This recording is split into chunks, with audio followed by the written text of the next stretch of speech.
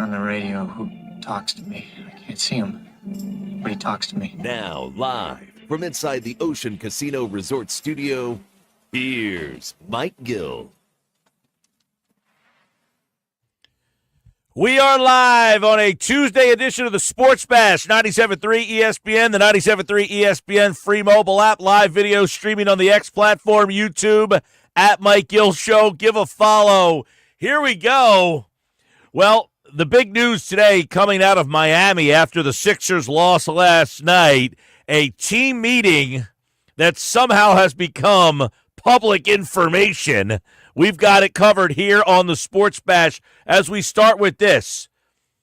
The youngster, Tyrese Maxey, somehow Sixer players who were off the court are making more news than the players on the court this year. Tyrese Maxey, who is injured right now, not playing, according to Shams Charania of ESPN, kind of a bombshell here as we get ready. No, nobody's getting traded. No, nobody is out for the season. Nothing crazy. But, of course, more drama surrounding the 76ers. According to Shams over at ESPN.com, the Sixers called this team meeting last night. And what was the, last night Nick Nurse came out and really did not give any details.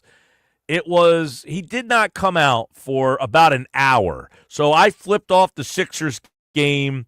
The Sixers were up 19 at one point. 19! The Sixers were up 19 at one point last night. They ended up losing the game by almost 20. It's almost incomprehensible to say you had a 19-point lead and then lost the game, by 16, I think the final score ended up being last night. So after the game is over, closed doors, I flipped over to the Flyers game. Then after that, I flipped over to the football game, which was dreadful. And I still see people mentioning that Nick Nurse has not come out for his post-game interview. Okay, team meeting, here we go. 13 games into the season, you got to call a team meeting. Well, guess what? Team has not gone the way you liked. So Nick Nurse comes out. He essentially has no explanation about the team meeting.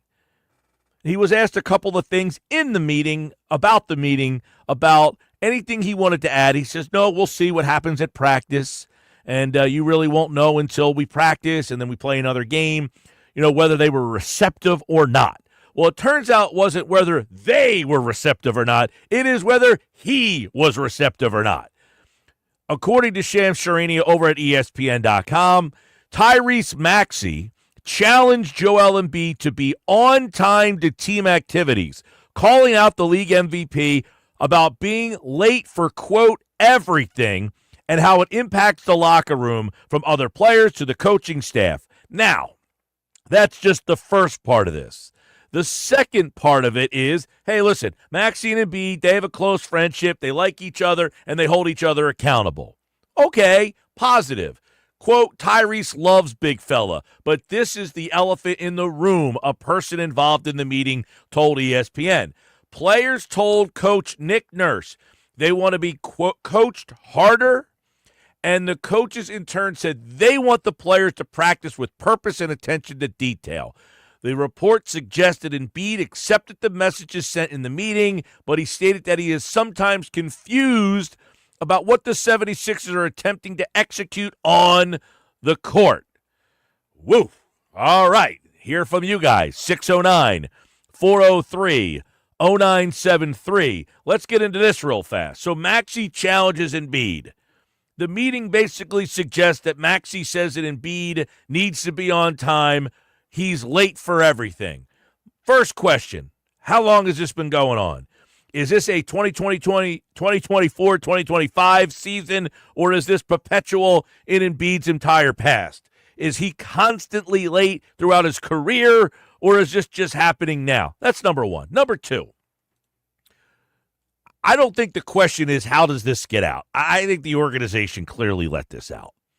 I don't think that, listen, maybe there's a player that has a good relationship. I guess you got to think about Shams' relationship with the agents. Whose agent is who's the agent that Shams is close with, Josh? Rich Paul? Rich Paul is one of them, yeah. Maxey is a Rich Maxey, Paul guy. Right. So does Maxey tell Rich Paul goes to Shams? I mean, that's the other thing. It's either the organization kind of breadcrumbs this out there like, hey, we got to get this to Embiid to let him know that we know that that's the problem. Or Maxey, Rich Paul, Shams. We know Shams, there's that pipeline between Shams and Rich Paul, which is kind of where Shams gets a lot of his Sixers information in the past. Yeah, and also now in the most recent years, Shams has developed a really good relationship with the CAA guys as well. So he's got he has his thumb on the agents and the information they have very much. Right, like where Woj was more of a guy who got his information from the executives in the league. Correct. Shams is getting more of his information from Players and agents. the agents in the league. So you got to think about which agents are connected to the Sixer players. Like, I don't know who Paul George's agent is, but did Paul George go to his agent and say, my God, what kind of mess did you get me into here? And then that agent goes to Shams and says, here is what's going on in that locker room. This is what that's about. And listen, you could look at it from a couple different angles. You could say, look, this is just another Sixer circus. Totally okay with that. By the way, Paul George's agent is Aaron Mintz. He is the top agent at CAA. Okay, CAA. There you go. There's the connection. But by the way, which so people out there in that world are thinking, what the heck are you even talking about?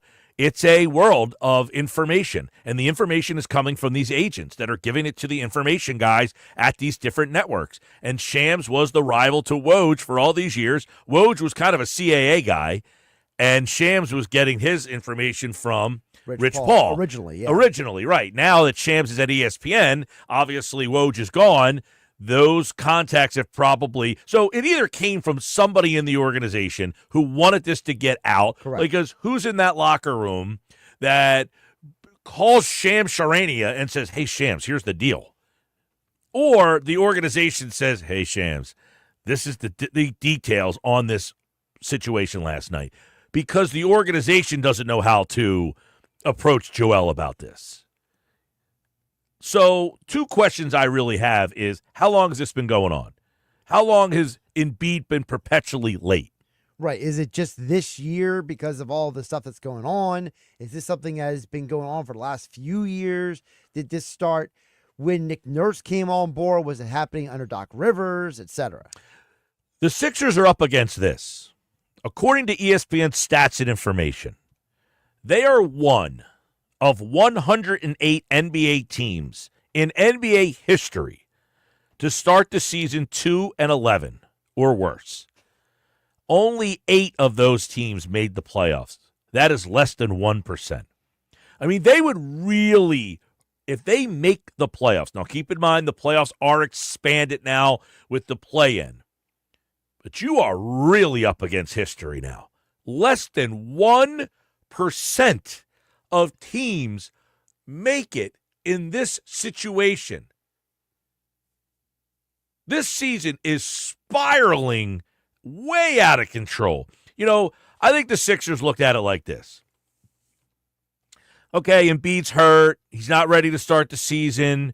Paul George isn't ready to start the season. Okay, we're 5-7.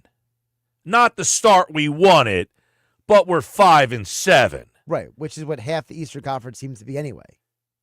Instead, okay, 5-8. They're up to 13 games now. Sure. Okay, we're 5-8. Not where we want it to be, but hey, we're right there in the mix. No, you're 2-11. And now you're looking at yourself in the mirror and saying, we're 2-11. And that stat Mike Gill just read off, 1 of 108 teams have made the playoffs under those pretenses. Something's got to be done, and it's got to be done tonight in South Beach before we get out of here. So who calls out Embiid? It's Maxey, a guy who isn't even playing right now because the Sixers just have so many new faces in there. And last night, Nick Nurse steps to the podium, and he admitted that Joel Embiid has a lot of new guys that he has to learn. I think he's not that comfortable out there, right? He's got a bunch of new guys out there to try to figure out what's going on, and that's going to take some time. And he's got a lot of new guys. It's going to take some time. He's only played 3 games. Do you think if he's played 13 games, maybe that time has been fixed? But no, he's only played in 3 games. He doesn't have any idea who he's playing with, what they like to do, what spots they like to be on the floor, and that's evident out there. But as Nick Nurse said, he has a ways to go.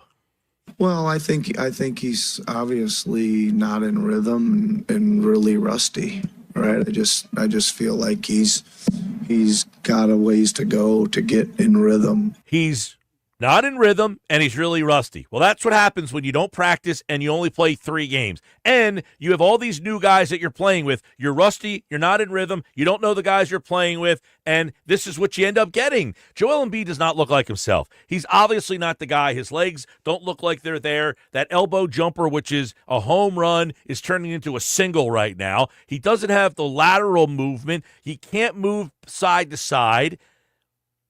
The explosion in his legs just isn't there, and maybe it's just, he got to get himself into shape. The one silver lining last night, here's what Nick Nurse said.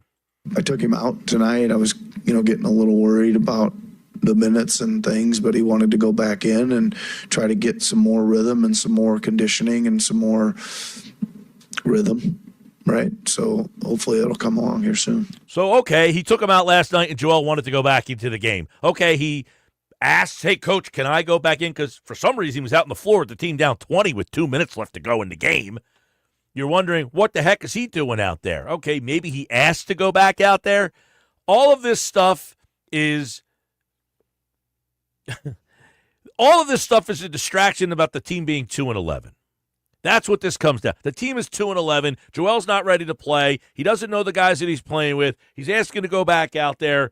You've got a situation where Tyrese Maxey is standing up to the former MVP of the league in a season. Look, I don't question whether Maxey wants to win or not. The guy's out there basically coaching the team. He's the first guy out on the floor during the timeouts. He's coaching up Jared McCain when things are going on. That dude wants to win, and he's not going to let Joel Embiid bring the team down, and good for him. And I would say this to Joel Embiid. I hope that Joel Embiid is either physically unable to be Joel Embiid, or that, as I said before, the whole, hey, I'm a troll. Joel, you are 30 years old without an NBA title. It is time for you to stand up and grow up.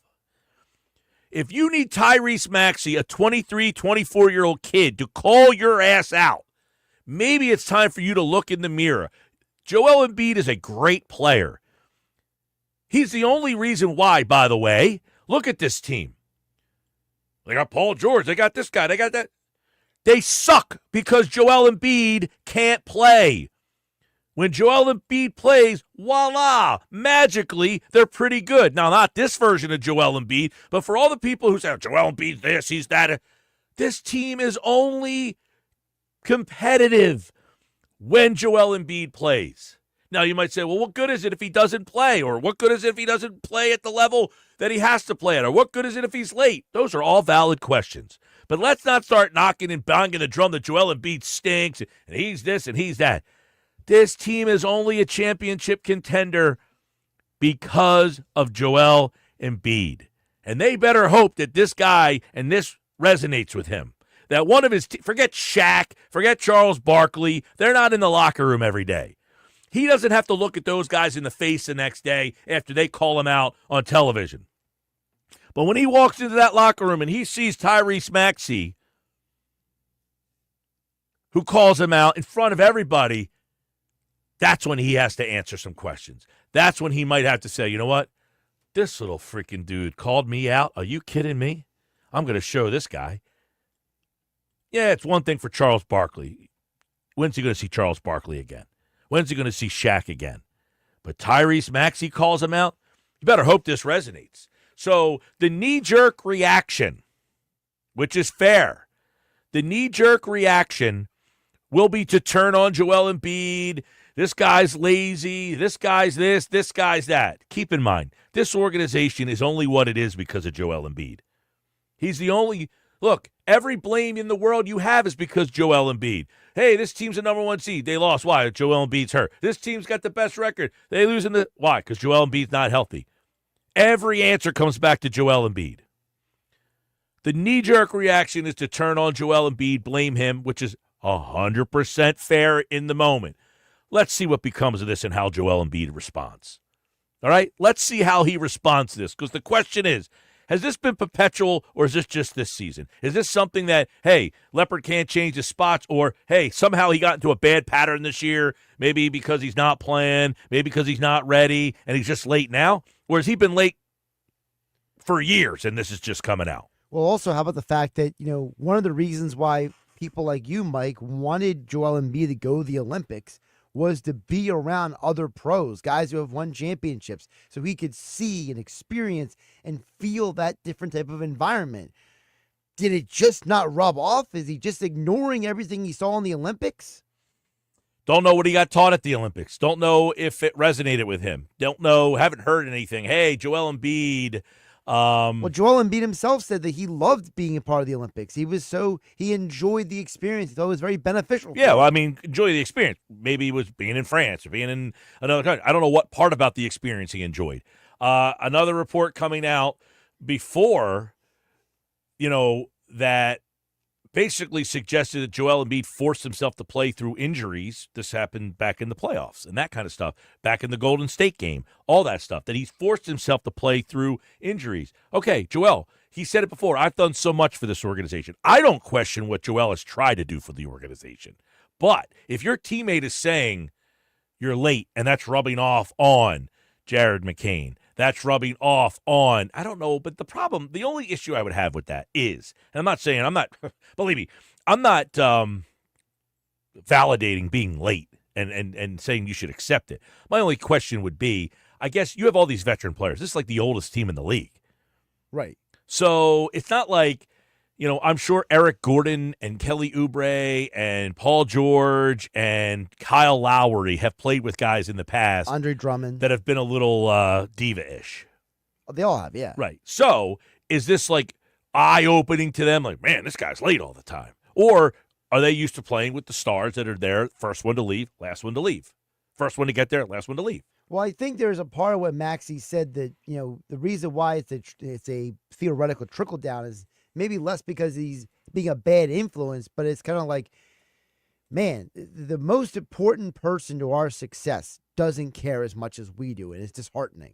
609-403-0973, 609-403-0973. Glenn from Absecon. This is the beginning of Embiid wanting out. This is what players do in the NBA when they want out. Now the question is when. How fast does Embiid want to be out? This should be interesting.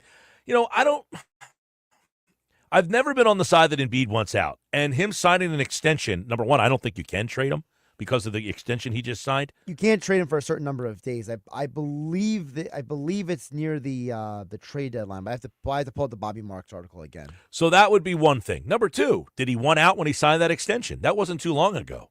So what made him a couple of months ago want to be here and sign an extension to stay here, and then all of a sudden he decides he wants out? What changed? 609-403-0973.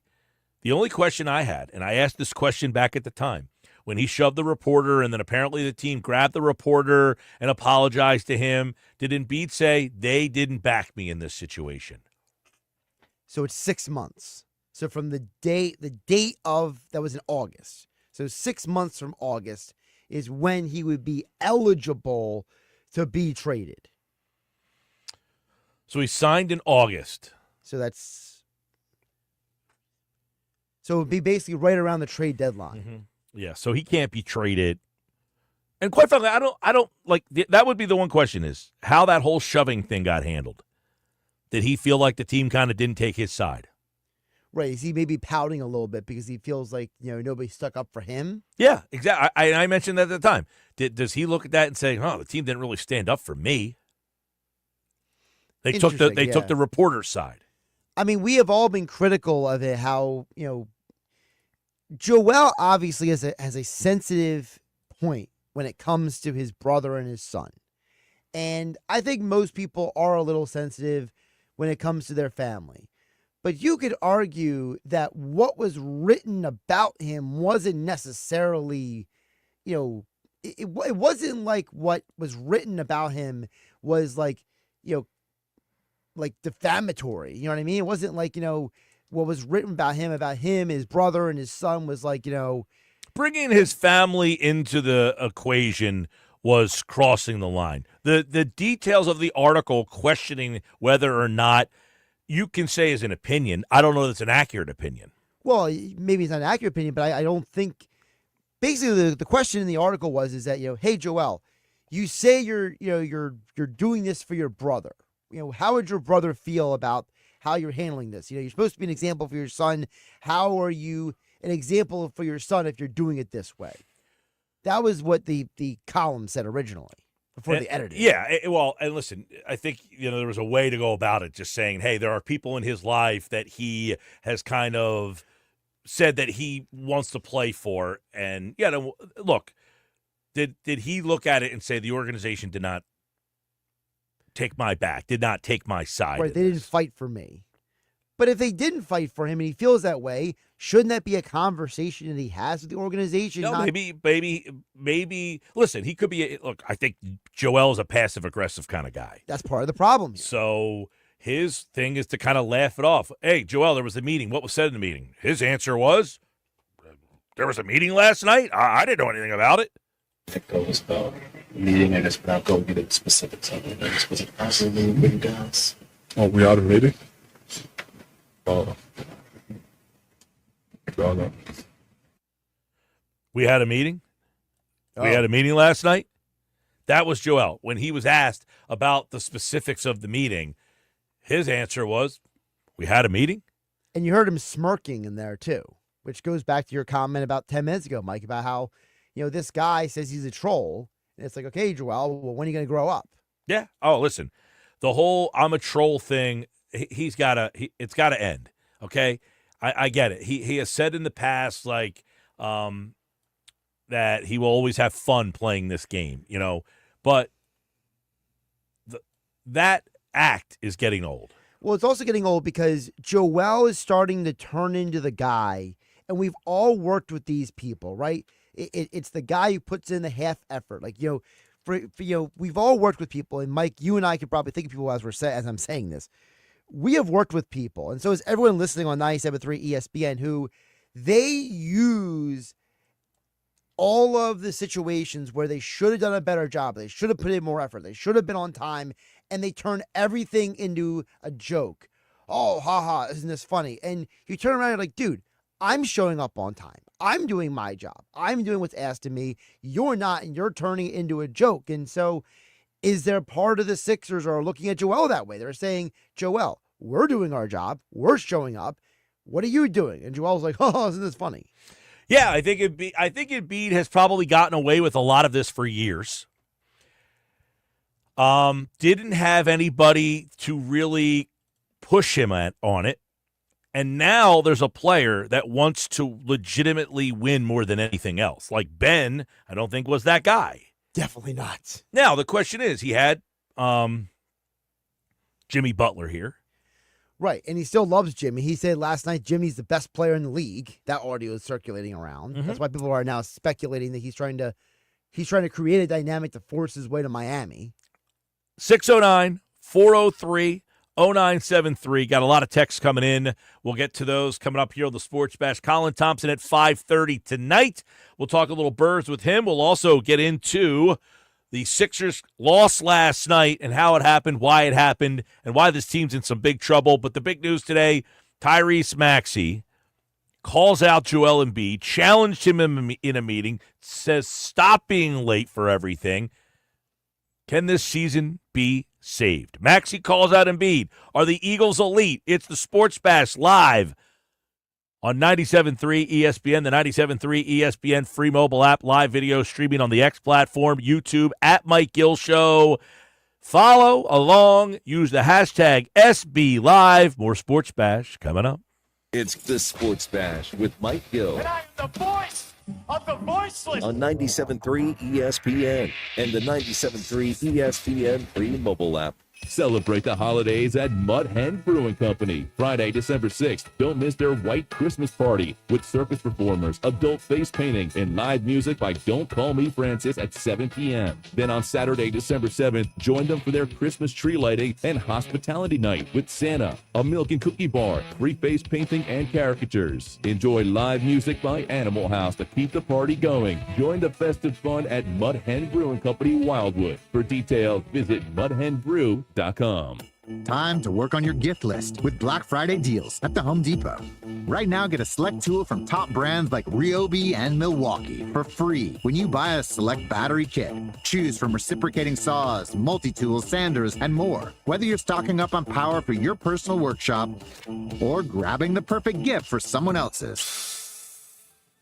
Get Black Friday tool deals delivered from the Home Depot. Limit 1 per transaction. Exclusions apply. Full eligible tool list in-store and online. I need a new car. Under 20 grand? Okay, well, what's my trade worth? You know what? I'm going to Matt Blatt Kia, where I can get some straight talk. Brand new Matt Blatt Kia Forte LXS, under 20 grand. That's right, a brand new Kia, just $19,999. With any trade, that's less than most used vehicles. Currently buried in a loan or lease, Matt Blatt Kia wants to get you released and into your new Kia with 0 down, 0 payments until February, even 0% for 72 months on every clearly marked new Matt Blatt Kia in stock.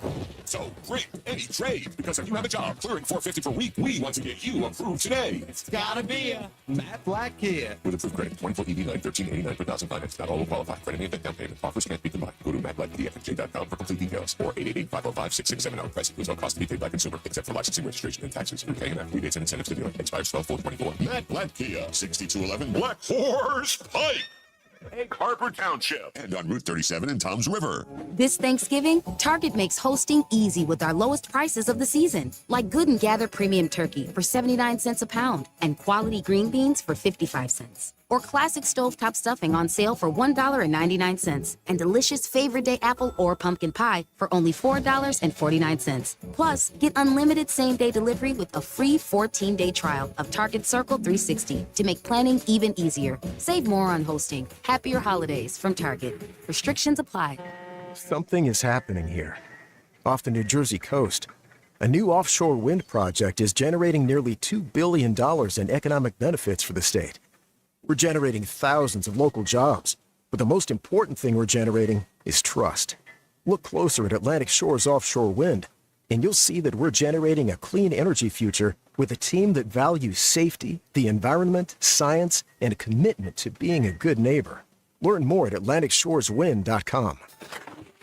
Oh no, my phone. Hear that? It's the sound of a skater dropping her phone and smashing it on the ice. Yep, it's definitely broken. But at Verizon, we got you. Black Friday starts now. Trade in any phone, any condition from one of our top brands and get a new Samsung Galaxy S24 Plus on Unlimited Ultimate and Watch 7 and Tab S9 FE 5G. That's up to $1,900 in value. So you'll save big on 3 great gifts. Hurry into Verizon this Black Friday. Service plan required for Watch and Tab. Up to $1,900 value based on phone, watch, and tablet. Trade in and additional terms apply. See Verizon.com for details.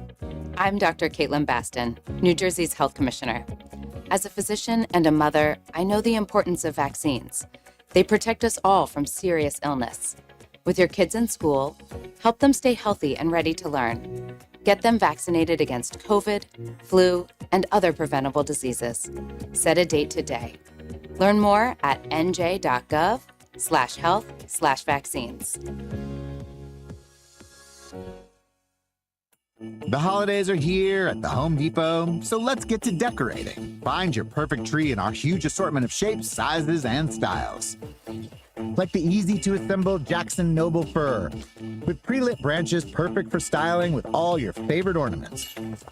Or the Flock Starry Light Fraser fir, with over 1,900 pre-lit memory wire branches that keep their shape so it's ready right out of the box. Ooh. Find the perfect tree now at the Home Depot. I'm Mike Mackler. At Goldenberg Mackler, we represent you, not the insurance company. Seriously injured in any type of accident, call us. We'll speak with you for free and fight to get you the money you deserve. When injured, make the right call to Goldenberg Mackler. For the best lawyer, call Goldenberg Mackler. with 4 convenient locations to better serve you: Atlantic City, Northfield, Rio Grande, and Vineland. Call us at 609-344-7131. Hey, it's Mike Gill. The Nizam's Indian Restaurant on Route 40 in Egg Harbor Township is ready to serve you delicious Indian dishes. NJ.com ranked them as the number 2 best restaurant in all of New Jersey. And this just in. It's their Eagles football special. Your table receives free tandoori, spicy chicken wings if the Eagles win for dine-in customers only. Join them for a special lunch buffet, Fridays through Sundays from 11:30 to 3 p.m. Visit thenizams.com for more information. You're listening to the Sports Bash with Mike Gill. And it just keeps getting better. On 97.3 ESPN and the 97.3 ESPN free mobile app. From what I'm told, it was kind of like this. Big fella is someone that Tyrese Maxey loves, but this was the elephant in the room, and Tyrese Maxey addressed it. They're very close friends. They hold each other accountable. But last night, Tyrese Maxey delivered a message to Joel Embiid that I think a lot of people saw coming for a really long time in Philadelphia. That was Sham Charania from ESPN. Last night, the Sixers had a team meeting. He was told that Maxey challenged Joel Embiid, and that's where we are today, 609-403-0973. You know, this is Huey Lewis in the News from the Sports album. The song is Bad is Bad. That's about where the Sixers are right now. Bad is bad. They're the lowest scoring team in the NBA by a long shot. They are also one of the worst defensive teams, if not the worst defensive team in the NBA. Why? Because Joel Embiid. Joel Embiid is a 30-point-a-game scorer. He's also arguably the most impactful defensive player in the NBA. He is the most important piece of this team. To not have Joel Embiid fully engaged, this is the result. So for all the Joel Embiid haters out there, I understand you being critical and upset, but also understand this is the product without Joel Embiid. This is the product without Joel Embiid. 609-403-0973. We got a lot of text messages coming in. And listen, we can all say Joel's never going to be this. He's never going to be that. There's 4 players in the entire world that are those guys. So if you don't think Joel's one of those 4, good luck finding another one. Good luck. I think Embiid, if he's not one of the 4, he's probably the 5th guy. He is the next closest thing that hasn't won a championship. So for all the people who just think they have all the answers, oh, Embiid, you'll never win. That's what they said about Jokic. You can't win with a big guy. Then he shut those people up.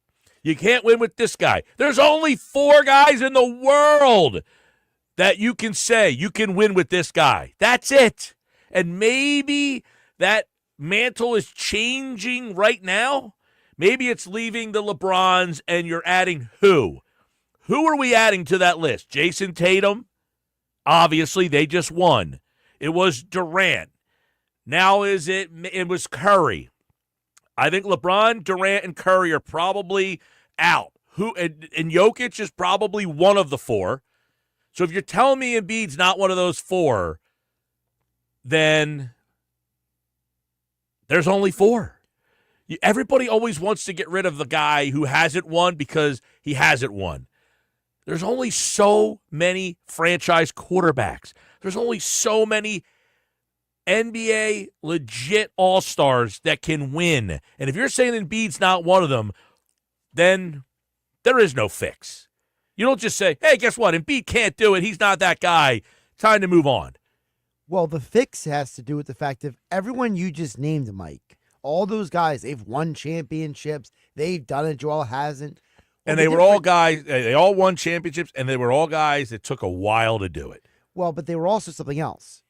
They all had stability around them. Tatum, Jokic, Steph Curry, etc. Those guys have played with the same dudes for like a very long time. Well, and it's what Nick Nurse said last night. He said he's rusty, he's out of rhythm, and he's playing with a bunch of new guys here. And look, that's been the argument for poor Joel Embiid forever. Is he's playing with a bunch of new guys every year. Right, so how much of this is Joel and how much of it is the fact that you keep handing him basically a new cast of characters every year and he's never able to get into a rhythm? I mean, I'm not saying Joel is completely blameless because there are certain things he could probably do better. And if the Shams report is completely accurate, which we don't know, no one's fully corroborated it else from Shams except for people saying yup. But if what he said is correct, I don't have any doubt that Shams that Maxey would have called him out. No, I'm not down. I mean the part about it that he's late for everything. No, I'm saying I'm what the credence to what Maxey said. I mean, obviously, so if I'm saying the fact that I'm not doubting that Maxey called him out, I'm not. Right.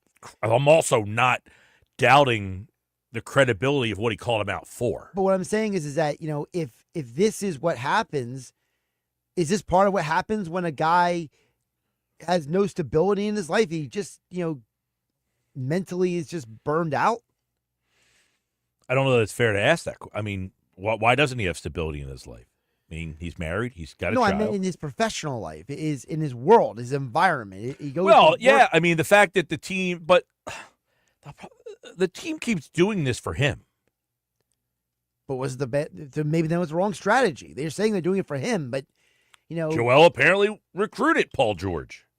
Well, sure, he recruited Paul George, but I meant like getting up to this point. You know what I mean? Like you drafted, for example, Ben Simmons with the idea these guys were going to grow together. It didn't work out.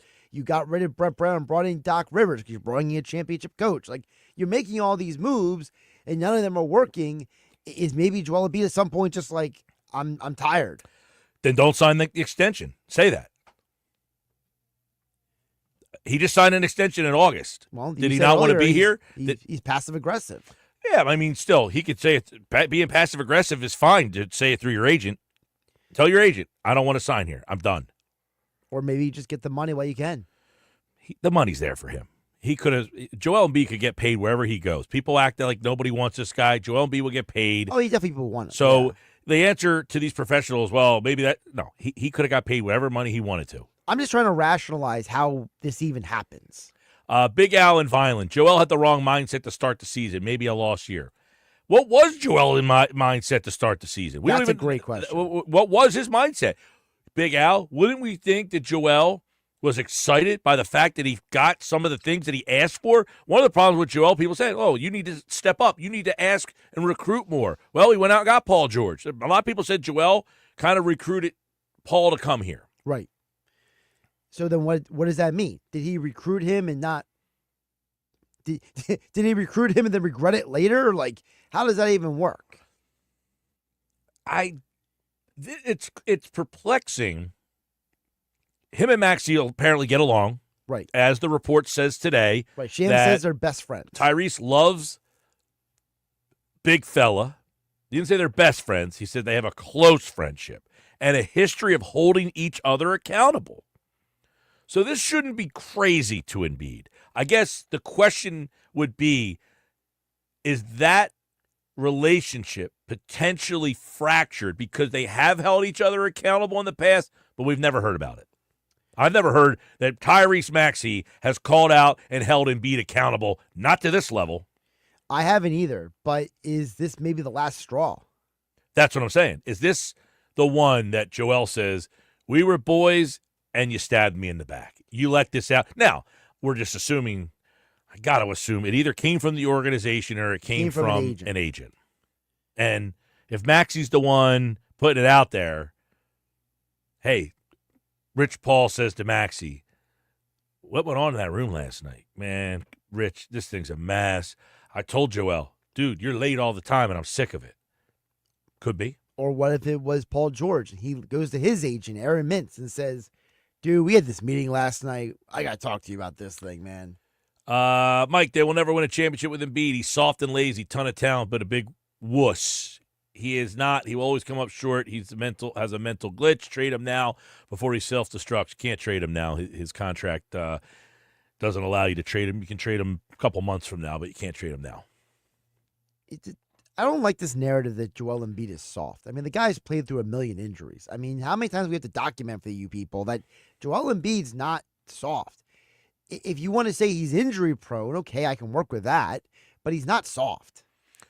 No, I've never put Embiid in the soft category. I certainly put Embiid in the frustrating category. Yes, the very injuries have been very frustrating. I don't say that he's soft. I think these injuries have certainly sad. Like there are great players in this in the history of the league that had injuries that depleted the impact they could have had. Bill Walton, Yep. Jeff Rowland, guy like Greg Oden, Moses Malone, who had all these guys who had injuries. They all have one thing in common: they're all big men. Right. So, no, I don't call Embiid soft. I think Embiid, unfortunately, is star-crossed. I mean, he has injuries that have just, unfortunately, derailed what would be – I mean, I think he's going to be a Hall of Famer. But he has injuries that have derailed what would be probably a legendary career had he not had the injuries that he had to deal with. I mean, historically, his numbers are among the greats. Yeah, his numbers are ridiculous. But he just hasn't played enough. Right. When he plays, he's amazing. When he doesn't play, you're sitting there wondering what the heck's going on. Mike, you still glad Embiid went to the Olympics to learn how to be a winner? How's that help him so far? Well, maybe it hasn't helped him so far. The idea of him going to the Olympics, yes. I'm not going to change my opinion. I thought going to the Olympics would get him around great players. I would just like What to a know- horrible idea. Go around other great players. Oh, that's terrible. What do you want to learn from those guys? What kind of idiot would want to go learn from Curry and LeBron? Right. Yeah, that's a horrible idea. Now, that was the mindset that I would say, hey, go to the Olympics. Go be around those guys. Maybe that will help you. Doesn't mean it will help him. So why would I say, oh, man, I don't want him to go around winning players? That's a horrible idea. Do you listen to yourself? I mean, seriously. Well, why would you hit send on that? You sound like a complete goof. I mean, obviously, the idea is Joel Embiid is a great player, but he hasn't won. Okay, what's a great way to maybe help with that? I don't know. Maybe go around other great players. So guess what, guys?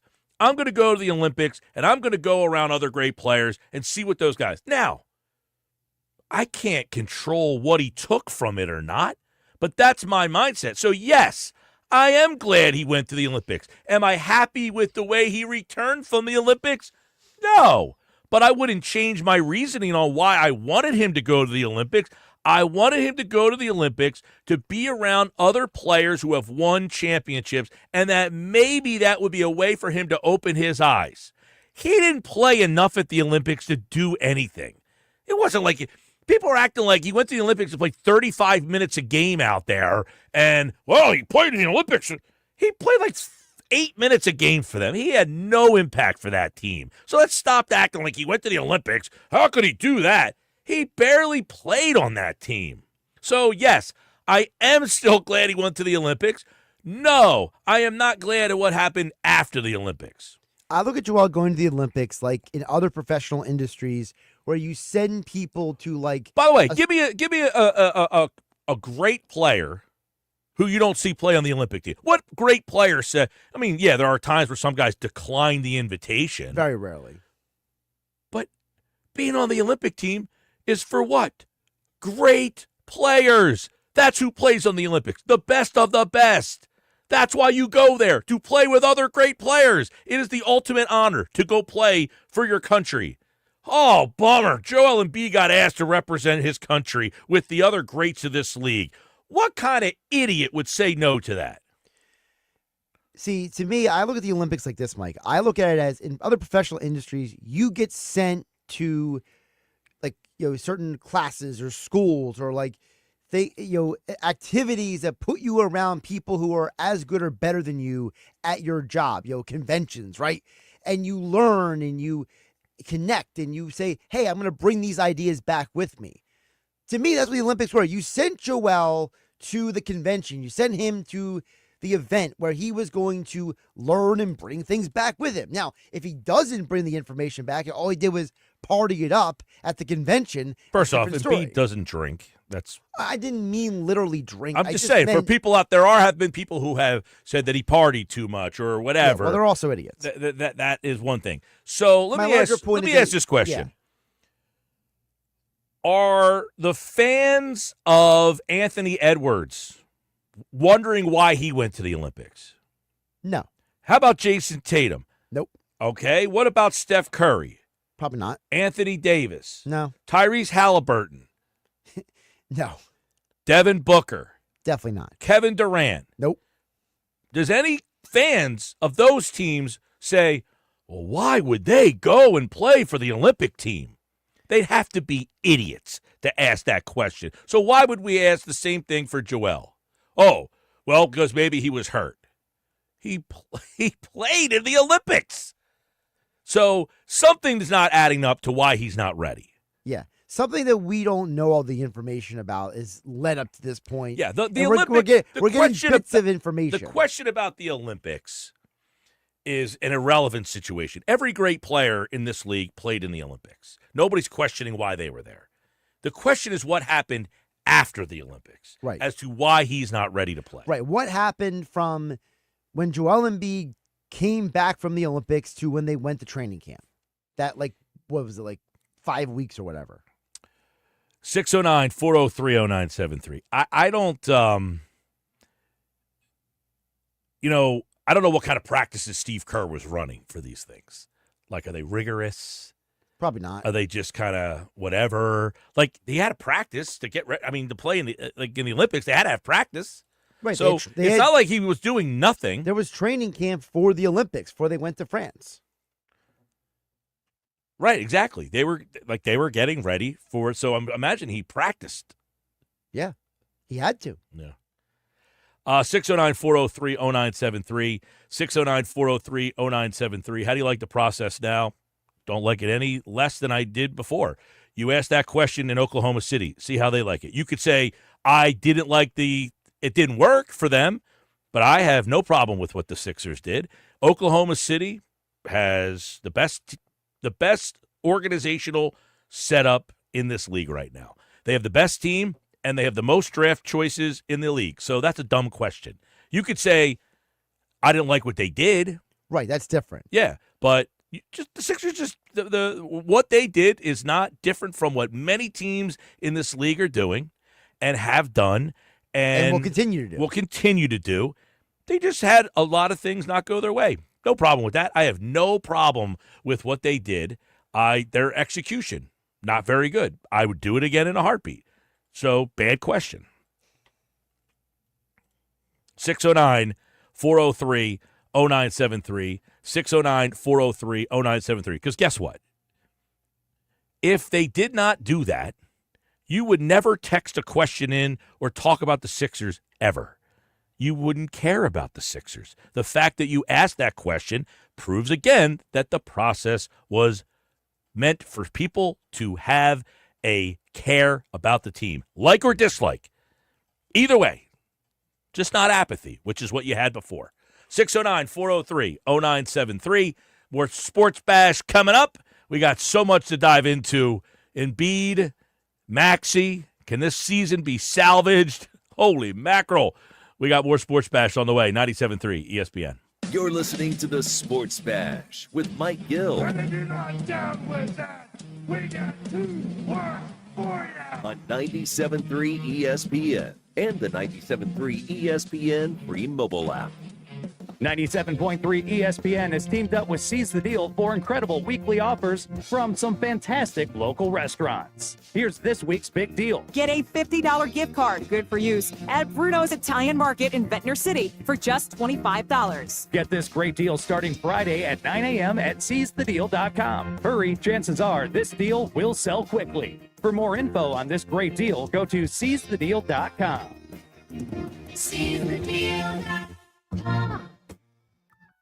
I got a line. He got a line. She got a line. We got 4 lines. Cricket Nation. Q finger guns. Really easy. Super stress-free. 5G so fast. Like blazing fast. Games and memes. You'll have a blast. You can get fast 5G across 4 lines. You can get fast 5G across 4 lines. As we discuss, take it from us. We 4 are 1 Cricket Nation. And only $25 a line. Welcome to more lines. Welcome to Cricket Nation. Smile. You're on Cricket. Cricket 5G requires a compatible device. Is not available everywhere. Discount varies by line. Fees may apply. Terms and restrictions apply. See cricketwireless.com for details. With GMF Finance, financing to qualified buyers, excludes Traverse and Corvette, excludes prior sales. Why wait for Black Friday when the biggest Black Friday sale is going on now all month long at Bennett Chevrolet, where you can save up to 20% and more on your new vehicle, because Bennett is selling new vehicles at $1,000 below, yes, $1,000 below the real GM supplier employee price. Plus, you keep all the rebates, saving you up to 20%. But of course, there's more with available 0% financing. Looking for you? Bennett's giving a minimum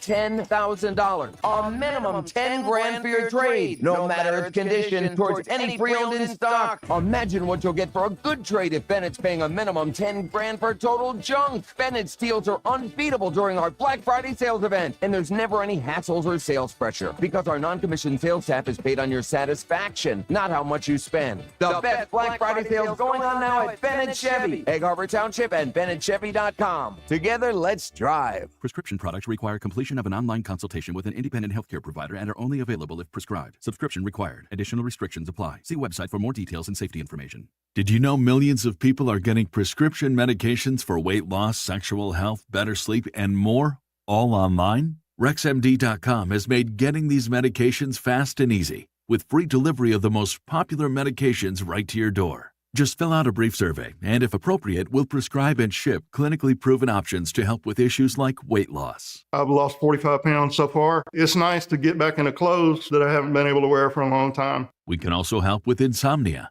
I slept through the whole night. It made me feel very well rested and ready to go for the day. And RexMD can improve your sexual health. I felt like a young man again. My wife is happier. I am definitely much happier. At RexMD.com, we've made the process fast, easy, and affordable. Visit RexMD.com right now to get started. That's REXMD.com. Looking for the perfect RV to hit the open road this fall? Look no further than Hitch RV, your premier RV dealer. They're offering unbeatable pricing during their fall reduction sale on a wide range of RVs, from cozy travel trailers to luxurious motorhomes. Hitch RV is dedicated to providing exceptional customer service and quality RVs. Visit them today at hitchrv.com/Berlin or call 856-629-7400. Hitch RV, your adventure awaits. Get in the zone, AutoZone. Welcome to AutoZone. What are you working on today? My check engine light's on? That could hurt your gas mileage. The AutoZone free Fix Finder service can help find the fix for free. This whole report for free? That's right, printed and on your phone for free. But what if the fix is too tough? We'll recommend a local shop. Fix Finder, only at AutoZone. Restrictions apply. The best call to make on game day is ordering catering from the Piccalilli Inn. For parties big or small, the Pick does it all. Your guests will be cheering for the Pick spin on football favorites like pulled pork nachos, cheesesteaks, burgers, and their award-winning buffalo wings, tails, and ears. Get your chicken wing fix on Route 206 at the Piccalilli Inn. Join the flock and follow the Pick on Facebook or at Piccalilli.com for their Pick game specials. And be sure to pre-order to guarantee your spot in Sunday's lineup. You're listening to The Sports Bash with Mike Gill on 97.3 ESPN and the free mobile app. All right, Sports Bash Live, 97.3 ESPN, the 97.3 ESPN free mobile app. So while the Sixers had their drama going on last night, the Flyers, they fell too. So it was a very disappointing night in the Philadelphia sports. Flyers 3 stars of the game brought to you by Kindle Auto Plaza Shore, Stone Harbor Boulevard, Cape May Courthouse. Kindle's the family dealership you can trust for your next Ford, Dodge, Chrysler, and Ram. So the Flyers, they're down 3-0. They try to get back in the game last night, and they do so on a Tyler Forrester goal, which was assisted by a man making his Flyers debut last night. He gets our 3rd star for the game. Helge Grans on the secondary assist here in the matchup. And Noah Cates fight for control. Puck batted out right point, right to Grans. Grans will snap a shot wide of the net, and off the end wall, Bobby Brink jammed it into the goal mouth. It's underneath, they score! That puck came free, and Tyson Forster puts it in. The Avs are screaming for what they thought should have been a whistle. It was never blown dead, and Tyson Forster hits his 4th goal. 4th goal there, but it wasn't enough. That made it 3-2. The Flyers looked like they were, late in that game, watching that game, it felt like they were just putting the pressure on, and it almost was like, yes, they're going to get this done. It came up just short, but Helge Grans was the third star NHL debut, assists, +2, 2 shots, 2 block shots, and a hit. In goal last night, they put your boy Sam Ersson on the injured list, so you're going to be seeing a lot more of the Russian tandem. Second star last night, Alexei Kolosov. I'm unable to get it back to him. I'm knocked down a clearing attempt. Now he picks it up in front. He had Konechny. Run out of real estate, pushed to the corner and off the puck. Crowd wanted a penalty, but no call. Look out, 2-on-1 the other way. Nate McKinnon walking right in with a shot. Kolosov's got it pinned up against his body with the arm and hangs on to keep Colorado from taking a 3-goal lead. 26 saves on 29 shots. I thought he played really well in the time that I watched him last night. Made a couple of big stops in the game. Can they get him, the young kid, to be that secondary goaltender? And Fedotov is playing much better. So the backup goalie situation starting to look a little bit better. But the first star last night got them on the board. Down 3-0. Here's the goal. It's Cedars, the small guy at 6'2".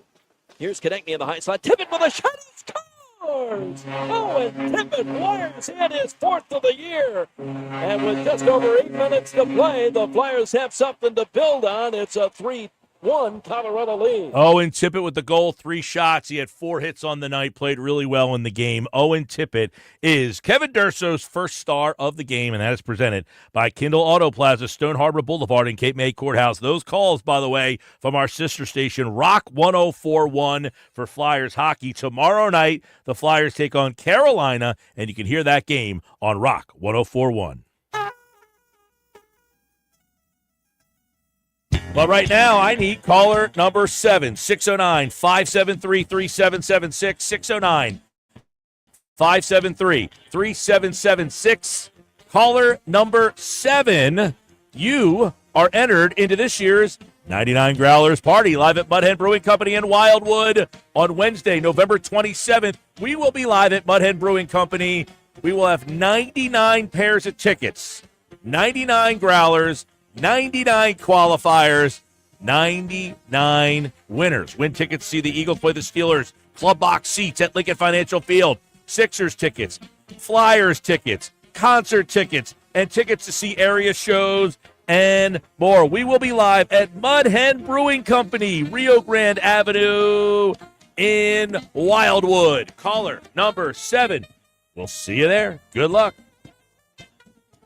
This is South Jersey's official home for Philadelphia Eagles football. The Eagles continue the 2024 season on Sunday Night Football in LA against the Rams. First under center to Barkley. Barkley across the 30, 25, 20, 15, 10. Good boy! Pre-game coverage starts at 7 p.m. with Merrill Reese and Mike Quick calling all the action starting at 8:20. This is the play-by-play home of the Philadelphia Eagles. 97.3 ESPN, South Jersey's Eagles station. I got a line. He got a line. She got a line. We got 4 lines. Cricket Nation, Q finger guns, really easy, super stress-free. 5G so fast, like blazing fast. Games and memes, you'll have a blast. You can get past 5G across 4 lines. You can get past 5G across 4 lines. As we discuss, take it from us. We 4 are 1 Cricket Nation. And only $25 a line. Welcome to more lines. Welcome to Cricket Nation. Smile, you're on Cricket. Cricket 5G requires a compatible device and is not available everywhere. Discount varies by line. Fees may apply. Terms and restrictions apply. See cricketwireless.com for details. Breaking news, and this one is almost unbelievable. Yeah, it's all about new customers at Bet365 because they get $150 in bonus bets when they bet $5. And even better, bonus bets can be used on the spread, totals, and player props. There you have it. Bet $5 to get $150 in bonus bets. And see why. It's never ordinary at Bet365. Gambling problem? Call 1-800-GAMBLER. 21 plus only. Must be physically located in New Jersey. Terms and conditions apply. Hey, pet parents. With Progressive's collision coverage, you get extra protection for your cat or dog, because there's nothing worse than seeing your pet hurt. Like when you see their face after accidentally stepping on their tail, and you say, "I'm so sorry, Mr. Pickles." But as you kiss his nose and rub his little belly welly, you know Mr. Pickles is thinking, "You betrayed me." Anywho, Progressive pays up to $1,000 in vet bills if your pet is injured in an auto accident. Learn more at Progressive.com and watch where you step. Progressive Casualty Insurance Company and Affiliates. Collision coverage subject to policy terms. Not available in all states. Tired of hearing no? Everywhere you go, we turn no into go during Black Nissan's November sales event. Say no to high-priced new cars. Brand new matte black Nissan Sentra S, just $19,999. Say no to low trade offers. AJ the Trade Man wants your trade, no matter the make, miles, or condition. Say no to down payments. Say no to payments for 90 days. And say no to high interest rates. 60 months, 0% financing by every clearly marked new Nissan. Backed by Matt Blatt's 4-day love it or leave it return policy. Tired of hearing no to a discount on a new ride? New 25 Sentra S, under 20 grand. Oh yeah, it's on at Matt Blatt Nissan. Approved Tier 1 credit for NEMAC. Negative equity finance. Number SY231649. MSRP 22,730 plus tax tag at 689.8. Offers can't be combined. 0% for 60 months. Call 877-289-6670 or go to MattBlatt.Nissan.com for complete details. Offer ends 12/5/24. It's on at Matt Blatt Nissan on the Black Horse Pike. Egg Harbor Township. The holidays are here at the Home Depot, so let's get to decorating. Find your perfect tree in our huge assortment of shapes, sizes, and styles. Like the easy-to-assemble Jackson Noble fir, with pre-lit branches perfect for styling with all your favorite ornaments. Or the Flock Starry Light Fraser fir, with over 1,900 pre-lit memory wire branches that keep their shape so it's ready right out of the box. Ooh. Find the perfect tree now at the Home Depot. Cooper's our new neighbor down the shore. Introducing Cooper University Hospital, Cape Regional. Healthcare is going to improve in Cape May County. We're excited to bring our award-winning care to our new neighbors in Cape May and Atlantic counties. You'll have greater access to top specialists, advanced technology, innovative treatments, and outstanding cancer care at MD Anderson Cancer Center at Cooper. Cooper University Healthcare. Together, we're doing something extraordinary for families down the shore. Home of the Philadelphia Eagles. Thank God I'm a kid! Sixers. Bang! It's good! Ball game! And Flyers. Tipped in front of the net! 97.3 ESPN. WENJ. WENJ HD. Millville, Atlantic City. A Town Square media station serving all of South Jersey. This is the Sports Bash with Mike Gill on 97.3 ESPN and the 97.3 ESPN free mobile app. Now live from inside the Ocean Casino Resort Studio, here's Mike Gill.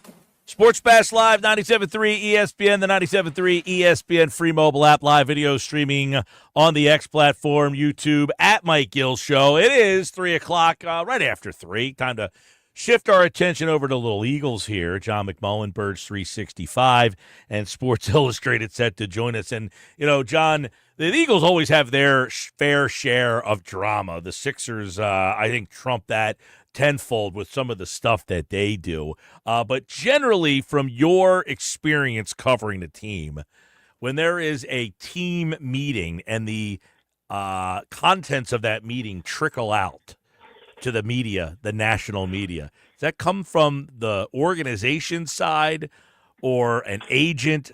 How does that generally make its way out there?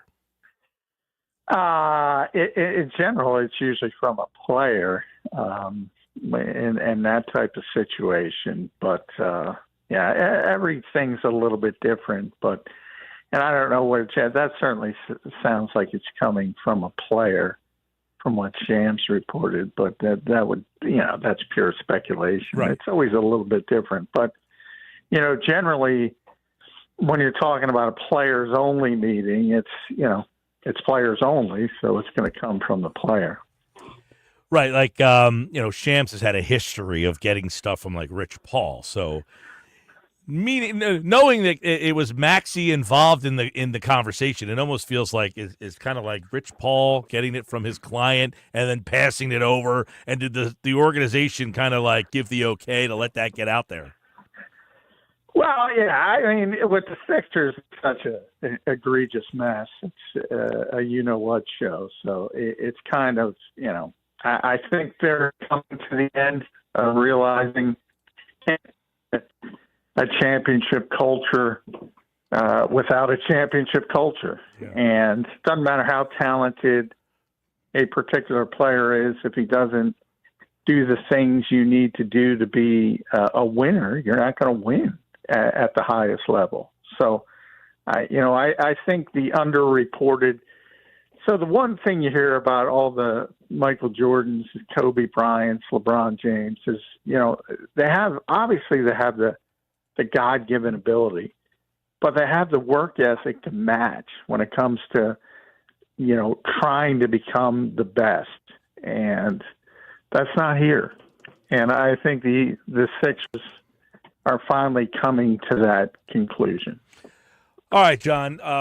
The Sixers brought in a lot of new players, right? They have a lot of players, and Nick Nurse said last night, he's obviously rusty. He's got a lot of new guys around him. And that has been something like, you look at this Eagles team, their offense has been pretty much the same. But their defense has a lot of new faces on the team. They have 2 new linebackers. They have a new safety. They have 2 new corners. Are you surprised? I think you tweeted out today that they are the number 1 defense in football. Are you surprised at how quickly or how well this defense has been able to look like they've been playing together for such a long time? Yeah, I think it's the story of the season so far. I think if anybody would have told you that the Eagles' defense would have been better than the Eagles' offense, you would have laughed at them, and rightfully so. But that's been the case. And look, Vic Fangio deserves a lot of credit for that. But, the players are the ones out there on the field. And it's kind of amazing from the perspective of how young the group is.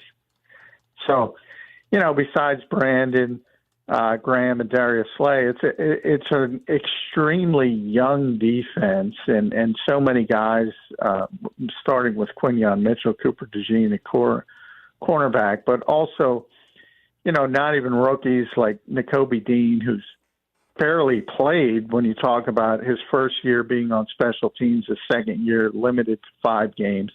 Zach Baun, young player, first year here, never really got a chance to play on defense for significant periods in New Orleans. Jalen Carter in his second year. Nolan Smith in his second year barely played in his first year. Milton Williams has been here, but situationally now he's ramped up to be a bigger role. Josh Sweat, of course, more on the veteran side, but so many young players, even Reed Blankenship on the back end, still a young player. I think people forget that. And they've really taken to a complicated defense where it's just a whole host of zone coverages where communication is key. And usually when you think about young defensive backs in this league, the first thing you talk about is the lack of communication. This group has done it seamlessly, and it's hard to explain how they've done it so seamlessly. Yeah, how they've done it so seamlessly, and Vic Fangio being he spoke today and talked a little bit about some things. And I thought he was a little bit more candid today than like sometimes. Sometimes he gives you these one-word type of shutdown answers, but Nolan Smith was a guy. I want to get your thoughts on what he said about him as they kind of look at him as, he talked about him being a smaller guy, but using him more. Are we starting to see them have more trust in Nolan Smith and kind of is the hope kind of out the window now? I think if it's not out the window is ajar. It might be close to escaping.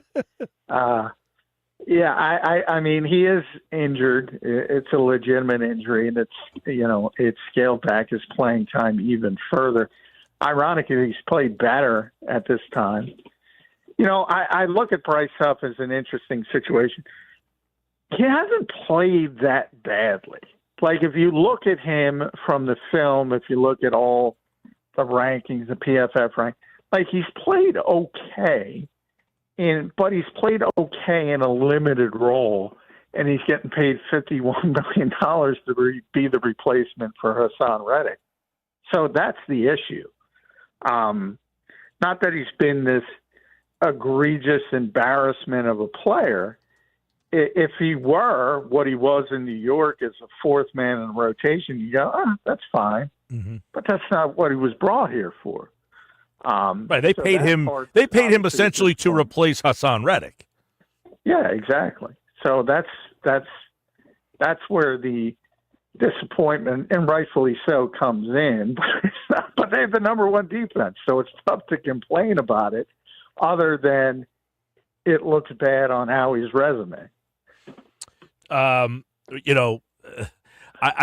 He talked today. He was asked about Jalen Carter while he played every snap. What's the difference between 90 and 100? I like that answer there. But what I want to get from you is, who do you think, John, is the most important player to make this defense work? Oh, Jalen. Yeah, no doubt. Jalen Carter. So, when Vic Fangio's building his defense, that's the most important guy to make this whole thing kind of click? Yeah. And it's, that's the Eagles' philosophy. That's Vic's philosophy. If you look at his, and it's most defense coordinators' philosophy is, the front's got to be, for you to have a really good defense, the front's got to be really good. And he's the best player on the front, and that's the foundation. Jim Schwartz used to call it the engine. Vic, if you look at his history in Chicago or San Francisco or Denver, you always have to have those dominant players up front. And Jalen Carter's one of the most dominant interior defensive front players in football. So, yeah, he's the guy. He's the foundation of the defense. So the linebacker spot, the people love linebackers in this town. Zach Baun, what has he kind of done to improve where this defense lacked last year?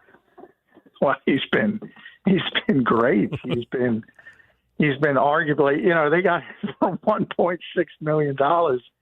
And you almost say if they got him for $51 million, it'd be worth it. That's how much he's outperformed his contract. He's in the conversation with Fred Warner as the best linebacker in football. Crazy. That's how well he's played. And yeah, nobody saw it coming. The Eagles didn't see it coming. Even Vic admits he didn't see it coming. How could you, right? He thought. How could you, John, considering the guy never played the position before? Exactly. So he saw him on film, and he told how he signed him to be a backup edge rusher and special teams player.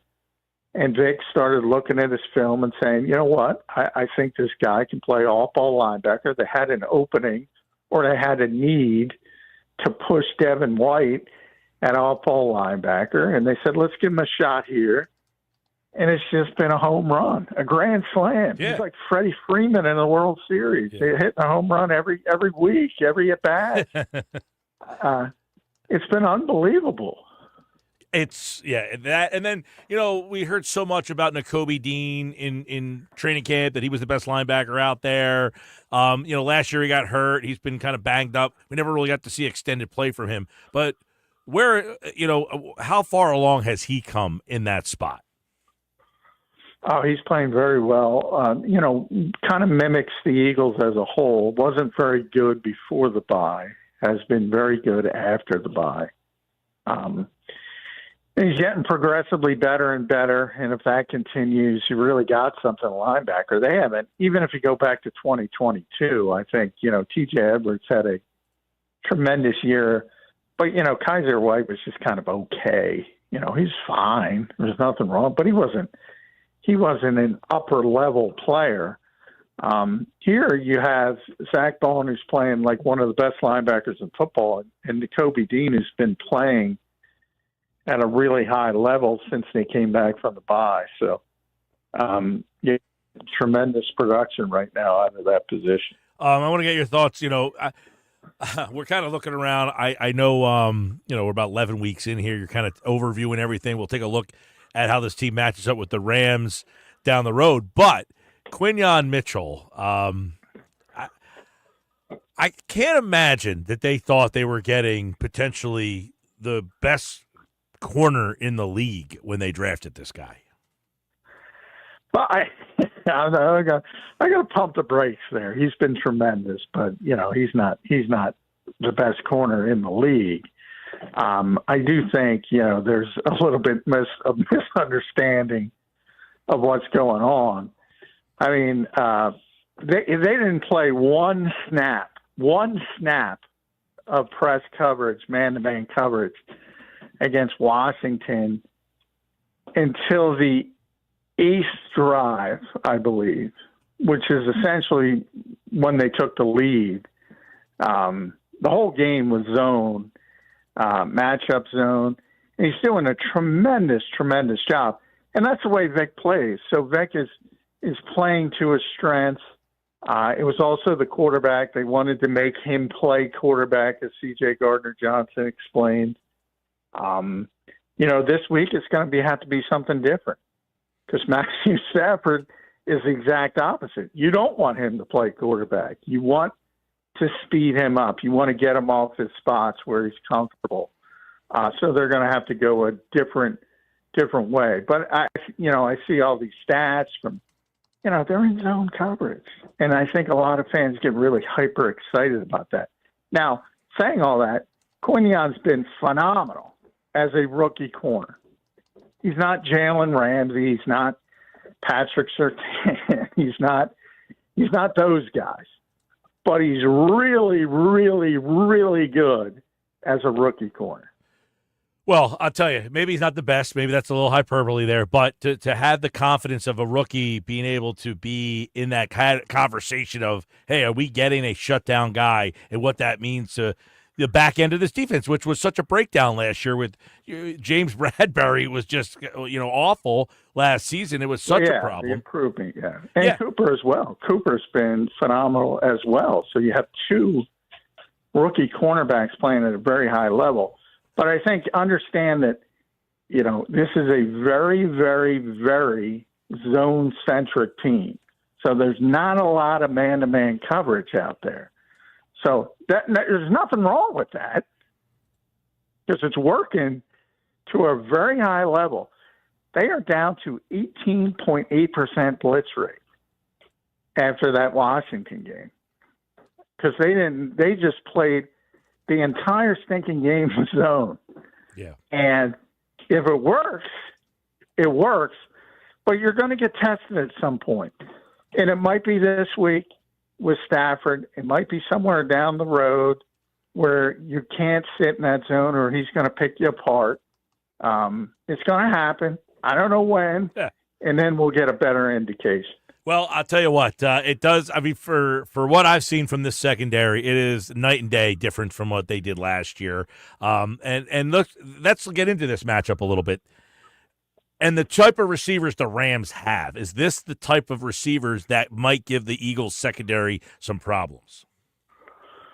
Well, they give everybody problems, but the Rams are very the receivers I'm talking about. But evidently, Puka maybe gotten banged up again. We'll see how the week goes on, and Cooper Kupp has obviously gotten back. So, the quarterback, as I mentioned, last week is they're trying to make Jaden Daniels play quarterback. A lot of people took that as an insult. It wasn't an insult. They're just trying to take away. They think he's more dangerous, off schedule, extending plays, things like that. It's going to be the exact opposite this week, where you're going to try to get Stafford off the spots, as I said, speeding him up. The last thing you want him is back there comfortable in the pocket, picking apart a zone, because he will pick it apart. So a lot of it depends on how the game unfolds and all that kind of stuff, and how quickly that front is getting pressure and that kind of thing. So, all DCs always say rush and cover, rush. Got to marry them together, and that's going to be the case with this game. But the Rams are very inconsistent. One week they look like a contender. The next week they look like a really poor football team. That's one of those things where you just got to feel it out. Yeah, they've had their injury issues. They get those guys. They're both should be out there this week. They got a good running game too. Yeah, Kyron Williams is one of the more underrated running backs in the NFL. He's very, very good. Very good running back. John, we got Sunday Night Football, and then I don't know. This is a really interesting stretch. You got the Rams, Baltimore, Pittsburgh coming up down the road. So this is going to be – we keep asking these questions, elite, identity, yada, yada. Those answers won't be really – we won't get a better part of those answers until after that Pittsburgh game, most likely. Yeah, I mean, I think if they get tested in Los Angeles, that will be meaningful. Baltimore is going to be tough, but even they are inconsistent. It seems. I think the Steelers are a good matchup for the Eagles, at least offensively versus the Eagles' defense. I think that's the kind of team they can handle pretty well. But they have a tremendous defense, so that might make it a little bit tougher for the Eagles' offense. So, styles make fights, and I think the one guy you could see who could really perhaps give the Eagles trouble is Matthew Stafford. Yeah, it's a good point you bring up because last week, you're playing a rookie and you can confuse him a little bit like that, but you're not going to confuse Matthew Stafford. No, and Kellen Moore, was talking about him today, and Kellen Moore broke in 2012 as one of his backups. The same age, by the way. They're the same age. Matthew Stafford's like 5 months older than Kellen Moore. He was in the NFL 3 years before Kellen Moore. Crazy. And he's in the NFL 7 years after Kellen Moore. Well, as a player. And Kellen's been an offensive coordinator. This is his sixth year as an offensive coordinator. And Matthew's still playing at a high level. Love those type of stories. Good stuff. John McMullen, everybody. Birds 365, weekday mornings, 8 a.m. on the Jacob Media YouTube channel. I'll be on tomorrow at 8:20, so you can see my weekly appearance with John over there. And, of course, we'll have more on this game as everything unfolds. The head coach will talk tomorrow. We'll hear from Nick Sirianni getting ready for the L.A. Rams. Big game for the Rams, by the way. That West. Do you think San Francisco is done? So they have one more. They have one more kick in them. That was a big loss against Seattle, but I mean you can't say they're done because Arizona's 6-4 and everybody else is 5-5. So, if there were somebody else in that division like the you believe in Eagles Arizona? No. So that's part of it. And I love Jonathan Gannon, but no, and Colin Murray's playing at a high level. But yeah, I think when you talk about playoffs in that division, you think about San Francisco first, then the Rams because of Sean McVay, because they've been there, they've done it, and then you go down to the Cardinals, who have a lot to prove, but they have a leg up. And the Seahawks, because they have a first-year coach who's, still learning. So, if I had to pick somebody, it would be the 49ers or the Rams before the other two. And then there's Seattle, who just beat the 49ers. Either way you slice it, John, that West is going to be interesting. And right now, it's interesting because Philly is in the 2 seed. The two other division leaders are like 3 games behind them. So it looks like you're either going to be a 1, a 2, or likely a top wild card. Yeah, for you talking about the Eagles? Yes. Yeah, I mean the Eagles are going to win the East, and the only question is, are they going to be the number 1 or the number 2 seed? I mean that's. It's already at that level. Because remember, the team, even if Minnesota continues to play at a high level, they're going to be in second place most likely. And that knocks them out of the potential to be the number 2 seed as being a second place team. Yeah. And then the other divisions, the South and the West, are not going to be in the Eagles' orbit. So they're going to be the 3 and 4. So it's going to be 1 or 2 for Detroit and the Eagles, unless the Vikings can sort of usurp the Lions. And it'll be 1 and 2 between those two teams. Right. But the Eagles are in very good shape. Yep. Good stuff. John, as always, right here on the Sports Bash. We've got so much more this week for you, getting ready for this stretch run with the Rams and, of course, Baltimore down the road 2 weeks from now. But a Sunday night game this week. You can listen to it on 97.3 ESPN. Check me out tomorrow morning, 8:20, with John on Birds 365. Thanks, bud. All right, thanks, Mike. Yeah, man. And, of course, John McMullen here on the Sports Bash.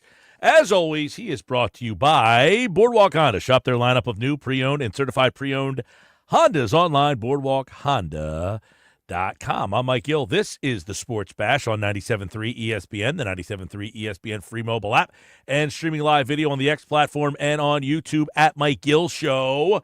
You know, coming up, we've got Paul Hudrick's going to join us from Liberty Ballers. We'll get his take on what's happening with this Sixers situation. How did we get here?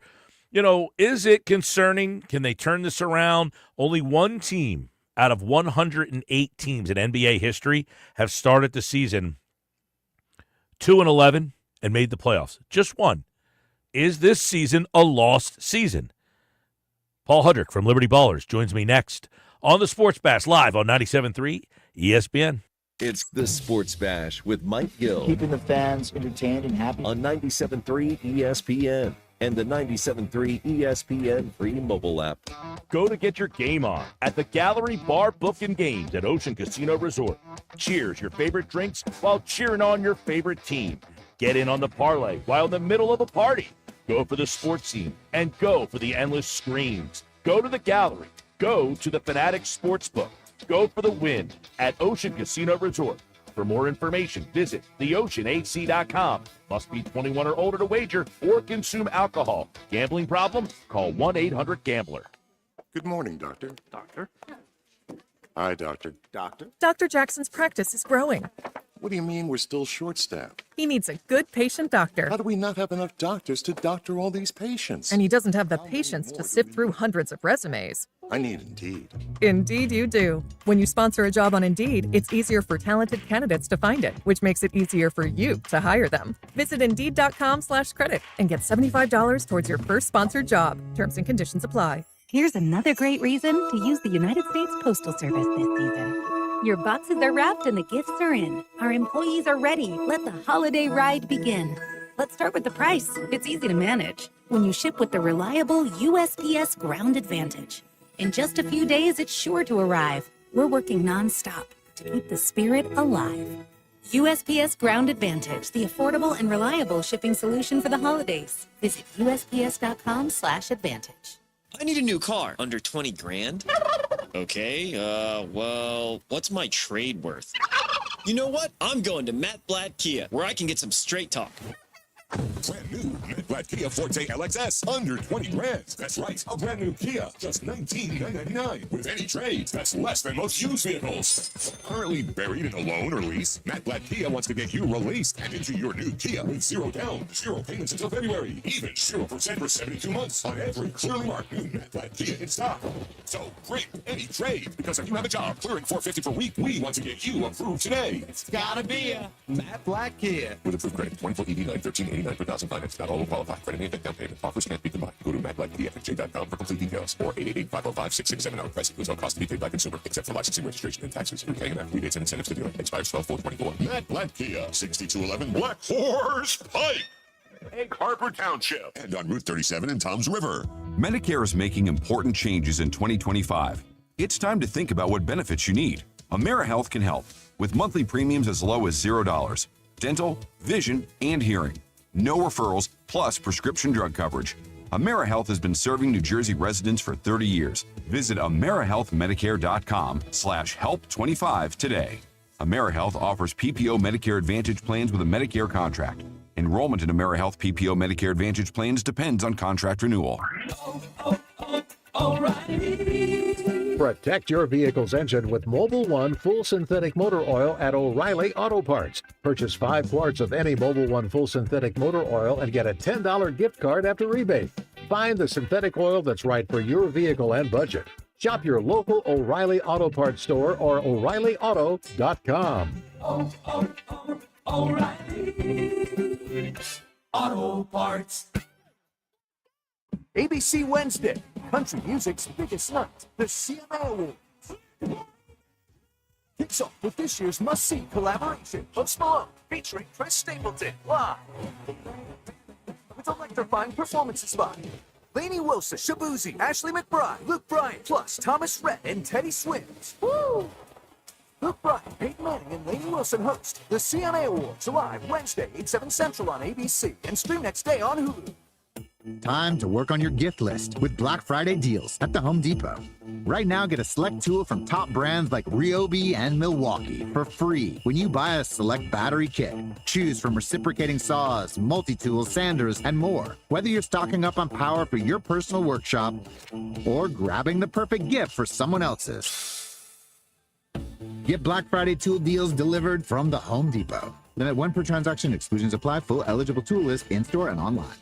Your business needs a network it can count on. Comcast Business has you covered with Wi-Fi backup to help keep your business up and running, even when your power goes out. Everybody in the warehouse good? Lights are out, but the Wi-Fi's up. Let's power on. It's from the company with 99.9% network reliability. Break room, you good? Can't microwave my burrito, but Wi-Fi's fine. Let's power on. Power on with the leader in connectivity, Comcast Business, powering possibilities. Ask about Wi-Fi backup for your business, or get started with reliable internet for $59.99 a month for 12 months with a 2-year agreement. Plus, for a limited time, find out how to get an $800 holiday bonus prepaid card on a qualifying gig bundle. Don't wait. Call or go online today. Ends 12/15/24. Restrictions apply. New customers only with 150 megabit per second internet. EcoBill and autopay required. Equipment, taxes, and fees extra. You're listening to the Sports Bash with Mike Gill. Never thought this radio stunt would catch on so big. On 97.3 ESPN. Tyrese Maxey, the 24-year-old young star, he challenged Joel Embiid, the face of the franchise, the former league MVP, that we need you to be on time for team activities, and saying that there's a trickle-down effect. When you are missing, when you are tardy, when you are late for everything was the line, it has an effect on the rest of the locker room, the rest of the players, the coaching staff. All right, that was Shams Charania on the Pat McAfee show earlier today. He calls out Maxey. Actually, Shams doesn't call out Maxey. Maxey calls out Embiid. We're breaking it down. You know who's never tardy, never late, maybe once in a while? Paul Hudrick joins me now from Liberty Ballers. Nah, he's on time. He was waiting in the green room ready to go, and he joins us now on the Sports Bash Live on 97.3 ESPN and the live video at Mike Gill Show and on YouTube. All right, Paul. Sixers up 19. Looks like, man, this looks like a good night. Things are starting off well. A 19-point lead evaporates. They actually lose by almost 20 in the game. I flip over to the Flyers, and then I go over to that awful football game, and then I notice Nick Nurse has still not come out. Apparently a meeting. No details from Nick Nurse, but he does give some interesting information about Embiid. Rusty, hasn't played with these guys. Okay, these are things that make sense. Today, Maxey news comes out. How surprising is it to hear a story of this magnitude after that game last night?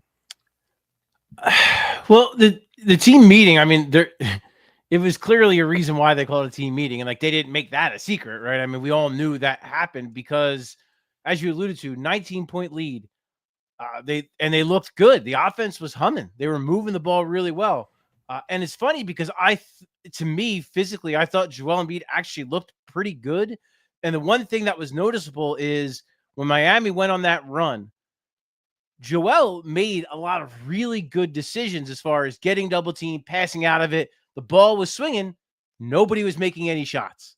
And then it felt like everyone started to force it, whether it was Joel, whether it was Paul George, whether it was McCain.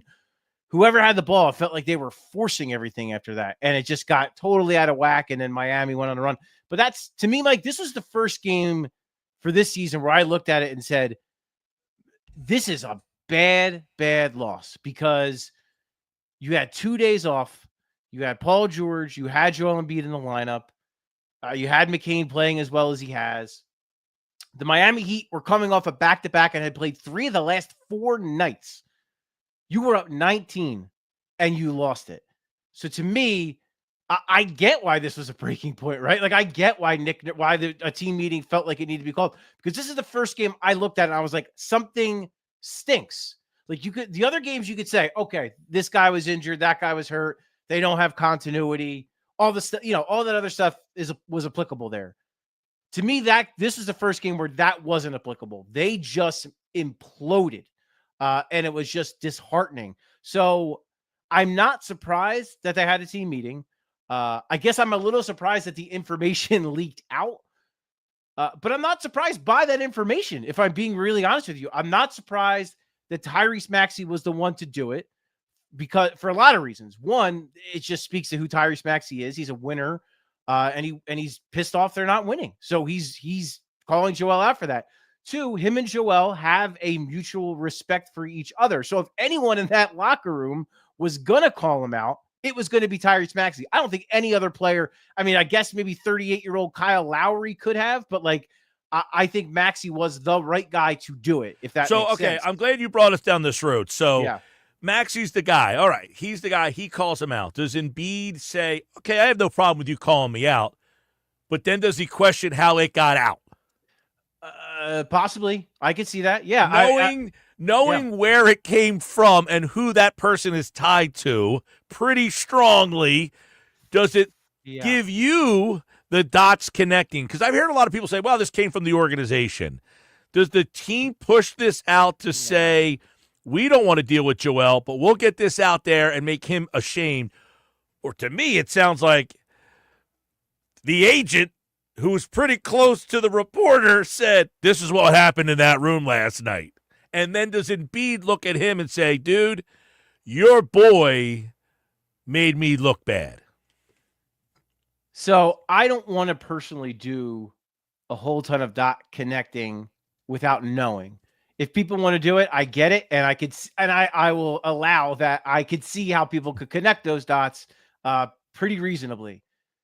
I mean, yeah, I would say this though too, like to what you started off with. I don't see the benefit to the Sixers leaking this, and quite frankly, part of the reason we're here is that the organization has protected Joel Embiid with immunity for the last decade. So I don't know why now would be their moment to then go behind his back and leak something like this.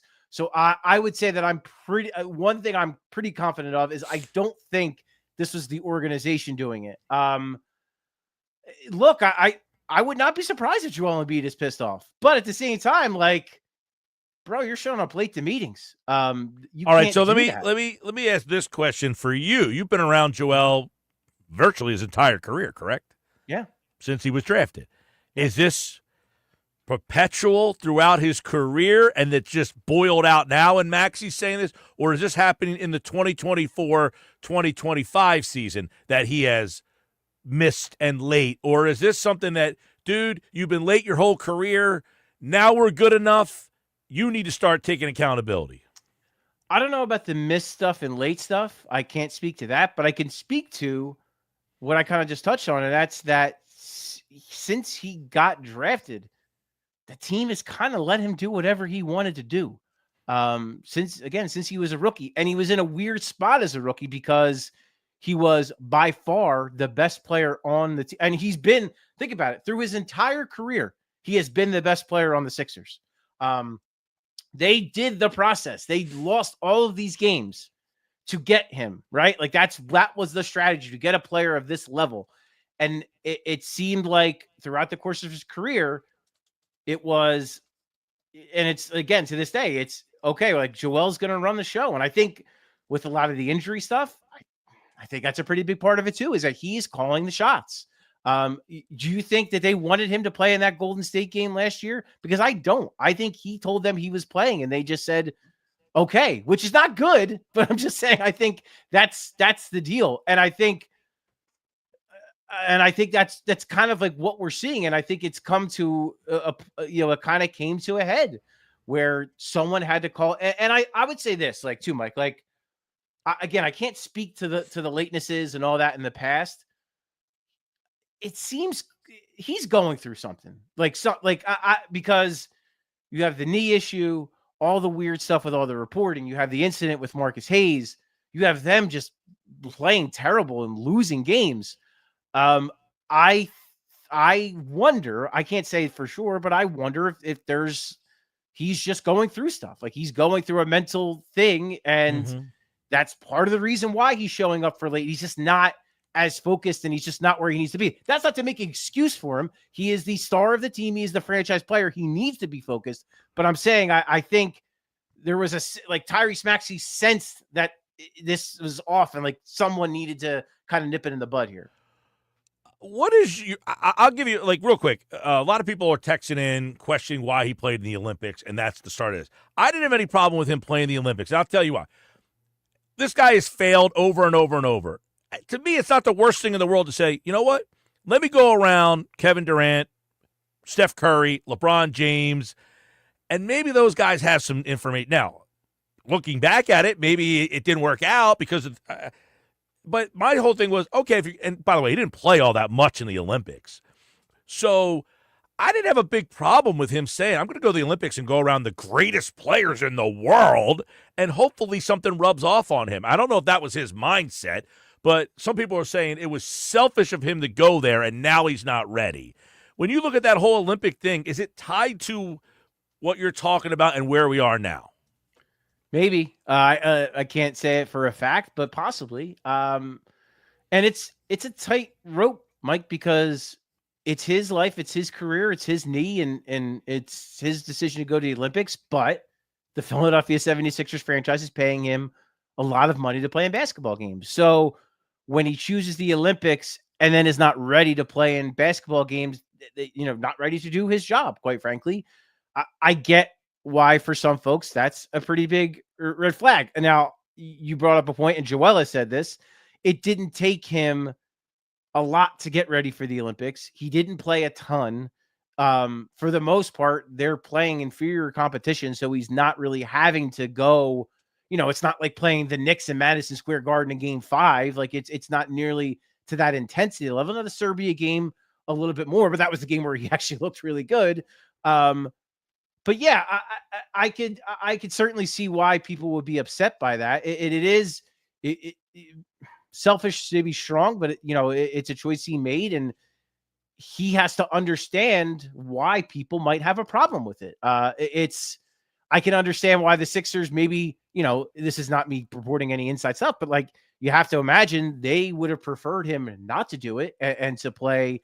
But I think to your point, Mike, I think they like the idea of him rubbing elbows with Steph Curry and LeBron James and KD and getting some of that winning vibes and some of that winning attitude, which kind of makes this current situation all the more disappointing because Steph Curry's not showing up to make late day meetings. LeBron James and KD aren't doing that stuff. So it makes it almost a little bit more frustrating that we're dealing with the situation we're dealing with now. All right. According to the report, Embiid accepted the messages of the meeting. Hey, you're late. All right, show up on time. Okay, dude. That's fair. But he said he's confused about what the Sixers are trying to execute on the court. That seems like he's taking a shot at Nick Nurse. Do you read it that way? Possibly. It's so hard. And Nick Nurse is coming under a little bit of fire. And look, everyone's got a hand in it. Everyone needs to take responsibility for it. But last year, the way they started off, the way Joel Embiid started off, he was a world beater last year under Nick Nurse to start the season. They were playing incredible. And now this year you have the big three, the whole point of the offseason was to get that third star, re-sign Max to that max extension, all that. Those three guys have not played a single minute together. On top of that, you had Embiid miss a bunch of games. You had Paul George miss a bunch of games. Now you have Tyrese Maxey missing all this time. If it were not for Jared McCain, this team would look horrible. Even worse than they already do. So I say all that to say, I don't know what coach would have been able to come in here and do a better job, do that much of a better job than Nick Nurse is doing right now. It's could he be doing some things better? I'm sure he could. Could there be more flow to the offense? Could there be more? But I also think part of the problem is so many guys are in and out of the lineup. It's really hard to build anything, right? How are you going to insert new schemes into your offense or defense when guys aren't there, when guys aren't playing, and when you don't know? For instance, last night, they didn't know Joel Embiid was going to play until the game. How do you prepare for that? How do you prepare for a game when Joel Embiid, it looks like he's going to play, then he's doubtful, then he shows up to the arena and he's like, okay, I'm playing. Like, how, as a head coach, do you prepare? And how is your teammates? How do you prepare for that? Like, if you're an Andre Drummond or Gershon Yabusele went from maybe starting to barely playing last night. Like, it's a domino effect. It's a ripple effect that affects the whole team. And again, I think that goes back to the point of Joel just kind of dictating and doing whatever he wants. And he's got to understand that when he does, his actions affect everybody. They affect his coach. They affect all of his teammates. They affect the fans. They affect everybody. And I don't know that he fully has the weight of that sometimes. Yeah, that's a good point. Paul Hudrick from Liberty Ballers here. The Sixers, obviously, I feel like this comes to a boil because they don't think they're going with 2-11. Hey, we're 5-8. We didn't get off to the start we wanted to, but we're going to get healthy. The fact that they're 2-11, they got to be thinking, oh, damn, we're in some major trouble here. Is the weight of that staring at the entire organization right now? It should be. One team has started 2-11 in history and made the playoffs. Yeah. And Brian Toporek wrote it for us today at Liberty Ballers, but like the play-in is going to be, I mean, they're probably going to make the playoffs because of the play-in. Right. But remember, the play-in did not exist during most of those 108 or maybe all of those 108. Right. And you have a team like after the trade deadline, like teams like the Wizards, the Bulls, I mean, they're all going to drop out. They're going to make big trades and they're going to tank the rest of the season. So when that happens, the Sixers really aren't going to have to pass many teams to get into the top 10 of the conference. The conference so they lost to Miami last night. That pushed Miami to 4 games ahead of them. Miami's in the 6th seed. So they're only 4 games out of the 6th seed. So, but with that said, I didn't love, and look, I think Paul George has actually been pretty good with reporters this year. I've been impressed that he seems to take responsibility when things are going wrong, when he makes mistakes, called himself out for a couple of the last second shots that he's taken that weren't very successful. But I didn't like his one quote after the Orlando game where he's talking about like, oh, well, he didn't, like, I'm very, very much paraphrasing, but like, we'll be okay because the rest of the East sucks. And it's like, man, you can't, like, I just hate that. Like, you know what I mean? Like, yeah, the rest of the East sucks and you're very lucky that the rest of the East sucks and you're going to probably get into the playoffs. But man, at some point you just have to just play better basketball. It's, to me, like, it's not even about, I shouldn't say it's not about winning and losing because it is, but at some point they just have to be better. Like, that was, again, to me, that Miami game was such an implosion. Like, they just fell apart in that game. And that's what's scary to me. The Orlando game the other night was similar, but at the same time, Orlando's been on fire. They've won 5 in a row. They're one of the best defensive teams in the NBA. So you can, like, allow for that a little bit. Miami has not gotten off to a great start. Yeah, they just got Jimmy Butler back, and Jimmy Butler was very good. But, like, Tyler Hero didn't have, like, the greatest night. He had a kind of an off night. Duncan Robinson had an off night. Again, they're playing in a back-to-back, 3 out of the last 4. That was a game you had and you should have won, and you just gave it to them. So they're probably going to make the playoffs, and they're probably not in, like, dire trouble there. But, man, it's just the focus has to be on them just playing better. There you go. When will that happen? Memphis Wednesday night, the Nets on Friday night, the Clippers on Sunday, and that's what they have coming up. You can listen to those games on 97.3 ESPN. Sunday, the game will be on Rock 104.1. They're up against the Eagles on Sunday, so we'll have that game over there. Paul Hudrick from Liberty Ballers will have plenty more. His team's doing a great job covering the team and this whole mess, and as always here on the Sports Best. Thanks, Paul. You got it, Mike. There's Paul. And, of course, he joins us here as we take a look at this. The Sixers are the lowest scoring team in the NBA. They average 103.3 points per game. Put in perspective, Cleveland scores 123 per night. Sports Bash Live, 97.3 ESPN. You're listening to the Sports Bash with Mike Gill. When I'm driving, I got a guy on the radio who talks to me. I can't see him. When he talks to me. On 97.3 ESPN. Jersey Cow, a great place for the family to hang out and eat ice cream. At Jersey Cow, everything is homemade, small batch, right here in South Jersey with only the best ingredients. Enjoy Jersey Cow in Northfield and Brigantine with all the fall flavors, bringing back popular classics while introducing some future favorites as well. For the best ice cream with constantly rotating flavors, come taste the best homemade delicious ice cream made right at Jersey Cow. Visit every day from noon till 10 at both Northfield and Brigantine locations. Ice cream, a year-round thing at Jersey Cow. ABC Wednesday, country music's biggest night, the CMA Awards. Kicks off with this year's must-see collaboration, Post Malone featuring Chris Stapleton live. With electrifying performances by Lainey Wilson, Shabuzi, Ashley McBride, Luke Bryan, plus Thomas Rhett and Teddy Swims. Woo! Luke Bryan, Peyton Manning, and Lainey Wilson host the CMA Awards live Wednesday, 8, 7 Central on ABC and stream next day on Hulu. Looking for the perfect RV to hit the open road this fall? Look no further than Hitch RV, your premier RV dealer. They are offering unbeatable pricing during their fall reduction sale on a wide range of RVs, from cozy travel trailers to luxurious motorhomes. Hitch RV is dedicated to providing exceptional customer service and quality RVs. Visit them today at hitchrv.com/Berlin or call 856-629-7400. Hitch RV, your adventure awaits. The holidays are here at the Home Depot. If you're working on getting ready for company, A lot of company. make sure you're ready with Black Friday savings. Get up to 40% off select appliances, plus up to an extra $1,000 off select kitchen appliances. Upgrade your kitchen with top brands like GE Profile and get sleek cutting-edge appliances to make sure you Got hosting handled. Yeah, you do. Get Black Friday savings now with free delivery and financing on select appliances this holiday at the Home Depot. Offer valid November 6th through December 4th. U.S. only. See store or online for details. Cooper's our new neighbor down the shore. Introducing Cooper University Hospital, Cape Regional. Healthcare is going to improve in Cape May County. We're excited to bring our award-winning care to our new neighbors in Cape May and Atlantic counties.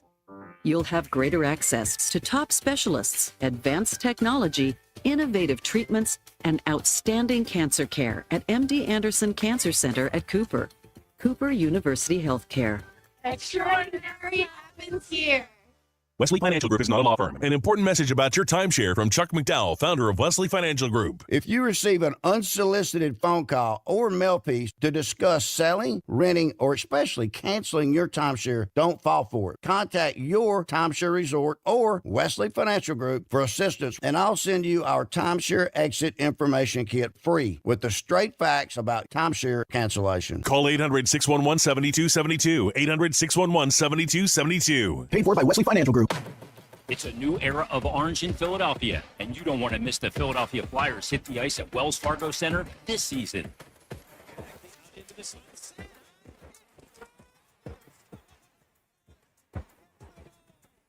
Be here when the Flyers take on the Chicago Blackhawks on Saturday, November 23rd at 1 p.m. Get your tickets now, only at PhiladelphiaFlyers.com. Get in the zone, AutoZone. Welcome to AutoZone. What are you working on today? My check engine light's on? That could hurt your gas mileage. The AutoZone free Fix Finder service can help find the fix for free. This whole report for free? That's right, printed and on your phone for free. But what if the fix is too tough?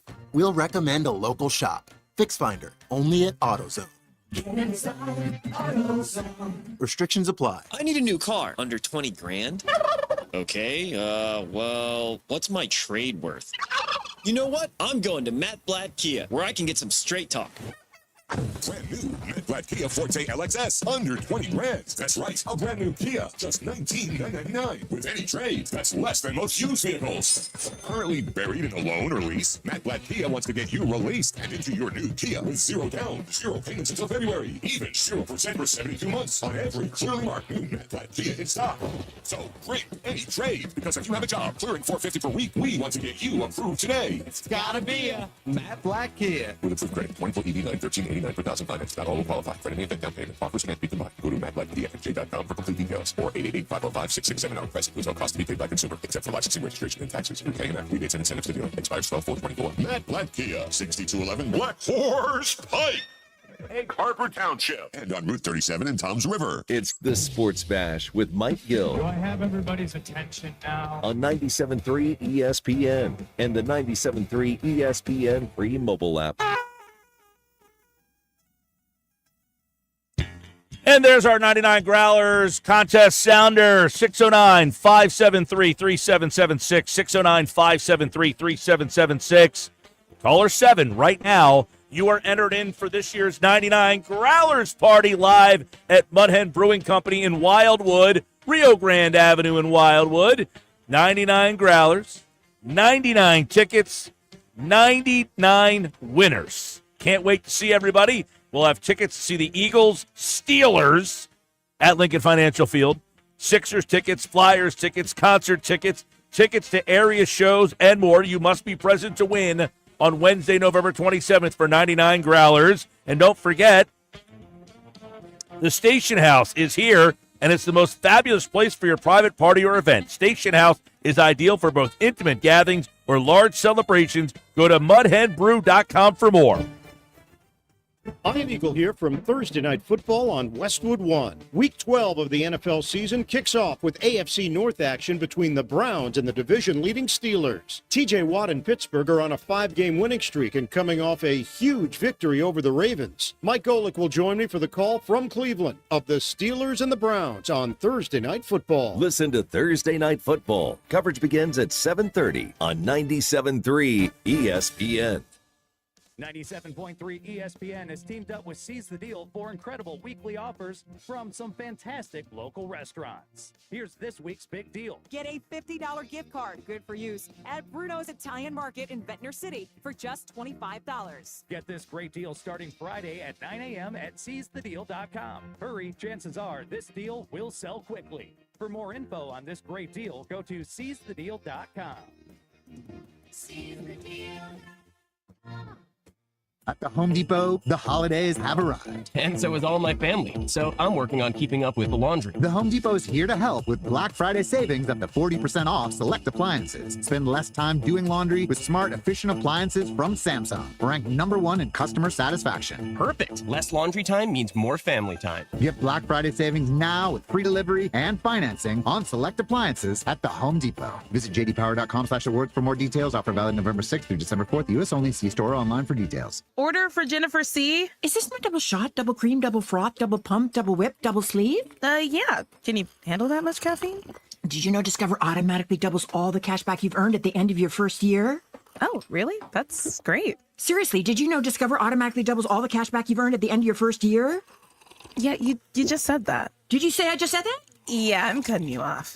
I can't have any more? Why not? You earn, we match. Discover Cashback Match. See terms at discover.com/creditcard. It's hurricane season. Are you prepared? Don't get left in the dark. Calvi Electric, a certified Generac dealer, has you covered. From installation to maintenance, they're your go-to experts for Generac generators, ensuring your home stays powered through any storm. A Generac home standby generator will automatically restore power to your home during an outage, so your life goes on uninterrupted. Put your trust in Calvi Electric, the premier electrical contractor serving South Jersey for over 115 years. Visit calvielectric.com today or call 609-345-0151. Did you know that Wendy's has any size soft drinks for just $1? Yeah, any size, anytime. Like $1 Coke, $1 Sprite, or even $1 strawberry Fanta. Okay, could we maybe switch up the sound effect, please? Because I'm losing it. Wow, no, not that. Any size soft drink for just $1? Gotta be Wendy's. Limited time only. Price and participation may vary. A la carte only. Not valid in a combo. Exclusions apply. Your business needs a network it can count on. Powers. Comcast Business has you covered with Wi-Fi backup to help keep your business up and running, even when your power goes out. Everybody in the warehouse good? Lights are out, but the Wi-Fi's up. Let's power on. It's from the company with 99.9% network reliability. Break room, you good? Can't microwave my burrito, but Wi-Fi's fine. Let's power on. Power on with the leader in connectivity, Comcast Business, powering possibilities. Ask about Wi-Fi backup for your business, or get started with reliable internet for $59.99 a month for 12 months with a 2-year agreement. Plus, for a limited time, find out how to get an $800 holiday bonus prepaid card on a qualifying gig bundle. Don't wait. Call or go online today. Ins 12/15/24. Restrictions apply. New customers only with 150 megabit per second internet. EcoBill and autopay required. Equipment, taxes, and fees extra. Get in the zone, AutoZone. Welcome to AutoZone. What are you working on today? I think my battery's dead. With free battery testing and charging, we can help you get back on the road. Get in the zone, AutoZone. So what if I need a new one? We have the right Duralast battery for you, only at AutoZone. Get in the zone, AutoZone. And what about my old battery? We can recycle it right here at America's #1 battery destination. Get in the zone, AutoZone. Restrictions apply. Breaking news, and this one is almost unbelievable. Yeah, it's all about new customers at Bet365 because they get $150 in bonus bets when they bet $5. And even better, bonus bets can be used on the spread, totals, and player props. There you have it. Bet $5 to get $150 in bonus bets. And see why. It's never ordinary at Bet365. Gambling problem? Call 1-800-GAMBLER. 21 plus only. Must be physically located in New Jersey. Terms and conditions apply. South Jersey's official play-by-play home of the Eagles, Sixers, and Flyers. At 0 point would I ever consider not being a fan of the team. 97.3 ESPN, WENJ, WENJ HD, Millville, Atlantic City. A Town Square media station serving all of South Jersey. 97.3 ESPN presents The Sports Bash with Mike Gill. It's time for Football at 4 with Adam Caplan, powered by the Inside the Birds podcast. I give my heart and soul to this franchise, as so many of us do. Now live, this is Football at 4.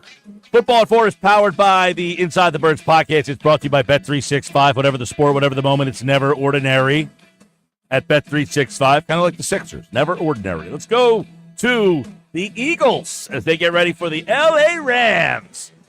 Sal Powell was on yesterday's show. He predicts that more Eagles fans could be in L.A. than Rams fans. I don't know if it's going to be quite that bad, but this is an interesting matchup against the Rams. We're going to take a look at the Eagles now with Adam Caplan from the Inside the Birds podcast for another edition of Football at 4 here on the Sports Bash. Get some final thoughts from you after the Commanders win. First time we spoke since then, and some other interesting tidbits on this Birds team. Adam, what's going on, buddy? Yeah, Mike, good to talk to you. Yeah, I was listening to you earlier on the Joel Embiid stuff. It's and I'm a Sixers guy, as you know, so this is disappointing. I'm glad this information got out from Sham Charania, who does a good job, who's replaced Woj at ESPN. I'm glad because it's good to know now that he doesn't always do things the right way. Do I want that to happen? No, but at least if it's going on, I want to know about it.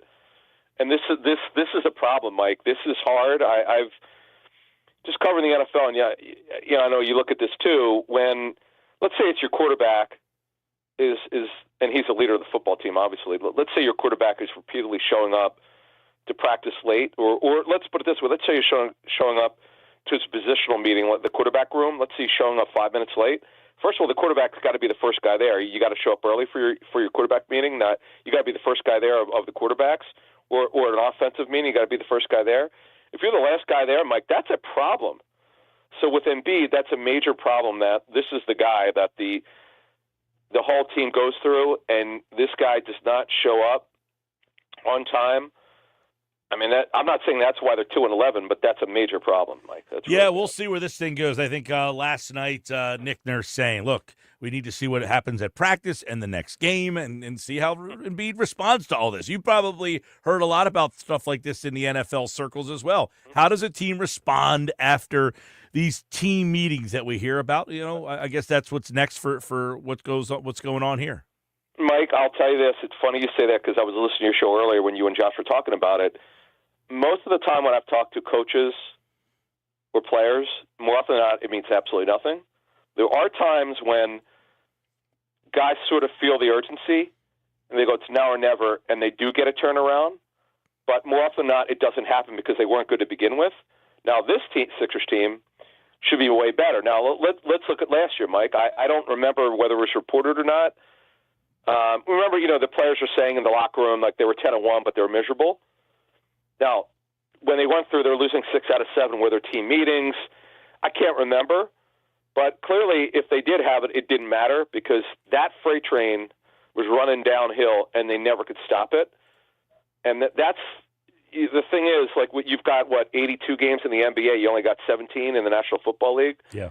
You can't afford a 4-game losing streak. Like the Rams, by the way, as we turn our attention, Mike, to this game, the Rams were 1-4. People were surprised now they've won 4 out of 5. So you look, you can always turn it around. And Sean McVay, by the way, has done the most with the least, more than most head coaches. The guy's a really good head coach. They're not a very talented team. Look, they're 5-5. I wouldn't say it's a great record, but he gets a lot out of his team. He's very good at rallying the troops. Let's take a look at this team, Philadelphia, and their new identity. Is this a running team? Yes. Mike, I've been curious about this. We usually would not deal with the pass-run ratio stuff for years. Our listeners would ask us to talk about it. We're like, guys, it's a passing team. Don't worry about it. So I was just curious. No one had asked me this. I'm like, well, man, they're really running the ball a lot. So I brought this up on our show a couple weeks ago when Jeff Mosher didn't know about this, and he kind of laughed like, this almost was like, could this be true? Well, it's even bigger. So they're the only NFL team, Mike, running the ball more than they're passing it. 51%, 49. 51% running through 10 games. 336 runs, 323 passes. The Lions are the next team. They're at 50-50. This is unreal. 312 run, 312 pass, Mike. No. So why am I bringing this up? Because I love comparing Super Bowl type teams. I'm not saying the Eagles are going to be a Super Bowl team, but they look really good. They're the number 2 team in the NFL. They were in the 22 season, Mike. They were 55.6% pass, 44.4% run. So they're running it way more, Mike, than they are passing it comparatively to the 22 team. Now, the way analytically people will tell you who are in the data space, the way you evaluate whether a team is a running team or a passing team is what they do, how they call games in the first half. The Eagles are running the ball 9th most in the National Football League in the first first half. They're 43.1% of the time. They were only running it 35.8% of the time in 22 in the first half of games. And then passing at 64%, and this year 56.9%, Mike. So they're clearly a running team, Mike. I mean, this is just second half of games. Nobody's running it. Now, this context, the Eagles are getting leads, and they are pounding that rock. 59.4% of the time they're running the ball in the second half. Number one by a wide margin. The Steelers are number 2, and they're only passing at 40.6% of the time. So if you just look at it, Mike, they are first time I've covered this team in 25 years. They're clearly a running team. And this stat, I was just curious. Truth be told, I had no idea it was like this. I was just wondering how much they run on first down. Would you believe the Eagles run the ball more on first down than any team? 65.2% of the time they run the football on first down. Pittsburgh's number 2. Now, we know Pittsburgh wants to run the ball. That's mandated from up top. Here's another stat that'll blow you away if you really like this stuff. The Eagles on third down, their pass percentage is 66.4% of the time, right? Now, obviously, Mike, if you're at third down, you're going to pass most of the time. But they're the second lowest pass percentage. You know, guess who's number 1? The Cardinals, who are super running it. Mike, they haven't run the ball like this with James Conner in years. They're 65.4%. Texans, Mike, they pass a ton. They pass more than anyone on third down. They're 92%. But it isn't amazing, Mike. No matter whatever metric you look at, the Eagles are running the ball like crazy. Yeah, that third down pass percentage, 66%. I guess that tells you, too, that they're running the ball so well on first down that they have a lot of third and makeables from a run situation. Here's another one on your point. Downs with 10-plus or to go. By the way, that could be first and 20. I mean, we should mention that. Particularly, it's third down. So on downs with 10-plus yards to go, they're passing the ball only 46.4% of the time, lowest pass attempt percentage in the National Football League. Detroit's next at about 47%. There are only 2 teams running it more than passing it and 10 yards plus. That's insane, Mike.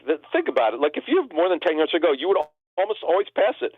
No, they're so convicted of running the ball. Their conviction, Mike, is ridiculous.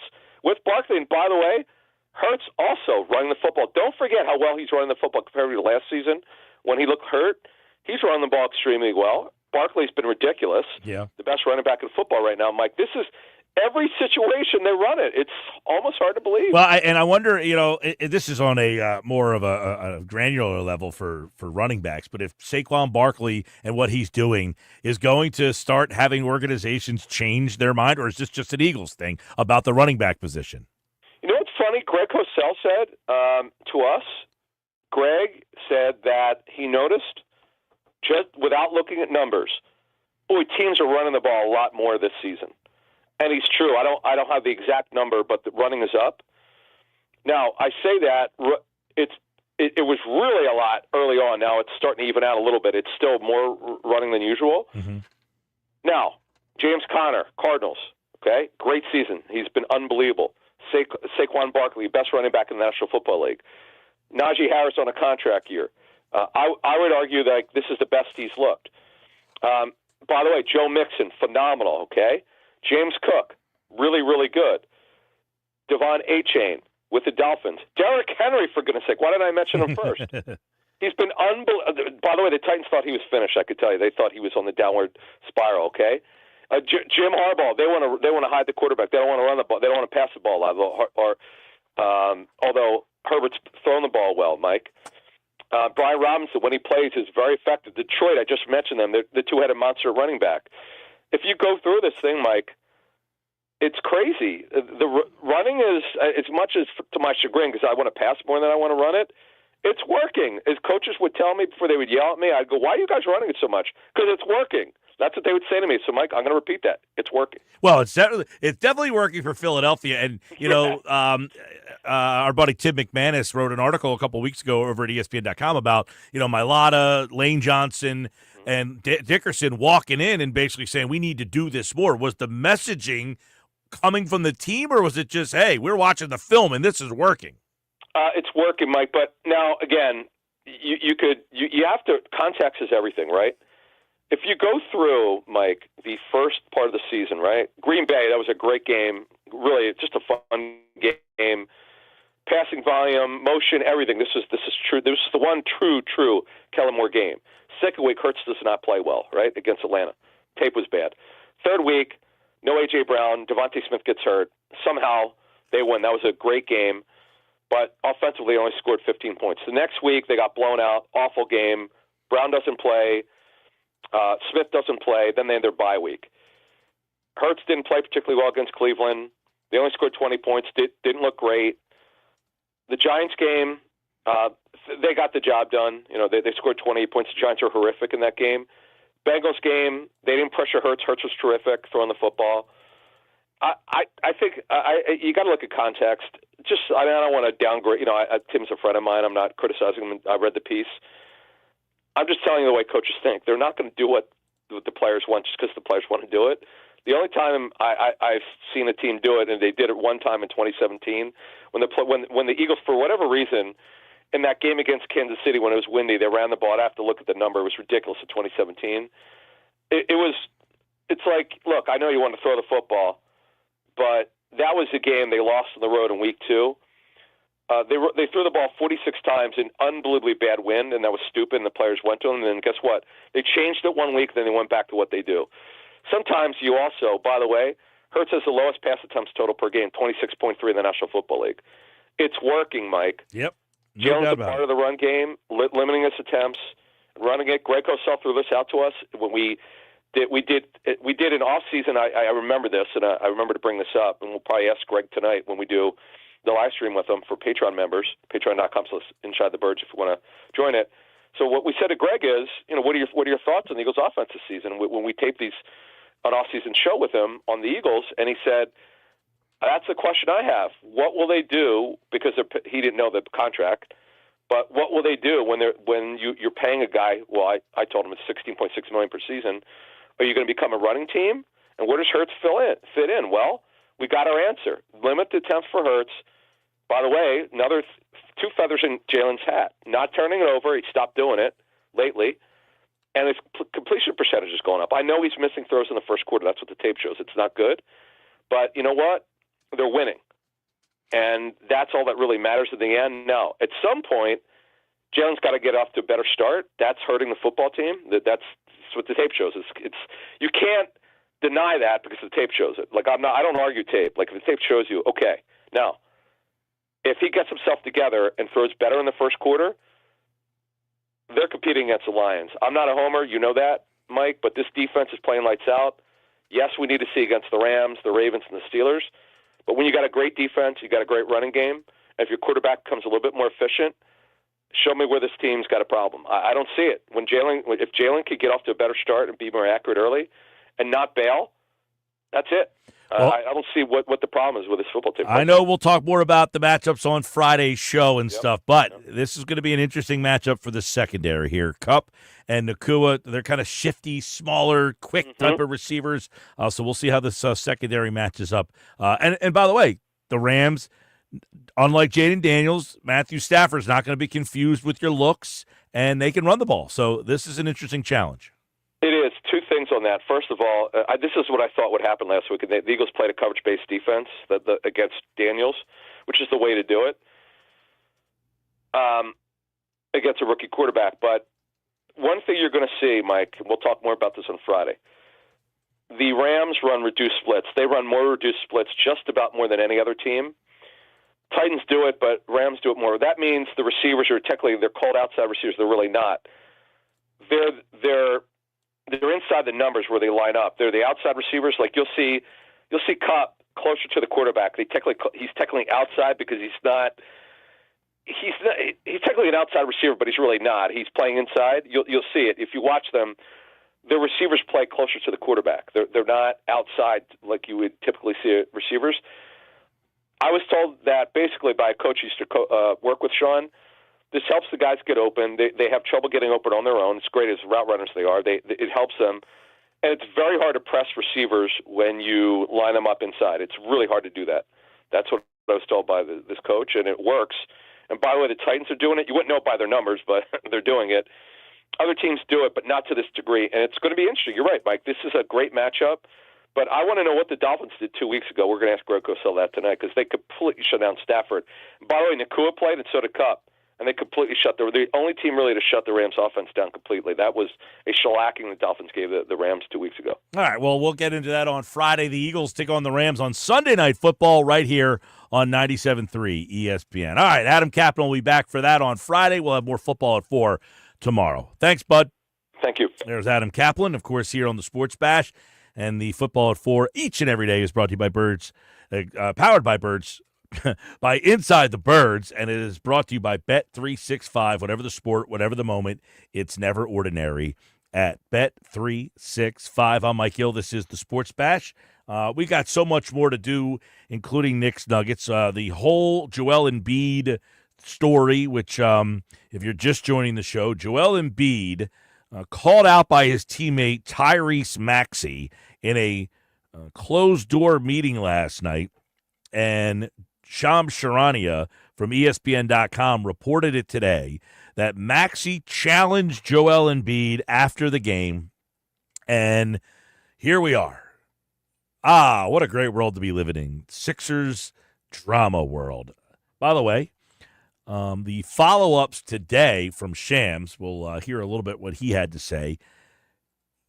This is the one interesting thing for me, okay? So Shams said today that Maxey calls out Embiid, and he explained what Maxey said to Embiid was something that people in the organization knew about, but it was Maxey the one who essentially kind of calls him out on that.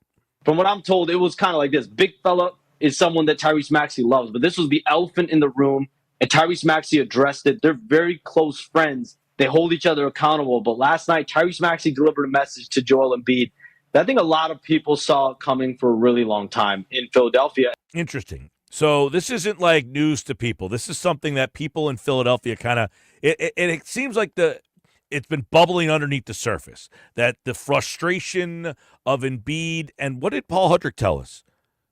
That the organization has kind of let him do whatever he's wanted to do. So what happens next with Embiid? Where does this go from here? Here's what Shams had to say here on the Sports Bash. What will Joel Embiid look like when the team plays in Memphis on Wednesday? What will he hone in on the message that was given to him and really put that into action over the next week or so? We're about to find out. But the fact that Tyrese Maxey, their young leader, is the one that stepped up with this, he's not going to just speak out for nothing. Yeah. What's this team going to Nick Nurse said it. He said he was asked about the meeting. Did they take to it? And he said, well, yeah, we'll find out at the next practice and the next game. But what happens with Embiid Wednesday night? Does all of a sudden Joel Embiid come out and look like he's healthy as a horse? I mean, that's been one of the problems this year. He has not looked healthy. So all of a sudden Wednesday night, is this going to click? He looks healthy and the whole season kind of takes a turn for the better? Because as Shams points out, these next 10 games, like it or not, this is the season. 2-11. Now is the time for urgency. This next 10 games for the Sixers, that's going to make or break really their season. Yeah, you know why? Because as we pointed out earlier on the show today, according to ESPN stats and information, there has been exactly one team in the history of the NBA that has started the season 2-11 and made the playoffs. One out of 108. One. All right? And by the way, every single team that made the playoffs of that group lost in the first round. So this is not a recipe for a strong season, if you will. All right, I'm Mike Gill. This is the Sports Bash Live, 97.3 ESPN, the 97.3 ESPN free mobile app. Live video streaming on the X platform, YouTube at Mike Gill Show. You can subscribe, watch on your home TV, watch on your laptop, your tablet, your phone. You're listening on 97.3 ESPN, the free mobile app. We got a lot of messages coming from the app, so we'll read off some of those as well. Plus, the Nuggets are on the other side. Nick Earnshaw is back with another edition of Nick's Nuggets. By the way, something else I wanted to get into. There has been a ton of buzz around the Phillies as the owners' meetings are set to start here this week. The latest on Alec Boehm and here's a little tease for you people out there. A name I brought up about trading has now been mentioned by a national baseball writer. Could a surprise name be on the trade block for the Phillies? Got that as well. Sports Bash Live, 97.3 ESPN. You're listening to the Sports Bash with Mike Gill. When I'm driving, I got a guy on the radio who talks to me. I can't see him, but he talks to me. On 97.3 ESPN. Go to get your game on at the Gallery Bar Book and Games at Ocean Casino Resort. Cheers your favorite drinks while cheering on your favorite team. Get in on the parlay while in the middle of a party. Go for the sports scene and go for the endless screams. Go to the Gallery. Go to the Fanatic Sportsbook. Go for the win at Ocean Casino Resort. For more information, visit theoceanac.com. Must be 21 or older to wager or consume alcohol. Gambling problem? Call 1-800-GAMBLER. Good morning, Doctor. Doctor? Hi, Doctor. Doctor? Dr. Jackson's practice is growing. What do you mean we're still short-staffed? He needs a good patient doctor. How do we not have enough doctors to doctor all these patients? And he doesn't have the patience to sift through hundreds of resumes. I need Indeed. Indeed you do. When you sponsor a job on Indeed, it's easier for talented candidates to find it, which makes it easier for you to hire them. Visit Indeed.com/credit and get $75 towards your first sponsored job. Terms and conditions apply. With GMF financing, qualified buyers excludes Traverse and Corvette excludes prior sales. Why wait for Black Friday when the biggest Black Friday sale is going on now all month long at Bennett Chevrolet, where you can save up to 20% and more on your new vehicle, because Bennett is selling new vehicles at $1,000 below, yes, $1,000 below the real GM supplier employee price. Plus, you keep all the rebates, saving you up to 20%. But of course, there's more with available 0% financing. Looking for you? Bennett's giving a minimum $10,000, a minimum 10 grand for your trade, no matter its condition, towards any pre-owned in stock. Imagine what you'll get for a good trade if Bennett's paying a minimum 10 grand for total junk. Bennett's deals are unbeatable during our Black Friday sales event, and And there's never any hassles or sales pressure because our non-commissioned sales staff is paid on your satisfaction, not how much you spend. The best Black Friday sales going on now at Bennett Chevy, Egg Harbor Township, and BennettChevy.com. Together, let's drive. The holidays are here at the Home Depot. If you're working on getting ready for company, A lot of company. make sure you're ready with Black Friday savings. Get up to 40% off select appliances, plus up to an extra $1,000 off select kitchen appliances. Upgrade your kitchen with top brands like GE Profile and get sleek cutting-edge appliances to make sure you Got hosting handled. Yeah, you do. Get Black Friday savings now with free delivery and financing on select appliances this holiday at the Home Depot. Offer valid November 6th through December 4th. U.S. only. See store or online for details. Your business needs a network it can count on. Comcast Business has you covered with Wi-Fi backup to help keep your business up and running, even when your power goes out. Everybody in the warehouse good? Lights are out, but the Wi-Fi's up. Let's power on. It's from the company with 99.9% network reliability. Break room, you good? Can't microwave my burrito, but Wi-Fi's fine. Let's power on. Power on with the leader in connectivity, Comcast Business, powering possibilities. Ask about Wi-Fi backup for your business. Or get started with reliable internet for $59.99 a month for 12 months with a 2-year agreement. Plus, for a limited time, find out how to get an $800 holiday bonus prepaid card on a qualifying gig bundle. Don't wait. Call or go online today. Ends 12/15/24. Restrictions apply. New customers only with 150 megabit per second internet. EcoBill and autopay required. Equipment, taxes, and fees extra. The 90s called. They said the Gordita Supreme is so back in the new $7 Lux Cravings box from Taco Bell. It's all looking fresh to death with the pillowy 90s Gordita Supreme alongside the beefy 5-layer burrito, double stacked taco, chips with nacho cheese sauce, and medium drink. All for just $7. It's your wallet's favorite cheesy crunchy combo here for a limited time. Grab yours and relive the decades only at Taco Bell. At participating Taco Bell stores for a limited time only. While supplies last. Contact store for price and participation with various drinks and speeds freezes. Tax extra. Oh yeah, it's on at Matt Black Nissan. If you're currently stuck in a loan or lease, AJ the Trade Man can get you released. Matt Black Nissan.com. It's on at Matt Black Nissan on the Black Horse Pike, Egg Harbor Township. This is the Town Square, New Jersey Info and Weather Network. Progressive Insurance presents the Sports Flash on 97.3 ESPN.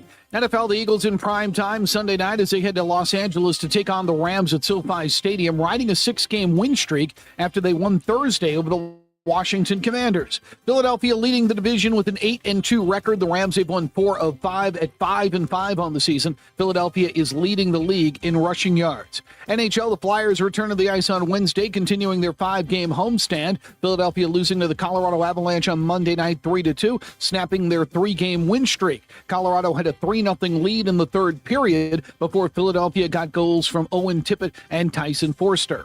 NBA, the Sixers will be in Memphis on Wednesday night to face the Grizzlies. Philadelphia has now lost 4 straight games. Monday, they lost in Miami, 106-89. Jared McCain led the Sixers with 20 points. Paul George added 18. I'm Tony Desiri, and that's your Sports Flash on 97.3 ESPN. New Jersey is the Garden State. But did you know that one of the most important things we can farm is wind? Offshore wind provides clean, renewable energy. It creates jobs and drives economic growth. In fact, it's estimated that a single wind farm can create over 4,000 jobs and add more than $700 million to the state's economy. Offshore wind, propelling New Jersey's future. To learn more, visit nj.gov/offshore wind. From the Town Square, New Jersey Info and Weather Network, I'm Chief Meteorologist Dan Zarrow. Some raindrops are possible tonight. Spotty showers, light and brief. Otherwise, mostly cloudy skies. Low temperature dips to 48. For tomorrow, a mix of clouds and sun, high 62. Rain rolls in tomorrow night, and through Thursday morning, that rain could be heavy for a time. Gusty wind kicks in. Clouds and showers may linger for a bit on Thursday as temperatures drop from the 50s into the 40s. Get weather 24/7 wherever you are. Download our free mobile app today. New Jersey might be small, but there's a lot of wow packed into this little state. We got your down at the beach,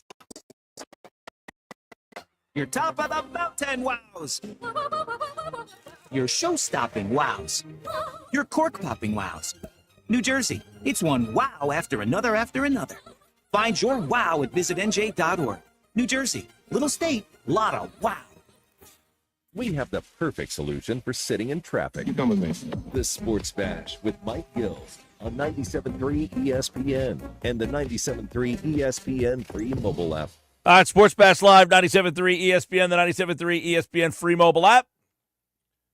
429. It's a Tuesday edition, which, you put these shows together and you have like a whole rundown, and then all of a sudden the rundown gets crumpled up like a piece of paper and you throw it in the trash and you start over. It's kind of what happened with today's show. We certainly have talked a lot about it. Shams Charania reporting from ESPN. Last night, the Sixers had a team meeting. Shams was told that Tyrese Maxey challenged Joel Embiid, says he's got to show up on time, and we've had a ton of reaction today on the Sports Bash. It's time for today's edition of Nick's Nuggets. Nick Earnshaw is the host of the Shift podcast, and he's producer of The Locker Room weekends on 97.3 ESPN, and, of course, the host of Nick's Nuggets. It's that time, and it's brought to you by the Fanatic Sportsbook at Ocean Casino Resort in Atlantic City. All right, Nick, what do you got, buddy?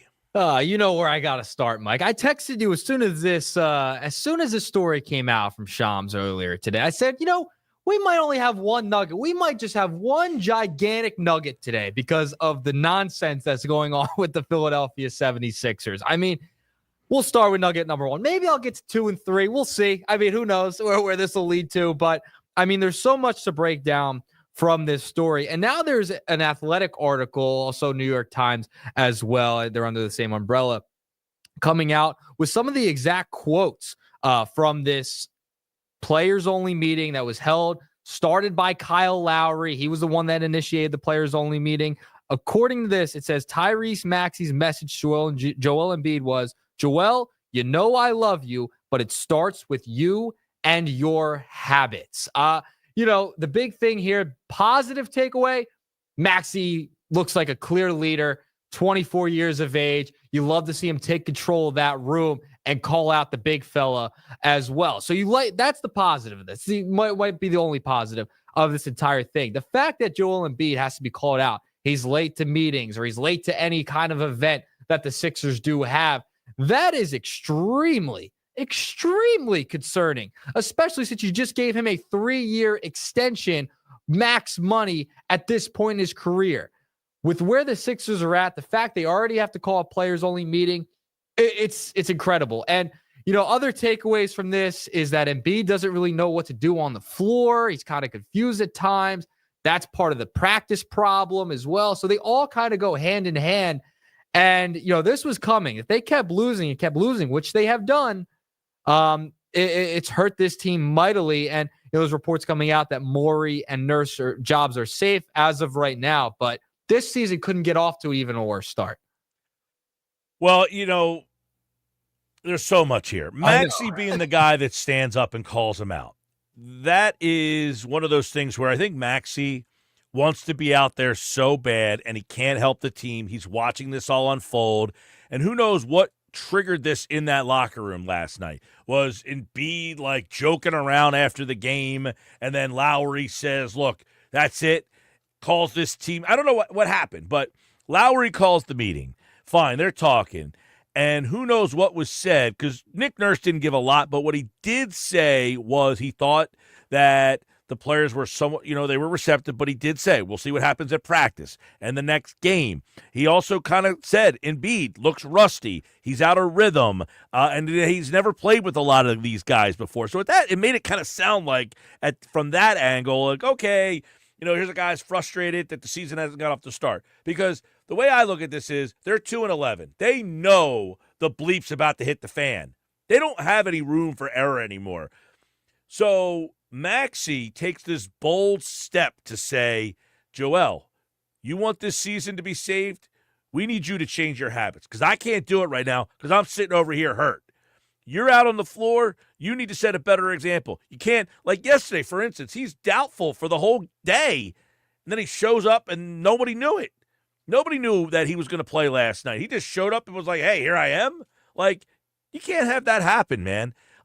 Joel, to me, has to mature in order for this thing to work. You hope that this goes in a positive direction. But my question is, I have to wonder, Tyrese Maxey's the one that calls him out, and then it's reported that Maxey's the one that calls him out by Shams Charania, who has a close relationship with Tyrese Maxey's agent. So if I'm Joel Embiid, fine, you called me out, I'll take that, okay? But that's last night. The next day, is he saying, dude, really? Your agent? I mean, how is he looking about how this got out there? He's either mad at somebody on the player's side or he's mad at the organization if he thinks that it got out there. Either way you slice it, it's his fault. But this is like the guy who owes you money and you have to ask him to pay you back the money, and then he's like gives you an attitude about it. It's like, yo, you owe me the money. And that guy gets mad at you for asking. This is kind of what's happening here. Embiid's in the wrong, but he's going to be mad because it got out. How is it that we are here? Because, I mean, I'll tell you how. You can stop right there. How is it that we are here? 2-11. That's how. Yeah, I mean, listen, if they go on this incredible run after this, they start winning games, it'll be forgotten. It'll be part of the journey, right?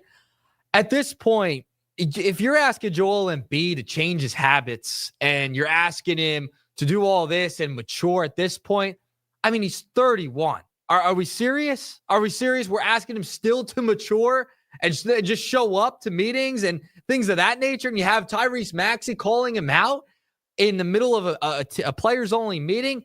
The fact we're here talking about this still, that's incredible to me. The fact that that's still going on, that his maturity is still being questioned, is craziness at this point. So that I would concur with that. I think it's very disappointing that we have a guy 30 years old who's been the MVP of the league, who has been has it not been for the injuries, this guy has historic numbers if he was able to play full seasons. Unfortunately, the injuries and everything have not allowed him to be, a historic all-time great because of the injury problems. But the fact that the side note and the asterisk is, here's a guy who can't get out of the second round.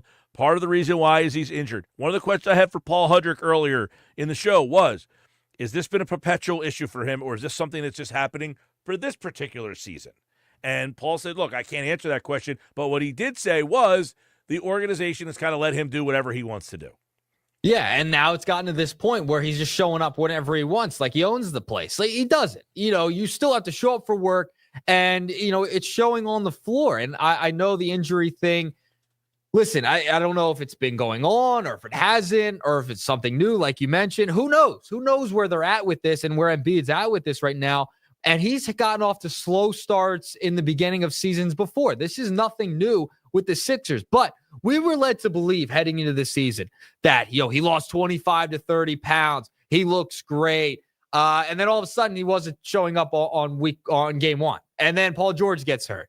And then they just start losing and things start going down and spiraling out of control. The fact last night that he was sick, he shows up, he shoots around, or he was doubtful, we were pretty much saying, no, he's not going to play. I don't know if he should have played last night. I mean, seriously, why show up and go through all that and not really play? You play a few minutes here and there for the most part. I don't get it, Mike. This team is out of control right now. Tyrese Maxey is the only one kind of stepping up, it feels like, to say something. And based upon the reports out of that meeting, that's the only person who's really showing up and saying anything at this point. You're taking control. And I'm not even seeing it from Nick Nurse as much. I mean, he should be one of the guys that's taking control as well, but that's not happening. One of the things also that got lost in this is Maxey, they're reporting he may return Wednesday or Friday. He could be returning this week. So now you finally, hopefully, have everybody back together and you could start building a cohesive unit with the starting five. Added Jared McCain now because he's probably going to start with Maxey in the backcourt. You need to at this point because he's your best. He's been playing the best basketball out of anybody on this roster. Hopefully, they get Maxey back, and that's when they could start building a few wins in a row and start getting back into this thing. It's probably going to be around 41 wins-ish, 42 to get into the playoffs. Play in, you might need a little under 40. So I think they're still in this. The East is very bad. But, man, they got to turn it around fast, and this hopefully lit a fire underneath of them. Listen, Wednesday night should tell us a lot. Yep. You know, Joel Embiid, what did he take from the messaging here? He got challenged by a friend and a teammate. He got challenged by a friend and a teammate to basically set a better example that he impacts the locker room. And like Paul Hudrick from Liberty Baller said on our show earlier, I don't think Joel understands the magnitude of what his actions mean to his teammates and the fans. That when he does this kind of stuff, it is hard for people to embrace him and stick up for him. You know, there's so many people who think Embiid's out of shape, he's lazy, he's soft, he's all these things, and then he gives them ammunition for that to look like they're right. You know, I don't think Embiid's soft, but you got these knuckleheads out there that think because he's hurt all the time, that makes him soft, or that, you know, he's mentally weak because the team doesn't win. Well, a lot of times they're not winning. People aren't really smart enough to realize the reason they don't win in the playoffs is because Embiid is not healthy. That's the only reason why they're any good to begin with. That's how good Embiid is. He's good enough to carry a team that's really not all that good to get to a spot they wouldn't be in if not for Embiid. But he's always hurt. So it's not, to me, this mental weakness or that he's not a tough guy. He has said it, and I agree with him. There are many times he's been out there when maybe he shouldn't have been out there. But people can only take so much of that before they start to then believe their own thoughts. I think that many people say these things and they're frustrated in the moment, but his actions now, when a teammate calls him out, give credence to what they think. Yeah, I mean, listen, the reason why they haven't gone anywhere is because he's been hurt. But to think, for the people out there that want to trade Joel Embiid right away, it's still November. Okay, there's still a season that can be saved and they can turn it around. Doesn't mean they're going to be the 1 seed in the East, but you cannot, if you trade Joel Embiid, you are essentially giving up and you're retooling, restarting over, essentially. I mean, you might be a little bit of a play-in team with the roster you do have, but you just signed Paul George for 4 years. You just signed Tyrese Maxey to an extension. You signed Caleb Martin. You were expected to go for it this year and next. They're not going to give up right away. That is not going to happen. I'm telling you right now. And if you were to trade Joel Embiid, let's just say they do, you're out of it. You really have no chance. You really think a team led by a 34-year-old Paul George, Tyrese Maxey's not a 1. He is a great piece. He's a great 2. He's not a 1. He's a great leader in the locker room. Talent-wise, he's not a number 1 superstar. He's just not there yet. Maybe he gets there one day, but he's not there yet. You trade Joel Embiid, this team is nowhere. They really don't have a chance after that. If you don't think they have a chance with Embiid, they get rid of him. They really are out of it. So you can't trade him yet. You still got to save this season. You still got to go for it. That's why Kyle Lowry calls the players-only meeting. Everyone needs to look themselves in the mirror. The coaches, the front office, the players themselves, Joel. He's given ammunition, like you said, to the people who are continuing to doubt him.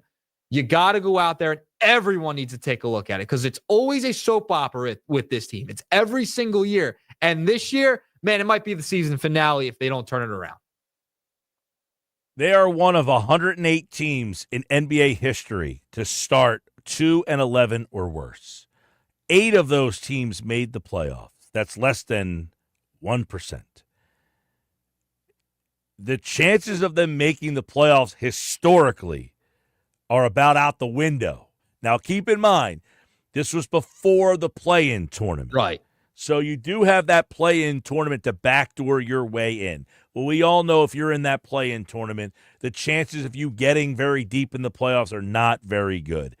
This has the makings of a lost season. Now, before anybody starts to say, Cooper flag, blah, blah, blah, the problem you have is when this team is healthy and playing together, they're obviously going to be good enough to be in the middle of the pack, right? They're not going to get to the top of the pack because of their start, but they're going to be good enough, or they should be good enough to get to the middle of the pack, which is essentially where you don't want to be, which is why you have Embiid to begin with, because you want it to get out of the middle to try to get to the top. As somebody asked me on the text board, would you are you willing to acknowledge the process as a failure? Your question there tells me it was a success. So there you go. The fact that you even asked that question gives you your answer. The fact that 10 years later you're asking about something says that it's a success. I would do it again in a millisecond.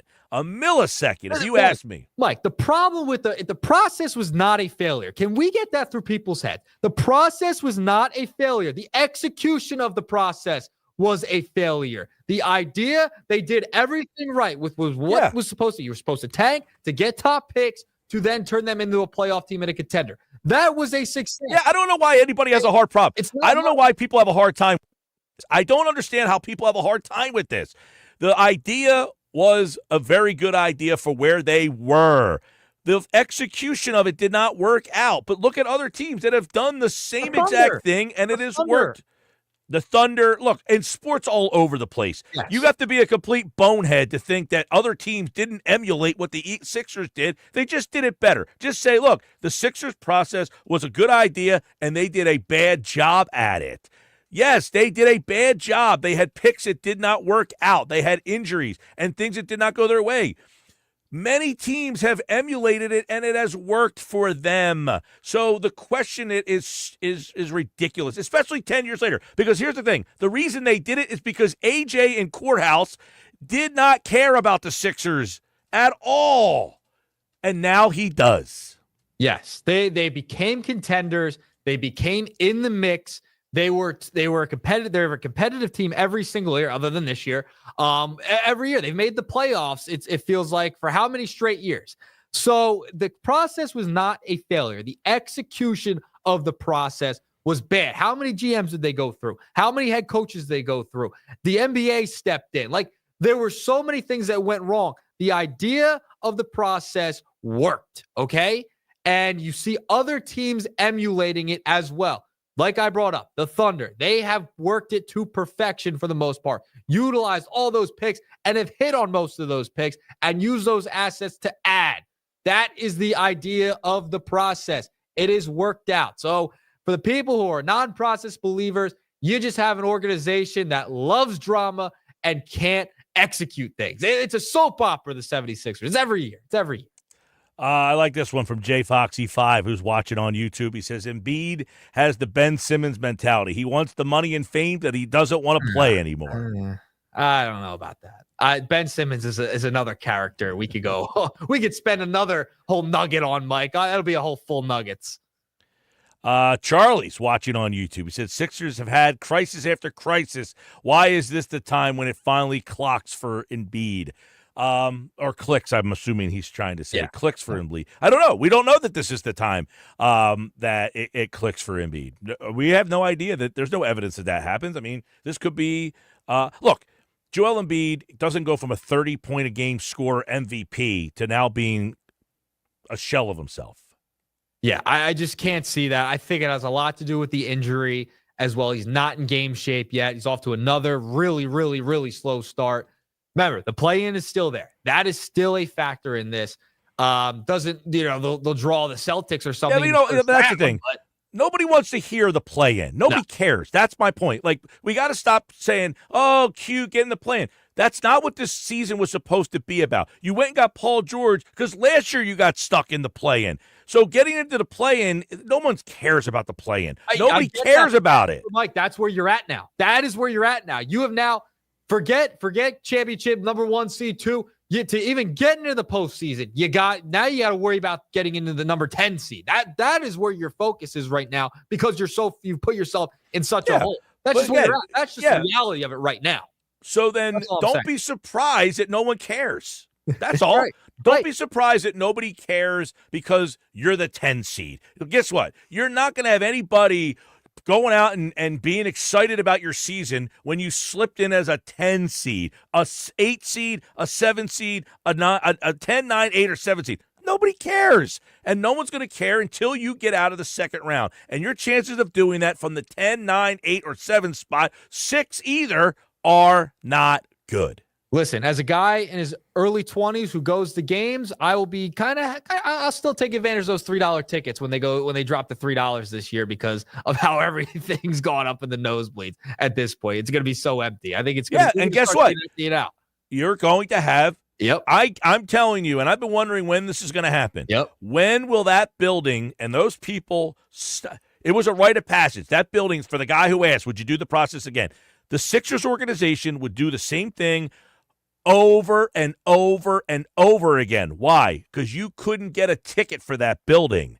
It was a business decision. It was a business decision. And guess what? As a fan of that team and as someone who does what I do, it was a business decision that was a smart decision. Why? Because I hosted this show in 2012 and 13 and saw the apathy. Nobody cared about this team. Nobody. Now people are angry, and that means you care, and that's what they wanted from you. They wanted you to care about their product. Now, they said it was going to win championships. Of course. Marketing is a part of this world. That's why Jerry Jones is very good at his job. He's not a very good owner, but he's very good at marketing his team. And there are other people very good at marketing things to make you think they are things that they are not. The Sixers told you this was about winning championships. Well, no crap. Everything teams do is supposed to be about winning championships. But guess what? This was to make AJ and Courthouse text in and say, don't you see the process didn't work? And that answer gets wrapped right back around and says, you didn't care about this team before, and now you do. And guess what? For the good and the bad, they have people that care about them almost too much now because of what they did. Yep, for better or for worse. All right, Mike. Nugget number one. We're only going one pack of nugget, one giant nugget today for you on Knicks Nuggets. All right, Sports Bash Live, 97.3 ESPN. That's the Nuggets today. They are brought to you by the Fanatic Sportsbook. And, of course, this hour of the Sports Bash, it is brought to you by Jersey Cow. It's a great time to go out, another beautiful day to go out and get ice cream. They're open every day from noon until 10 in Northfield and in Brigantine. Jersey Cow ice cream is a year-round thing at Jersey Cow.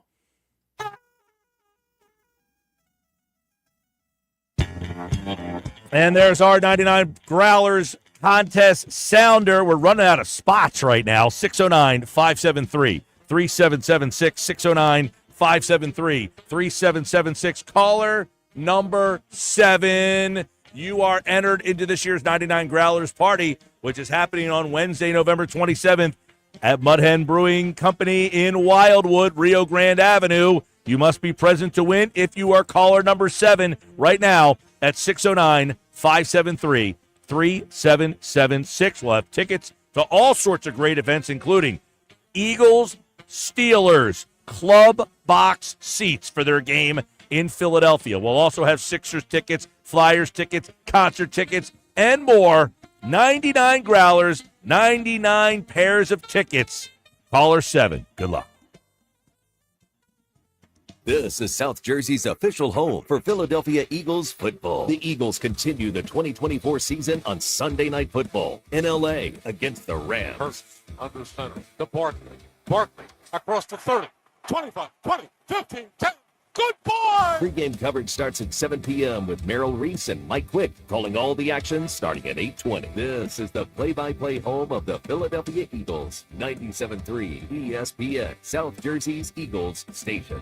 Celebrate the holidays at Mud Hen Brewing Company. Friday, December 6th. Don't miss their White Christmas Party with circus performers, adult face painting, and live music by Don't Call Me Francis at 7 p.m. Then on Saturday, December 7th, join them for their Christmas tree lighting and hospitality night with Santa, a milk and cookie bar, free face painting, and caricatures. Enjoy live music by Animal House to keep the party going. Join the festive fun at Mud Hen Brewing Company, Wildwood. For details, visit mudhenbrew.com. At the Home Depot, the holidays have arrived. And so is all my family, so I'm working on keeping up with the laundry. The Home Depot is here to help with Black Friday savings up to 40% off select appliances. Spend less time doing laundry with smart, efficient appliances from Samsung, ranked #1 in customer satisfaction. Perfect. Less laundry time means more family time. Get Black Friday savings now with free delivery and financing on select appliances at the Home Depot. Visit jdpower.com/awards for more details. Offer valid November 6th through December 4th. U.S. only. See store or online for details. It's a new era of orange in Philadelphia, and you don't want to miss the Philadelphia Flyers hit the ice at Wells Fargo Center this season. Be here when the Flyers take on the Las Vegas Golden Knights on November 25th for the Hockey Fights Cancer game presented by Toyota. All fans in attendance will receive a rally towel. Get your tickets now, only at PhiladelphiaFlyers.com. O'Reilly. Protect your vehicle's engine with Mobil 1 full synthetic motor oil at O'Reilly Auto Parts. Purchase 5 quarts of any Mobil 1 full synthetic motor oil and get a $10 gift card after rebate. Find the synthetic oil that's right for your vehicle and budget. Shop your local O'Reilly Auto Parts store or O'ReillyAuto.com. O'Reilly Auto Parts.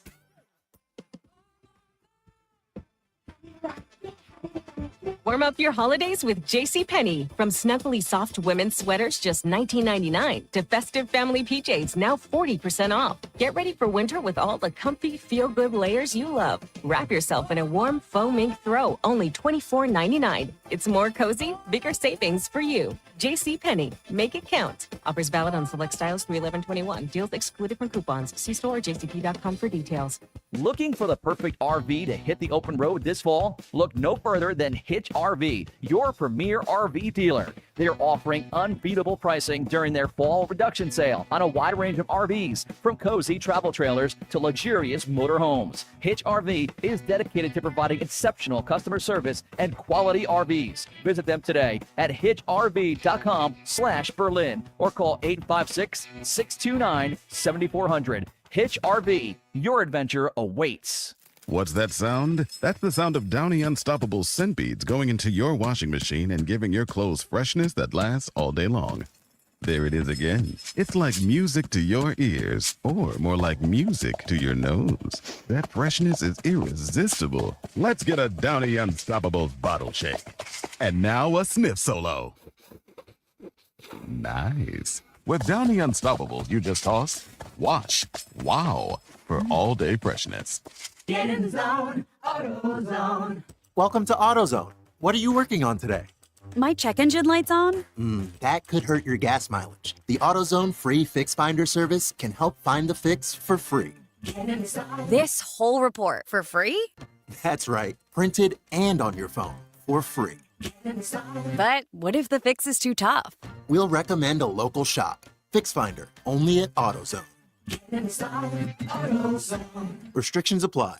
Tune in to the Bet365 Play of the Day during the Sports Bash with me, Mike Gill, every weekday afternoon at 5:45 on 97.3 ESPN. Made possible by Bet365. Whatever the moment, it's never ordinary at Bet365.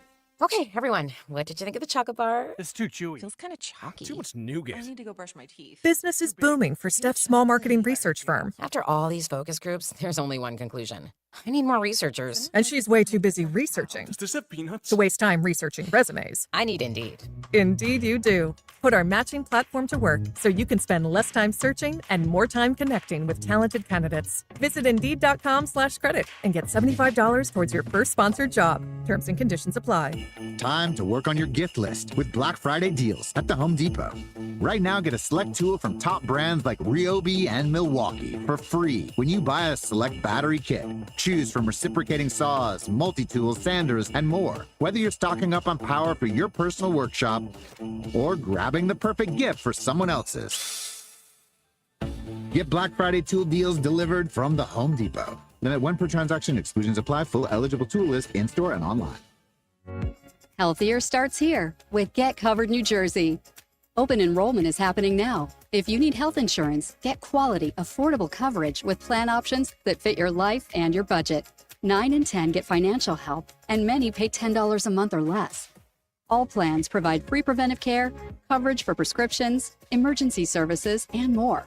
Enroll by December 31st for January 1st coverage at getcovered.nj.gov. It's football season, and Uber Eats is dropping undefeated deals on all your game day favorites. This week, score buy one, get one free famous bowls from KFC, only on Uber Eats. Craving even more? We've got you covered with game day deals on pizza, burgers, tacos, and more all season long. Uber Eats, official on-demand food delivery partner of the NFL. Order now. Terms, taxes, and fees apply. See app for details. Find what you love, love what you find. A Total Wine and More. There's so much waiting for you. Spirits and beer, thousands of wines. Guys in the know, and prices so low, it just might blow your mind. You're gonna find what you love and love what you find. With curbside pickup available, you'll always find what you love, only at Total Wine & More. Drink responsibly, B21.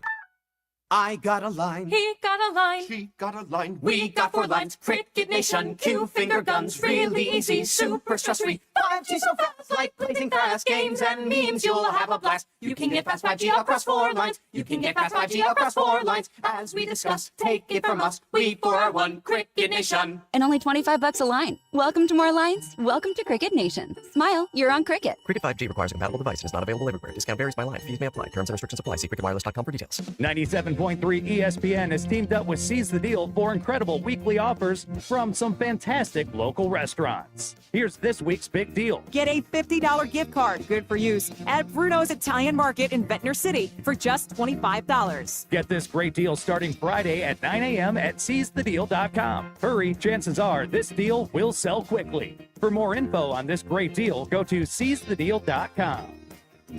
SeizeTheDeal.com.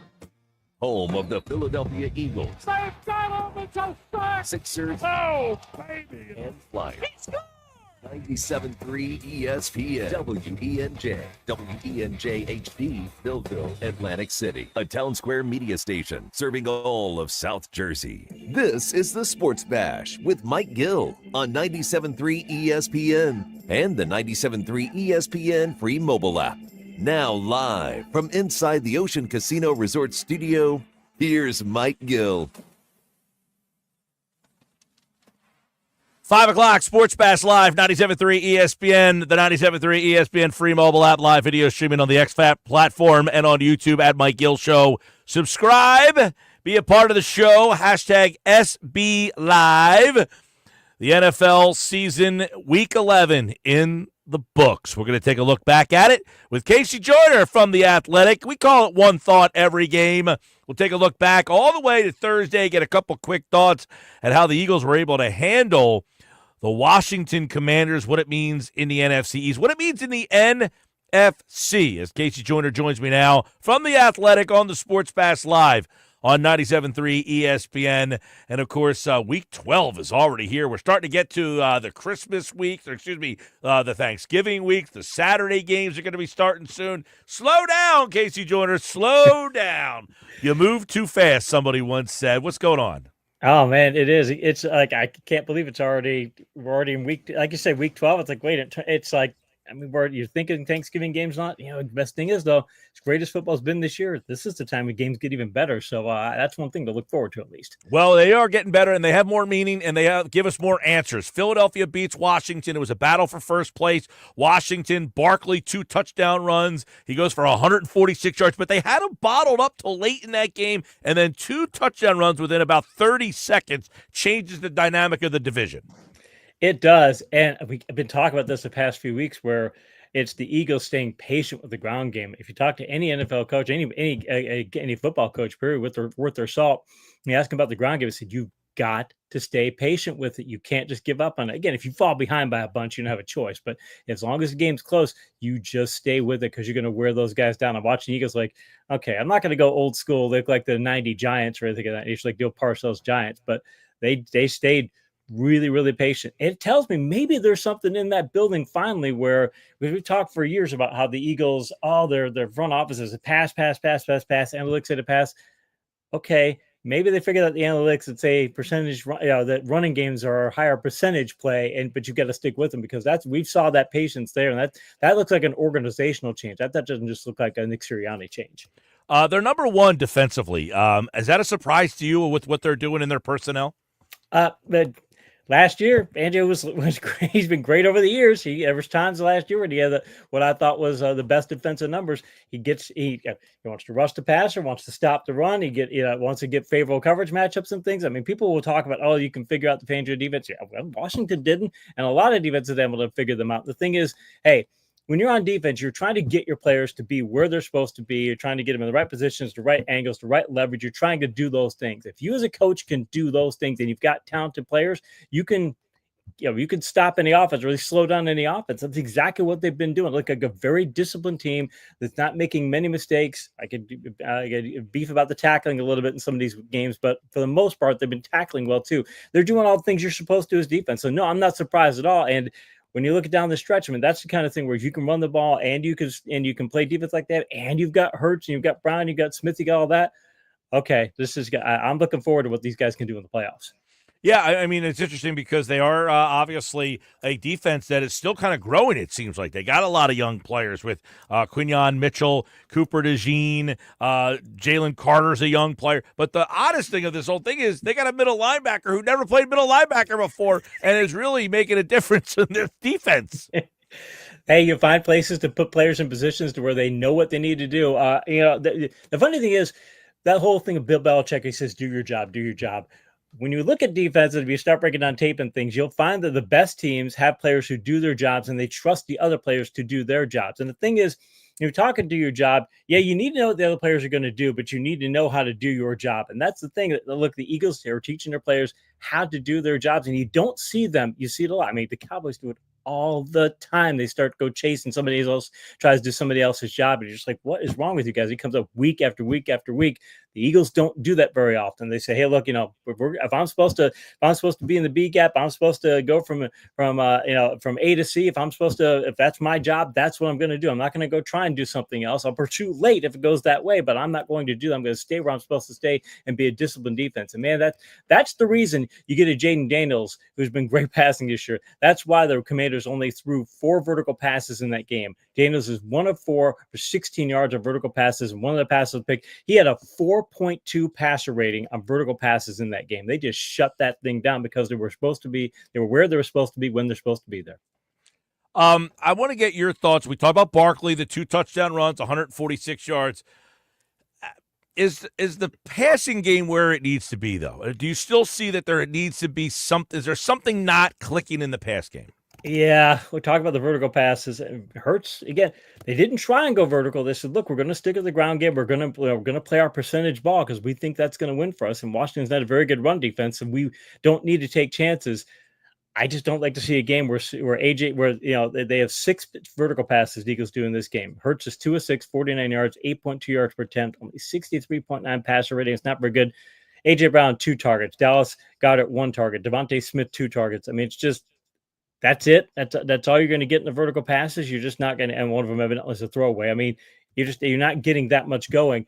Fine, it worked in the second half. That's a great way to do it. But man, I want to be able to see this defense. I think they said we don't need to take chances in this contest. We think we still just win the ground game. But you want to be able to see. You don't want to not practice your home run swing because if you don't practice your home run swing when you need it, you might not have it. I'd like to see him go vertical a little more.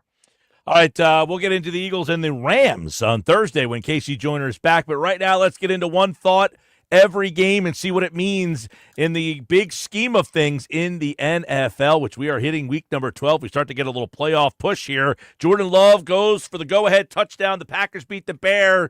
A blocked field goal at the buzzer. This keeps happening. Hey, evidently their special teams coach had a lot of faith that they could block a kick, and it turned out that way. And if you're the Bears, I mean, we're seeing that a lot, though. Isn't that funny? This year we're seeing a lot of field goal kickers miss kicks, block field goals. Like this week was unbelievable. Yeah.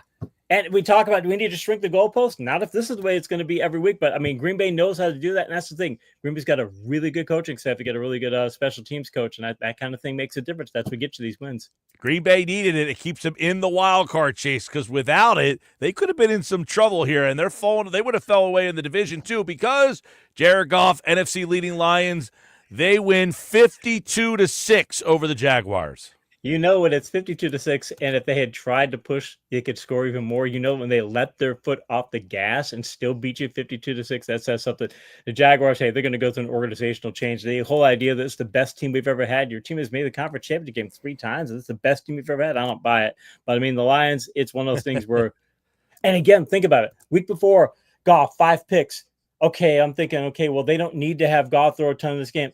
Cut it loose. He's now like 4th best in NFL MVP odds because they let him cut loose for 412 and 4 touchdowns. If they make a mistake, just come back and be aggressive next week. That's dangerous.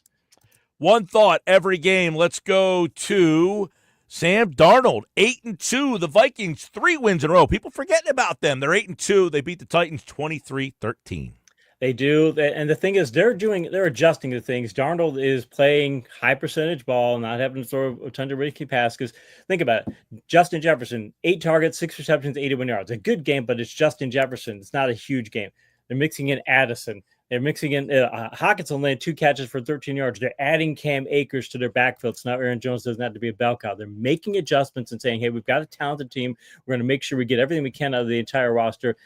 It makes them the kind of team that's going to be a good team down the stretch and things. And you're going to have the top teams in the league, top teams in the NFC, you're going to have to go toe to toe with these guys. If you let your foot off the gas against the Vikings, they will beat you. One thought every game, 2 of 3 touchdowns. The Dolphins 34-19. Second straight win now for Miami. They're back in the wild card mix. They are, and they're doing it. Tyreek Hill. His long pass for the day, 18 yards. He's still not getting big plays on deep passes. But Jonathan Smith, 6 for 101 and 2 touchdowns. I mean, people need to pick him up fantasy because he's been producing good points of late. It says something. They've got. I think their offense again scoring 34 points, and you still don't get that much out of Hill, and you still don't get that much out of Waddle. If Waddle and Hill can start stepping up, this offense could go. I don't say to go toe to toe with the Lions, but I mean it'd be a fun game to watch.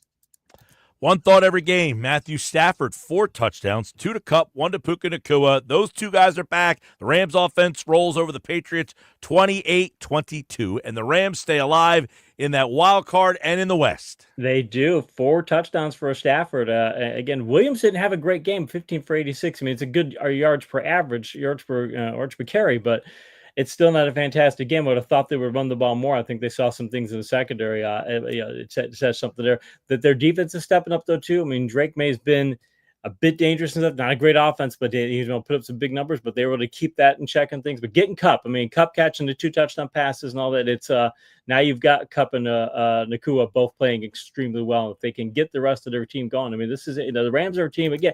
Hey, they make the wild card. I'm not going to be surprised they make the divisional. One thought every game, Taysom Hill. Yes, Taysom Hill. 3 touchdowns, about 150 yards rushing. Saints beat Jameis Winston and the Browns. Their season's lost 35-14. The Saints are kind of sneaking back in that South. They are, and Taysom Hill, that's that one game any fantasy manager looks at and goes, why in the world didn't I steal? Like, at least the 1 week he's going to get 40 points. He does like once a year, and you wish you had him in your lineup and things. But to say that they're getting incorporated, by the way, they've been incorporating him in the offense in various ways, running, passing, receiving. A lot more than they have of late. Again, he's becoming a big part of their offense, and that as long as he stays healthy, it's a dangerous thing. It says something. They're going to be a team you don't want to face. And the Browns, I mean, hey, they cut Winston loose for vertical pass. He throws for 395 yards. Judy 6 for $142. You're like, boy, that must have been good. And they still only get 14 points. Yeah, if you're the Browns, it's going to be a long rest of the year. Man, that's been a long season for Cleveland. One thought. Every game. Anthony Richardson, late touchdown run, 28-27. Lost season for the Jets, but the Colts season stays alive. It does. And you look at it and go, how in the world are they winning these games and doing what they're doing? But again, Richardson's playing better. Again, Richardson, 272 yards passing, 106.5 passer rating. I'll take it from Richardson. I'm going to take it from any quarterback, especially from him. They found ways. And again, against the Jets defense, that's the thing about the Jets defense. Rodgers and the offense are taking all kinds of grief. You start looking at the defensive numbers like, wow, Sauce Gardner's not having a good year. Wow, some of their other defensive players are not having a good year. This is not a great defense right now. So it's barely even a good defense at this point. There's no way they should be giving up 28 to the Colts. One thought every game. This was a big one here. We'll dive into this one. The Lamar Jackson and the Ravens And this is the top-ranked offense in the league. They fall against that really good Steelers defense in the AFC North. That puts the Steelers in play for the number 1 seed. The Ravens fall back now to 7-4. Jackson, 16 of 33 in the game. So the Steelers must be for real. Coming into that contest, if you looked at Jackson's touchdown passes, Jackson was, the NFL MVP odds leader. Now he's second behind Josh Allen, but he was the odds leader.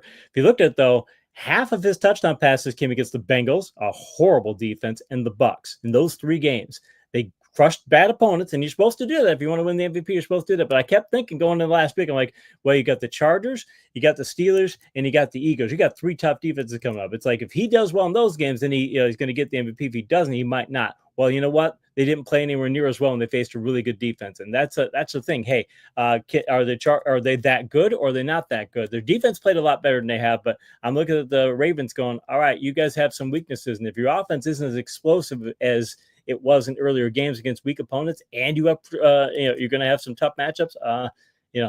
I would not be shocked right now. 7-4 right now. I wouldn't be shocked if in 2 weeks or 7-6, and not saying not going to make a playoffs, but where they're looking at wild card. Were you encouraged with Baltimore's defense, or does that just say, look, that's an average Pittsburgh offense? No, Pittsburgh offense is very good. Very encouraged by the Baltimore defense. They've done some things well. The problem for them is that they don't do bad coverage. They're good against the run. They're where they're supposed to be in a lot of places. They've had to move a lot of players around in coverage back there. The Steelers aren't a great passing game, but they're a good passing game. But I think they'll be tested over the next couple of weeks. I mean, the Eagles in a couple of weeks going to be when we talk to them, it'll be one of those weeks where the Eagles can say, hey, this is the game we might want to throw the ball a lot, because that's what their defense is like. That game next week. We'll be all over that one as well. Bo Nix puts on a show. 4 touchdown performance against the Falcons. This is the statement game for Denver. They've lost some close ones against good teams, but this is a division-leading Atlanta team. Now Denver in the wild card. They are, and Bo Nix, Mahomes last week, evidently not this past Sunday, week before. He told the Denver head coach. He told Sean Payton, "Hey, you've got a really good quarterback there." Like, yeah, really, Bo Nix. And by the way, he's still available right now in like 30% of fantasy leagues. If you're in a fantasy league where Bo Nix is available, I mean, pick him up now because he's the real deal. 307 for 4, 145 passer rating against a pretty good Atlanta defense, but Atlanta, I didn't get anything done. Bijan Robinson, 12 for 35, 12 rushes, 35 yards. I mean, they're getting absolutely nothing done. I mean, they got shut down. It says something for the Denver defense too. The Denver defense is unheralded, and they're pretty darn good too. That's a team. If I'm an AFC team, I do not want to see Denver in the playoffs because they're capable of upsetting anyone in that conference. One thought every game. Yeah, they're a wild card team, number 7 right now. If the playoffs were to start today, do they have the legs to make it to the finish line? Looks like they're improving each and every week. Geno Smith, speaking about the legs, he scrambles for the winning touchdown in the final seconds to knock off the Niners. Seattle, the Niners, that division is a mess right now. It is, and the thing about Mike, the Seahawks and Mike McDonald team. Mike McDonald's a really good defensive coach. He came in this year going, "I want to run the ball," and he doesn't have his defense is terrible. So okay, he can't do that. But in this game, they held Purdy to a $159. They held 85.3 passer rating. I mean, McCaffrey didn't get a ton done. I mean, he still looks like he's kind of battling some rust and such. And that's a very talented offense. They played exceptionally well. And for Smith to do what he did is really good. But for Seattle it's one of those things. It's a very messy division. If Seattle can get their defense to just be average, because they've been terrible for the last week, so they can get to be average, they still get a shot. One thought every game. Sport. By the way, are the Niners average, or are they going to eventually kind of turn the corner? Because that division's up. 6-4 leads the way right now. I think McCaffrey was the difference in that team. We don't talk about it because Mason did so well, but McCaffrey gave that offense something that is a real difference maker. He doesn't look like McCaffrey right now. If it's just rust and he looks better, the next few weeks, if he can play at a McCaffrey level, I think he got a chance to still take things back. But if he is just standard, what he's been the last couple of weeks is really good, but not elite Christian McCaffrey, yeah, that changes the whole dynamic of their team. All right, one thought every game. Casey Joyner from The Athletic. Let's go to maybe the game of the day. Josh Allen ices the game with an incredible rushing touchdown. It's 4th down and 2. Take the points. No. We're going to go for it. And they score, and they go up 2 scores. And now the Bills say, if you questioned us, I've been someone who's been questioning them. They're saying, don't question us now. The defense played really well, and that whole thing there. I remember Jimmy Johnson back in the day when he talked about beating Washington. He said, if you're going to go hit a big opponent, you don't hit them lightly, hit them with everything you got. That's the thing. Hey, they're aggressive. Players like it when you want to be aggressive. Amari Cooper, he was quoted after game as saying something along the lines of, "I haven't been fired up for a ball game in years. It's the first time I've been really emotionally invested in a game in a while." Like that's how fired up that team was to win this game, and it shows that Buffalo. Everybody has written them off. Their defense had a lot of changes, but they're better. Their run game is better. Allen is not making anywhere near as many mistakes. He made that one foolish pass. I mean, he's got to stop making those. He's making a little more of late. But for the course of the year, he's not been making those mistakes. But the Chiefs, that's the biggest story. Hey, you know what?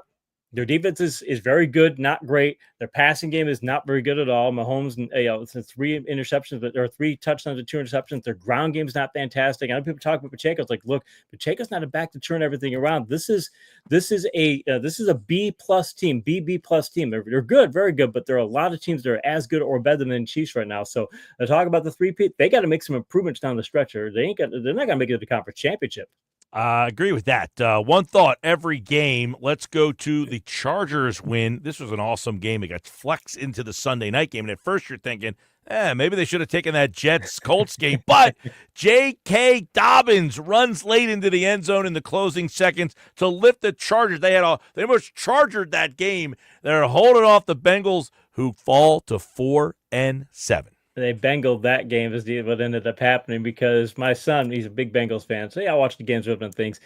And he's saying as soon as but they got back to 27-27. The minute there a couple plays there were, it's like, yeah, we're going to find a way to lose this game again.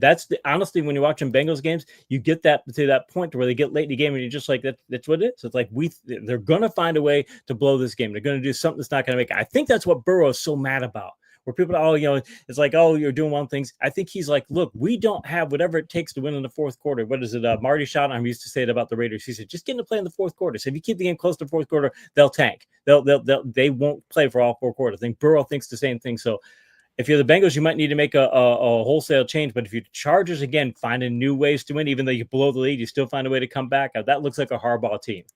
We saw this stat yesterday. Zach Taylor would need to win 30 straight games to catch Nick Sirianni in his record and his winning percentage. That's for the Sirianni haters out there. By the way, the Bengals 4-7, and that means the Chargers, they're also a playoff team. All right, one thought every game. It ends in Jerry's world. The roof fell apart last night, and Joe Mixon went for 3 touchdowns in the Texans' win over the Cowboys. The Texans stay atop the South, and the Cowboys essentially have eliminated themselves. They have. Mixon won some fantasy games. I got to tell you about against me. Yeah. Against me. The guy scored 41 points against me last night.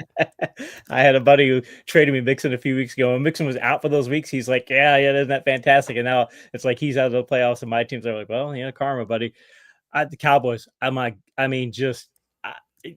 Cooper Rush, it's the ultimate empty calories game, 354. He throws the pick, though, that you never had. You had the idea for a time, like maybe the Cowboys made that big play to Turpin and things, but they just had Belichick was talking on the Manning cast how terrible the safety did in that play. It's like a rookie safety making a rookie mistake, and you're thinking they're not going to keep doing that because it's a well-coached team. So, but they were able to just keep things going. But you could just see the Cowboys at the end were just like, okay, well, I mean, CD Lamb's sad. If it wasn't the Cowboys, I'd feel bad for him. But it was sad, like the one drive where Rush got sacked like 2 or 3 plays in a row. I mean, it was just like, all right, man, why not just give Trey Lance a shot? I agreed. Why not give him a shot and things? And the thing is, it's not as if the team lacks for leadership. Belichick pointed out in the Manning cast that CeeDee Lamb, he's talking him up, but look, you see him giving full effort level. Again, Lamb got paid, so he doesn't have to, but Lamb is out there giving full effort levels. He's trying to help the receivers. He's running his routes hard and things. You can imagine for some players on that team, for the pros on that team, the guys who take a professional approach on the Cowboys, you end up looking around them going, why am I doing this and things? That's a depressing environment. I would not want to be working with the Cowboys right now in any part of the organization, because that's got to be just depressing to go to work because you see how bad this thing is going and they don't have an answer. I think Cowboys might not win another game this year. It is entirely possible because they're that bad. Wouldn't be surprised. By the way, a quick fantasy story for you. I had a trade all worked out for Joe Burrow in exchange for Puka Nacua. My girlfriend was going to Aruba. I had to drive her to the airport, so I had to wake up at like 4 o'clock in the morning. I fell asleep before I accepted the trade. Burrow threw for 5 touchdowns. The guy said, I'm not doing the deal anymore. 3 weeks later, I still have C.J. Stroud, and I keep losing. I could have had Joe Burrow, though, if I just would have been awake. Oh man, that's what makes fantasy football what it is, man. Some days the bear gets you, and sometimes you get the bear. I have C.J. Stroud last night going up against Mixon. I'm up by about 25 points, and I'm thinking, all right, Stroud's got to at least give it. Nope, Mixon right off the bat, 41 points. Stroud gives me a nice 9. Oh, boy. Stroud has really struggled in fantasy world. I don't know how he's playing in real life, but in fantasy world, he has not been great. He has been very bad in there. It's a 5 straight weeks. I thought he had a 4-game streak where he wasn't doing so well. I thought, okay, this is a matchup he can do well. Bad thing is Cowboys run defense. And again, if you're the Texans, why have him throw the ball if you can go ahead and run the thing? And even Nico coming back and only get 4 for 54 to Nico. That was a big shock too. Well, up 27-10, they didn't have to keep handing it to Mixon. You could have given the backup guy a shot. Exactly. I was wondering that too, because Mixon, by the way, he leads the league in games of 24 or more carries. He has 5. Nobody else has more than I think 3. And he had 4 in a row coming into this contest. Now they gave him 20 still, but it's like, yeah, why are you guys wearing him down? You've got a backup. You've got Damian Pierce. Why don't you do it? But so see, they should have been thinking about your fantasy team when they made that move. Yes, they should. Casey Joyner, one thought every game from The Athletic. We'll do it again on Thursday. Thanks, man. Thanks, Mike.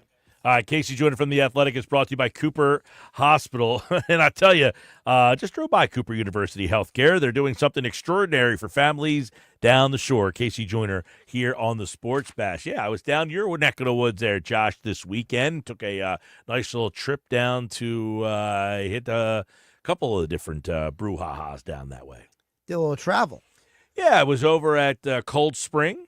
Then I stopped over at Gusto and Slack Tide. 2 of my favorites you just named.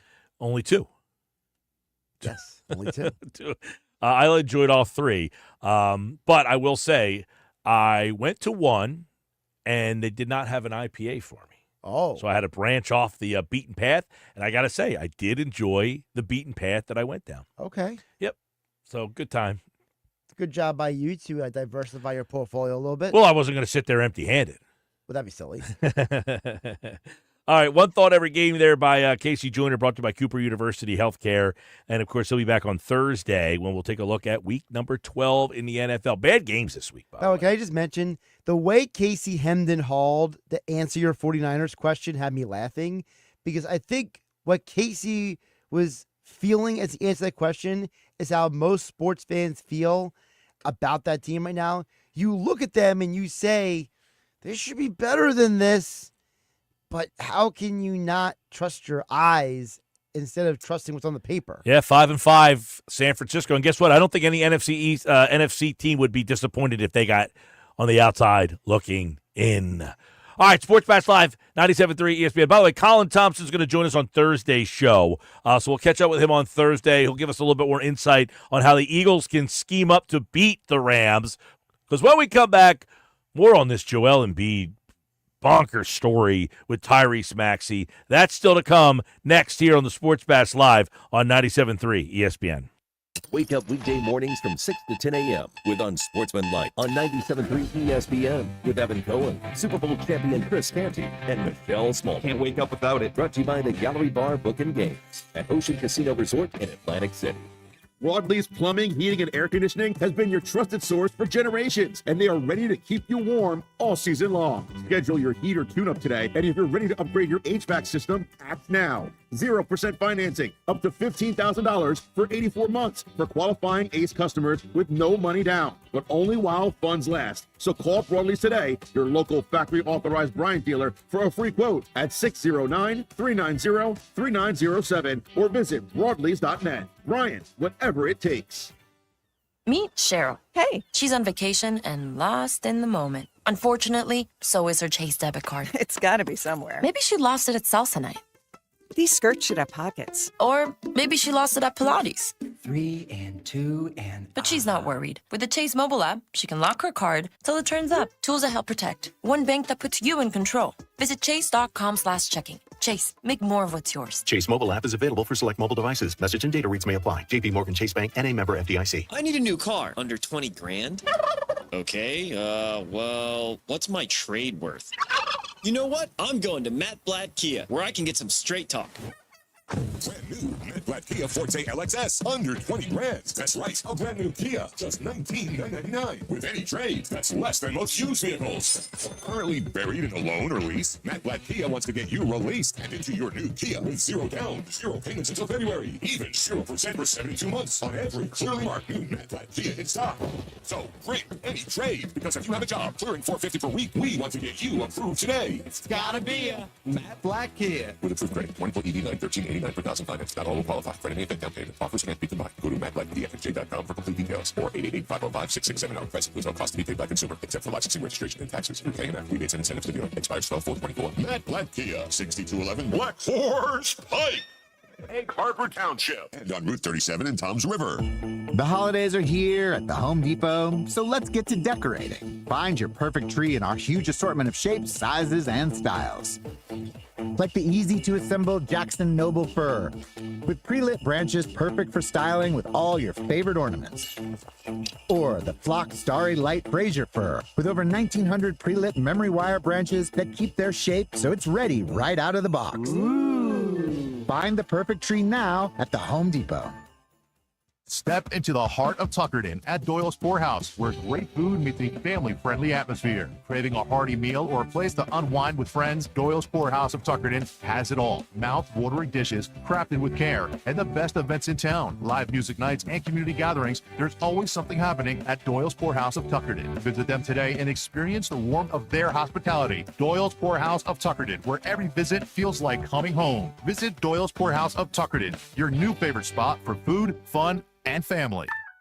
I got a line. He got a line. She got a line. We got 4 lines. Cricket Nation. Cue finger guns. Really easy. Super stress-free. 5G so fast. Like blazing fast. Games and memes. You'll have a blast. You can get fast 5G across 4 lines. You can get fast 5G across 4 lines. As we discuss, take it from us. We 4 are one. Cricket Nation. And only $25 a line. Welcome to more lines. Welcome to Cricket Nation. Smile, you're on Cricket. Cricket 5G requires a compatible device and is not available everywhere. Discount varies by line. Fees may apply. Terms and restrictions apply. See cricketwireless.com for details. It's hurricane season.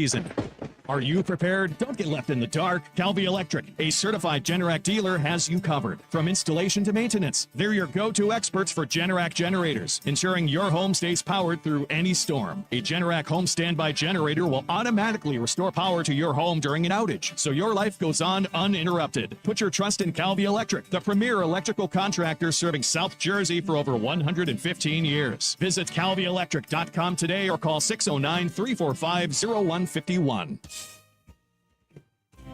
This is the Town Square, New Jersey Info and Weather Network. Progressive Insurance presents the Sports Flash on 97.3 ESPN.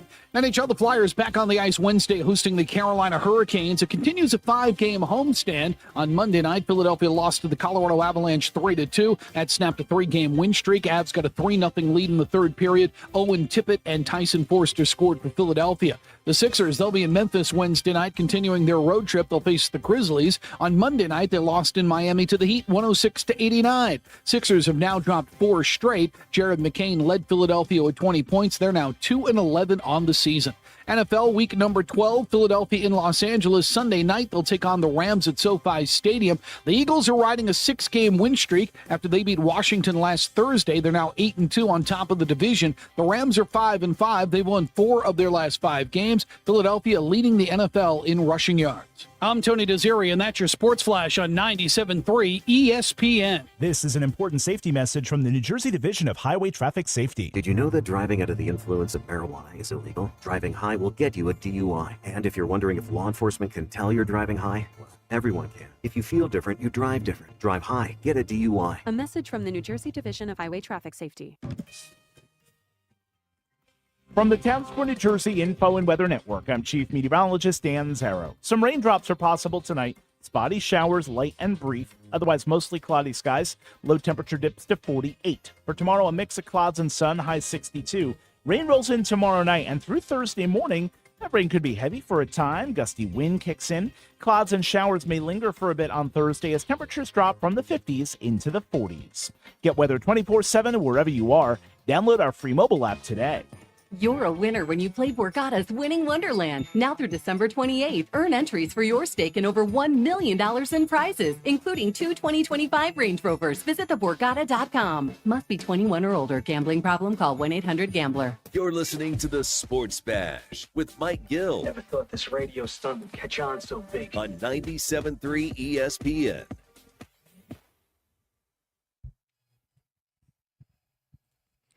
All right, 532 Sports Bash Live, 97.3 ESPN. So, by the way, have you seen any of the videos and watched any of the stuff online about people who think the whole Tyson-Paul thing was kind of staged, in that Tyson was actually in position to, like, knock Paul's block off, and he just kept, like, biting his gloves, and, like, at one point, Jake Paul kind of, like, held him and, like, whispered in his ear, like, yo, man, take it easy. Because now people were talking about, like, Paul was taking it easy on him because Tyson wasn't throwing any punches. Right, but now the conspiracy theory is now that Tyson was taking it easy on Paul. Right, that Tyson actually had so many open opportunities to kind of throw some, like, vintage type of punches. And he just never did. Yeah, that he was, like, biting his gloves, and that's a sign of, like, telling himself, like, don't throw. You know, there was a couple times where Paul, like, wildly missed. Tyson got out of the way, and then he had so many openings that and didn't do anything with them. And there were so many stretches where there were openings that he just didn't throw punches. Kind of interesting. I mean, it was suggested last week by numerous people that this was always going to be a staged or rehearsed or dumbed down match anyway. So it wouldn't surprise me if, him and Paul went into this match and been like, look, man, here's what we're going to do. This is what we're not going to do. We agree. Yes, we agree. Here's your $20 million. Yeah.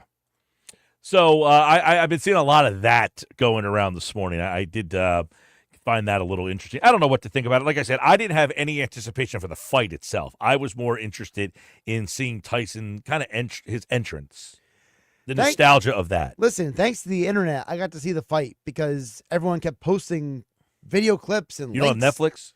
I don't have Netflix right now, no. I've had to make the choice recently between Netflix or YouTube TV. I mean, I just, some people, I have Netflix only because I had it when I had Xfinity.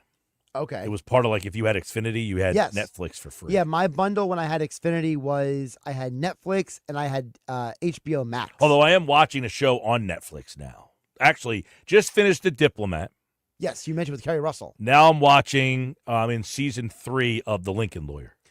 See, I have to get Netflix back when football season's done because then I can watch shows again. I got to catch up on Cobra Kai. I got to finish Suits before Suits LA. I can watch that. I got a queue list of a mile long, but football season. All right, a couple things here. We'll get into Big Three, brought to you by Broadleaf's Plumbing, Heating, and Air Conditioning, your trusted source for heating, plumbing service, and installation for generations. Call 609-390-3907, online at broadleafs.net. Now, one thing before, somebody texted in. Earlier today, I mentioned a possible trade target of the Phillies.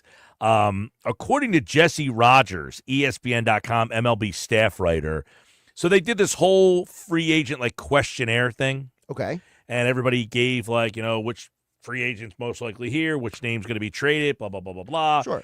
He says, would the Phillies trade their star catcher ahead of his final season before hitting free agency? One executive believes it could happen if Dave Dombrowski wants to shake things up after a division series exit in October.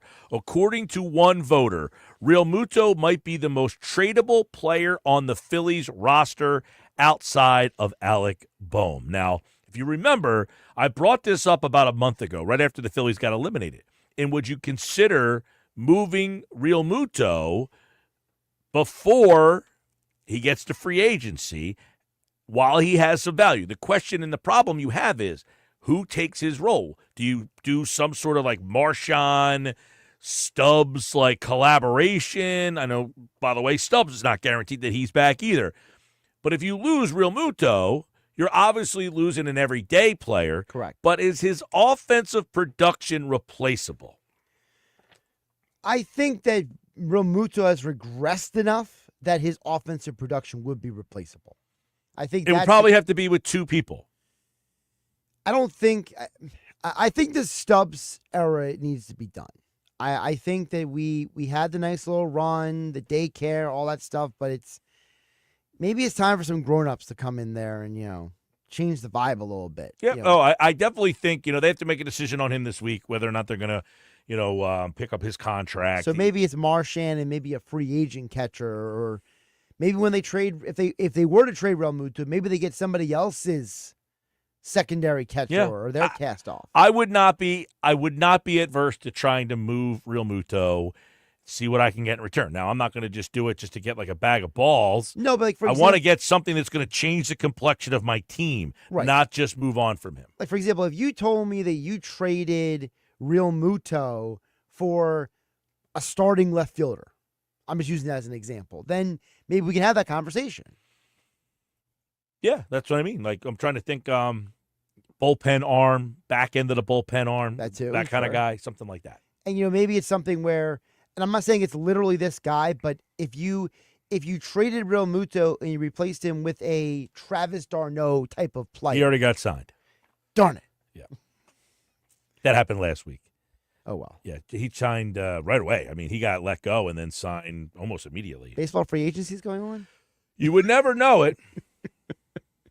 There's so much other things going on. Speaking of things going on, Mike, everyone has something to say about this Joel Embiid report that came out from Shams Charania. So for those who might be new to the conversation, let's remind everybody, here is what Shams said earlier today on the Pat McAfee show about what happened during the Sixers meeting in Miami last night. Tyrese Maxey, the 24-year-old young star, he challenged Joel Embiid, the face of the franchise, the former league MVP, that we need you to be on time for team activities, and saying that there's a trickle-down effect. When you are missing, when you are tardy, when you are late for everything was the line, it has an effect on the rest of the locker room, the rest of the players, the coaching staff.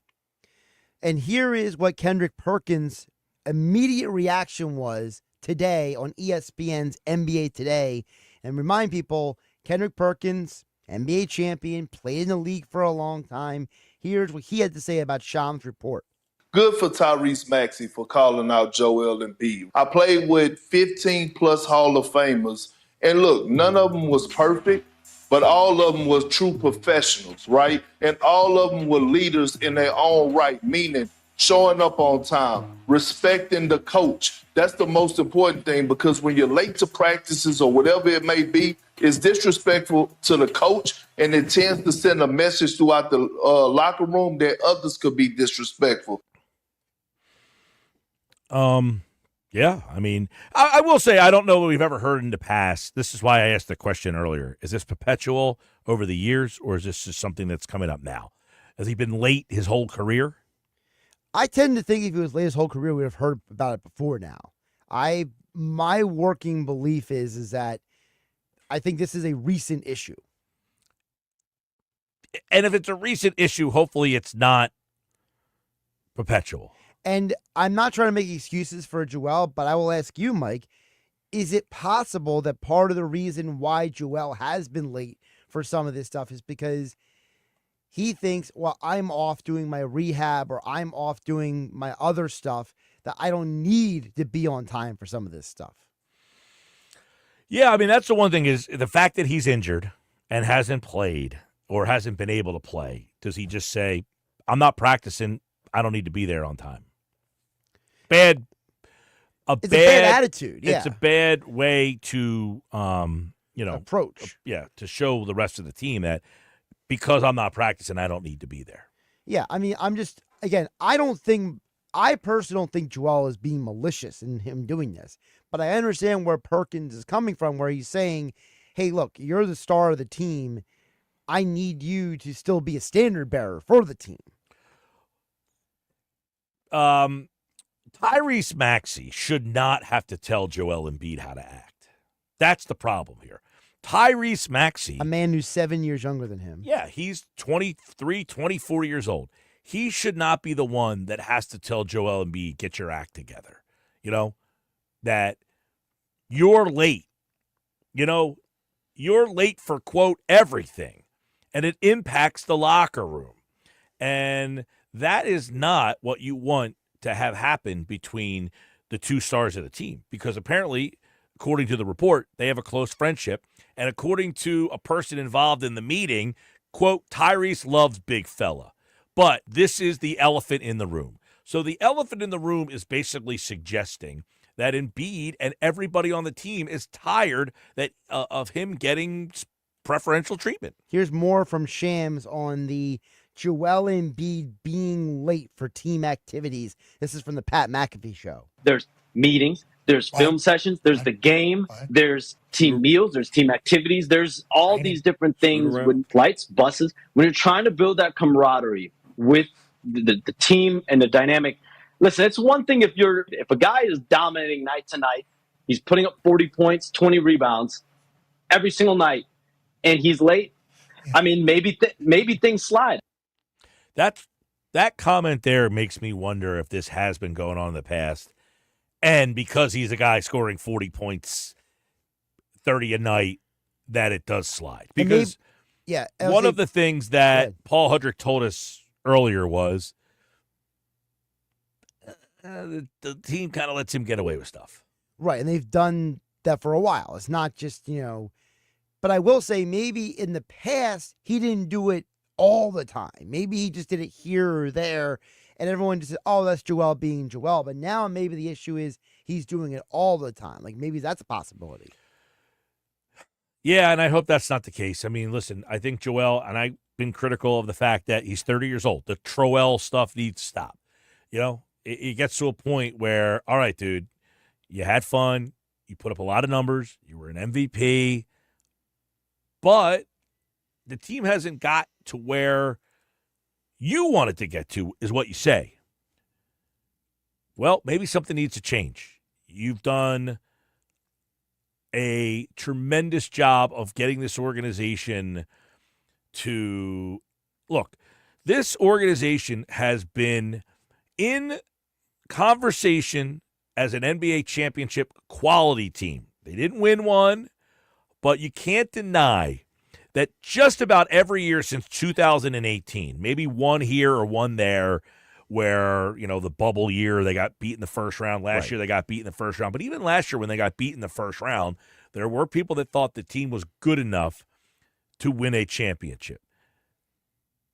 The only reason people think they're good enough to win a championship is because of Joel. Correct. But they also think the reason they're not winning a championship is because Joel is not ready to take that next step. I need Joel to look at himself in the mirror and understand that. Right. He needs to understand that he is the reason we're here, and he's also the reason we are here. Yes. It's a two-sided coin, and to that point, that's why Brian Windhorst said earlier today on NBA Today that he is concerned about Joel Embiid, Mike. The way Joel Embiid looks, the way he's moving on the court, you talk to scouts, they're really concerned, what's going on with this guy? When this guy would get the ball in the triple threat position last year, right, you were cooked. This is a guy who averaged more points than minutes played a year ago. He is averaging 20 fewer points per game, okay? The other thing is, last night, he didn't get to the foul line. This is a guy who would put the ball on the court, and you didn't have anything to do with it. You had to foul him. Yeah, I think he's absolutely right. He just doesn't look the same. He looks like slow. He looks like he's holding back. He is in that triple threat position, which means he pulls up. He goes past you. He backs you down. He's doing none of those things. He just doesn't look like he has the jump, the launch in his legs. The mobile side to side is not there. You don't go from averaging 35 a night, 30 a night, whatever it was last year, to this guy. This guy does not look like he's ready. And why? You can certainly ask the question, why? Why is he not ready? Why does he not look like he's ready to play? Well, to that point, that's where Kendrick Perkins says he has the answer, Mike, for why. I haven't heard what Kendrick Perkins said, but I will say he played in the playoffs. He played in the playoffs. He did not look like this. And that's a guy who probably is healthier now than he was then. In theory, yes. Perkins, on his reason why Embiid looks the way Brian Windhorst described it. This is from earlier on NBA Today.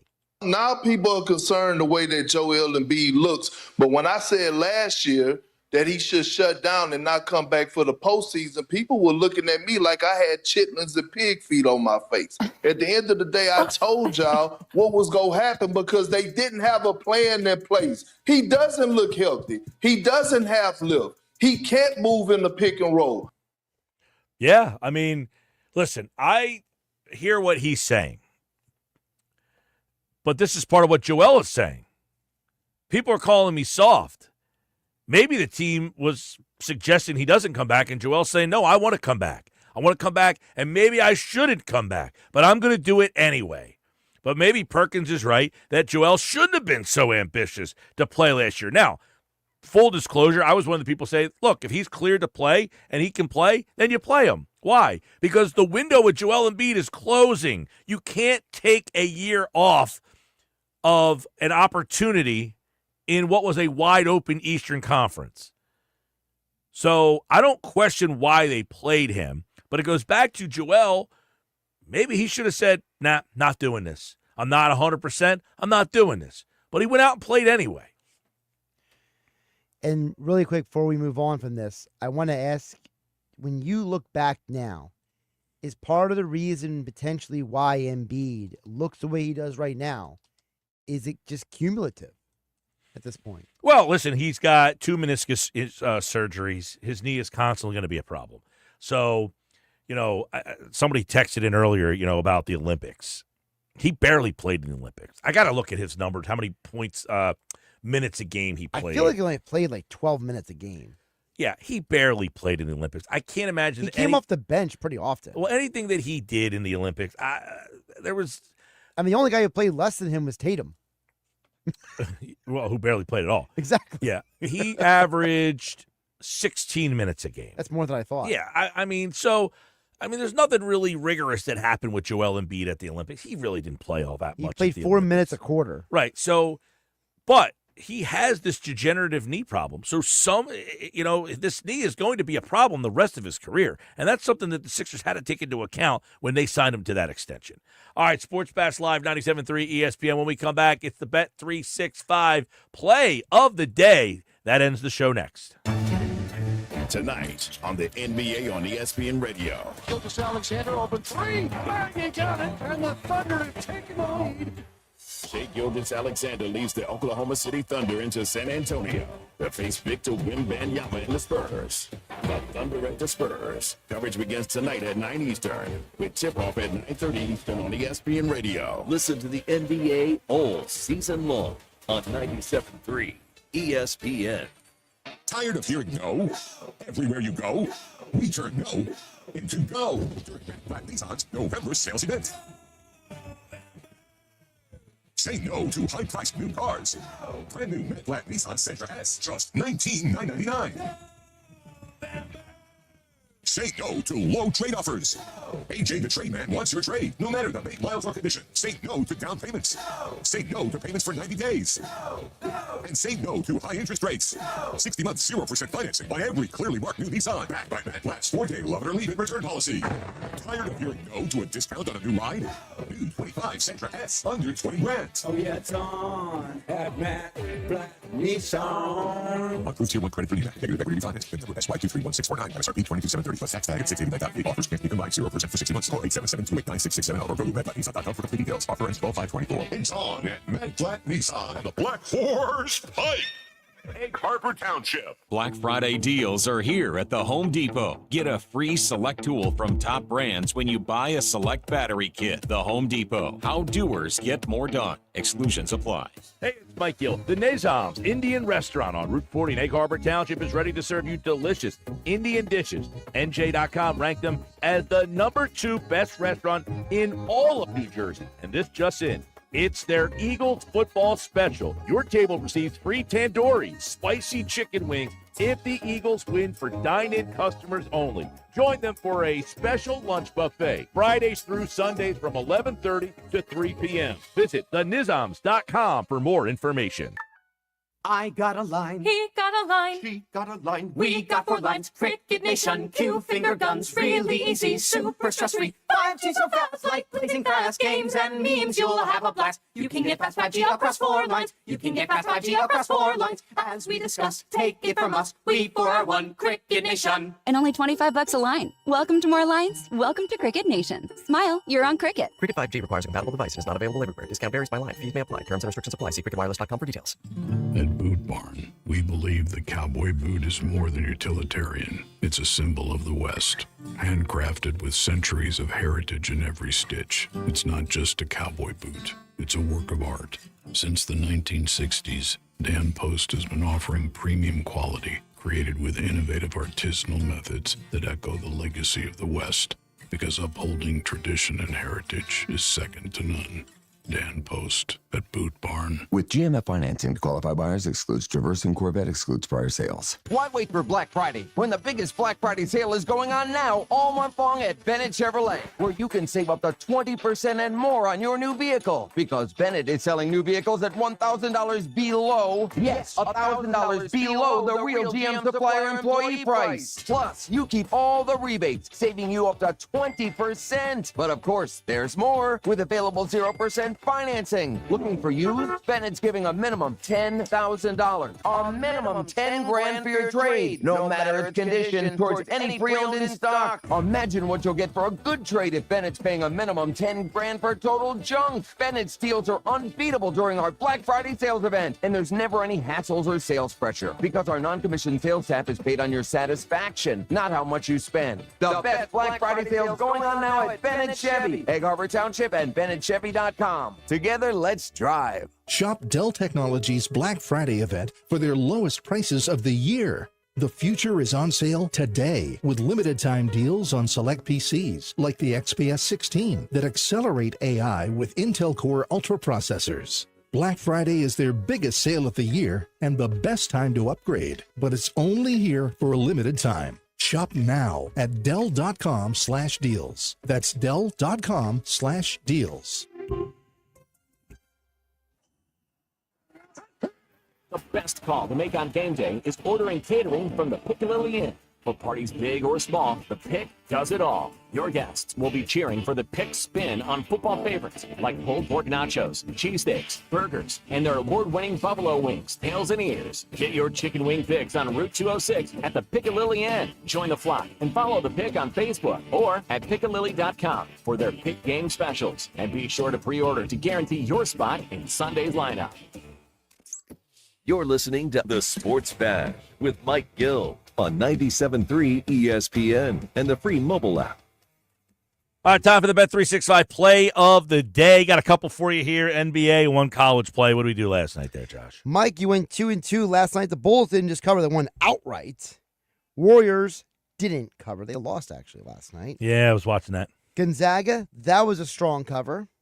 But I hate to tell you, Mike, High Point won, but they didn't cover. Yeah, that was like they won by like 8-7 last night. Yeah, they won by 8. It was 13.5. Yeah, what'd I say, 8-7? So, but right now you are 66-43. Yep. All right. Tonight I go Celtics -6.5, playing the Cavs. Cavs are undefeated. You know, a team in this situation, when they are undefeated with this number, they have never covered. Never? Never. Wow. Yep. Teams that are a 3-point dog or more on a 14-game winning streak have never covered. They are 0-6 versus the spread, and they've lost every single time. So I'm going to go with that. And I like the Spurs tonight, 9.5, the number there. They are 11-0 against the spread since February, coming off of double-digit losses. They lost by 17 to Dallas the other night.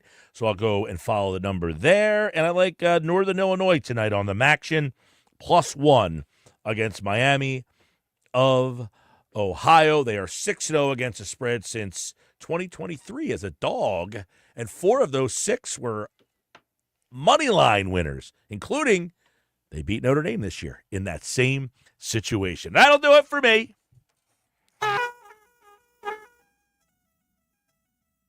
But before I get out of here, I need caller 7 right now, 609-573-3776, 609-573-3776. Caller number 7 right now you are entered into this year's 99 Growlers Party, which will be live at Mud Hen Brewery down in Wildwood. We'll be there on Wednesday, November 27th, and you must be present to win. Caller 7-609-573-3776. Caller 7, you are entered in for a chance to win some great tickets, including Eagles, Steelers, club box seats, Sixers tickets, Flyers tickets, concert tickets, shows, and events from all over South Jersey. Caller 7-609-573-3776. Good luck. We'll see you at Mud Hen Brewing Company next Wednesday. Talk to you tomorrow. If you or someone you know needs help getting through a difficult time, start